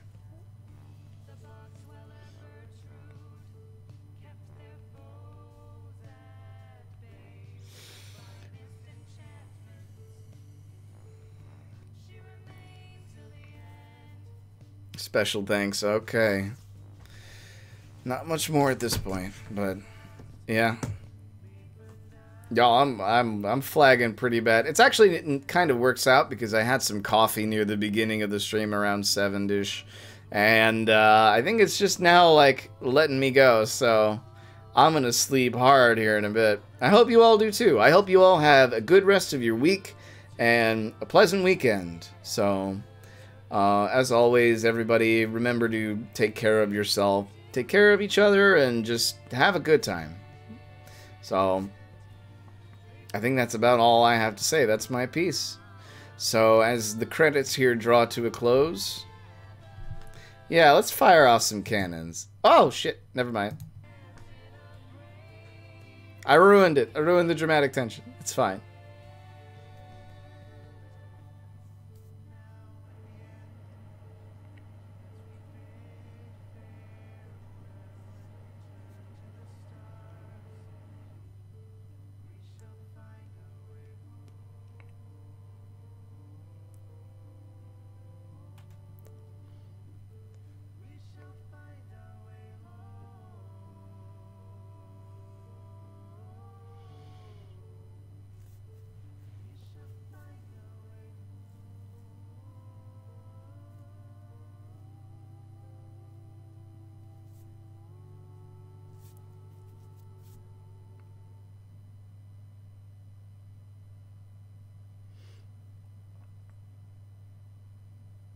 Oh.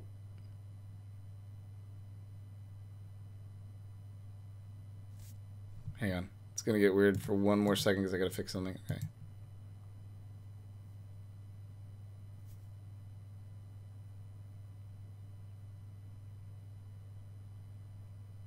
Boy, what's all this then?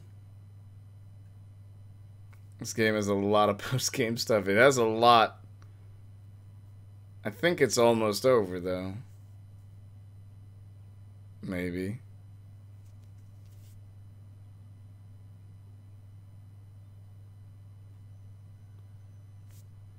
The end.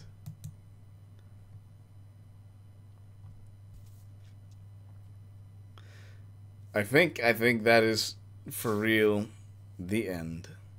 I don't know what happens now. True Nightwing campaign mode unlocked. Press escape to return to main menu. Well, this is pleasant. This is very pleasant. Alright. That's it. That is Pyre. Alright, everybody. It's time to go to bed. Good night, everyone. Have a good week, and I'll see you next time.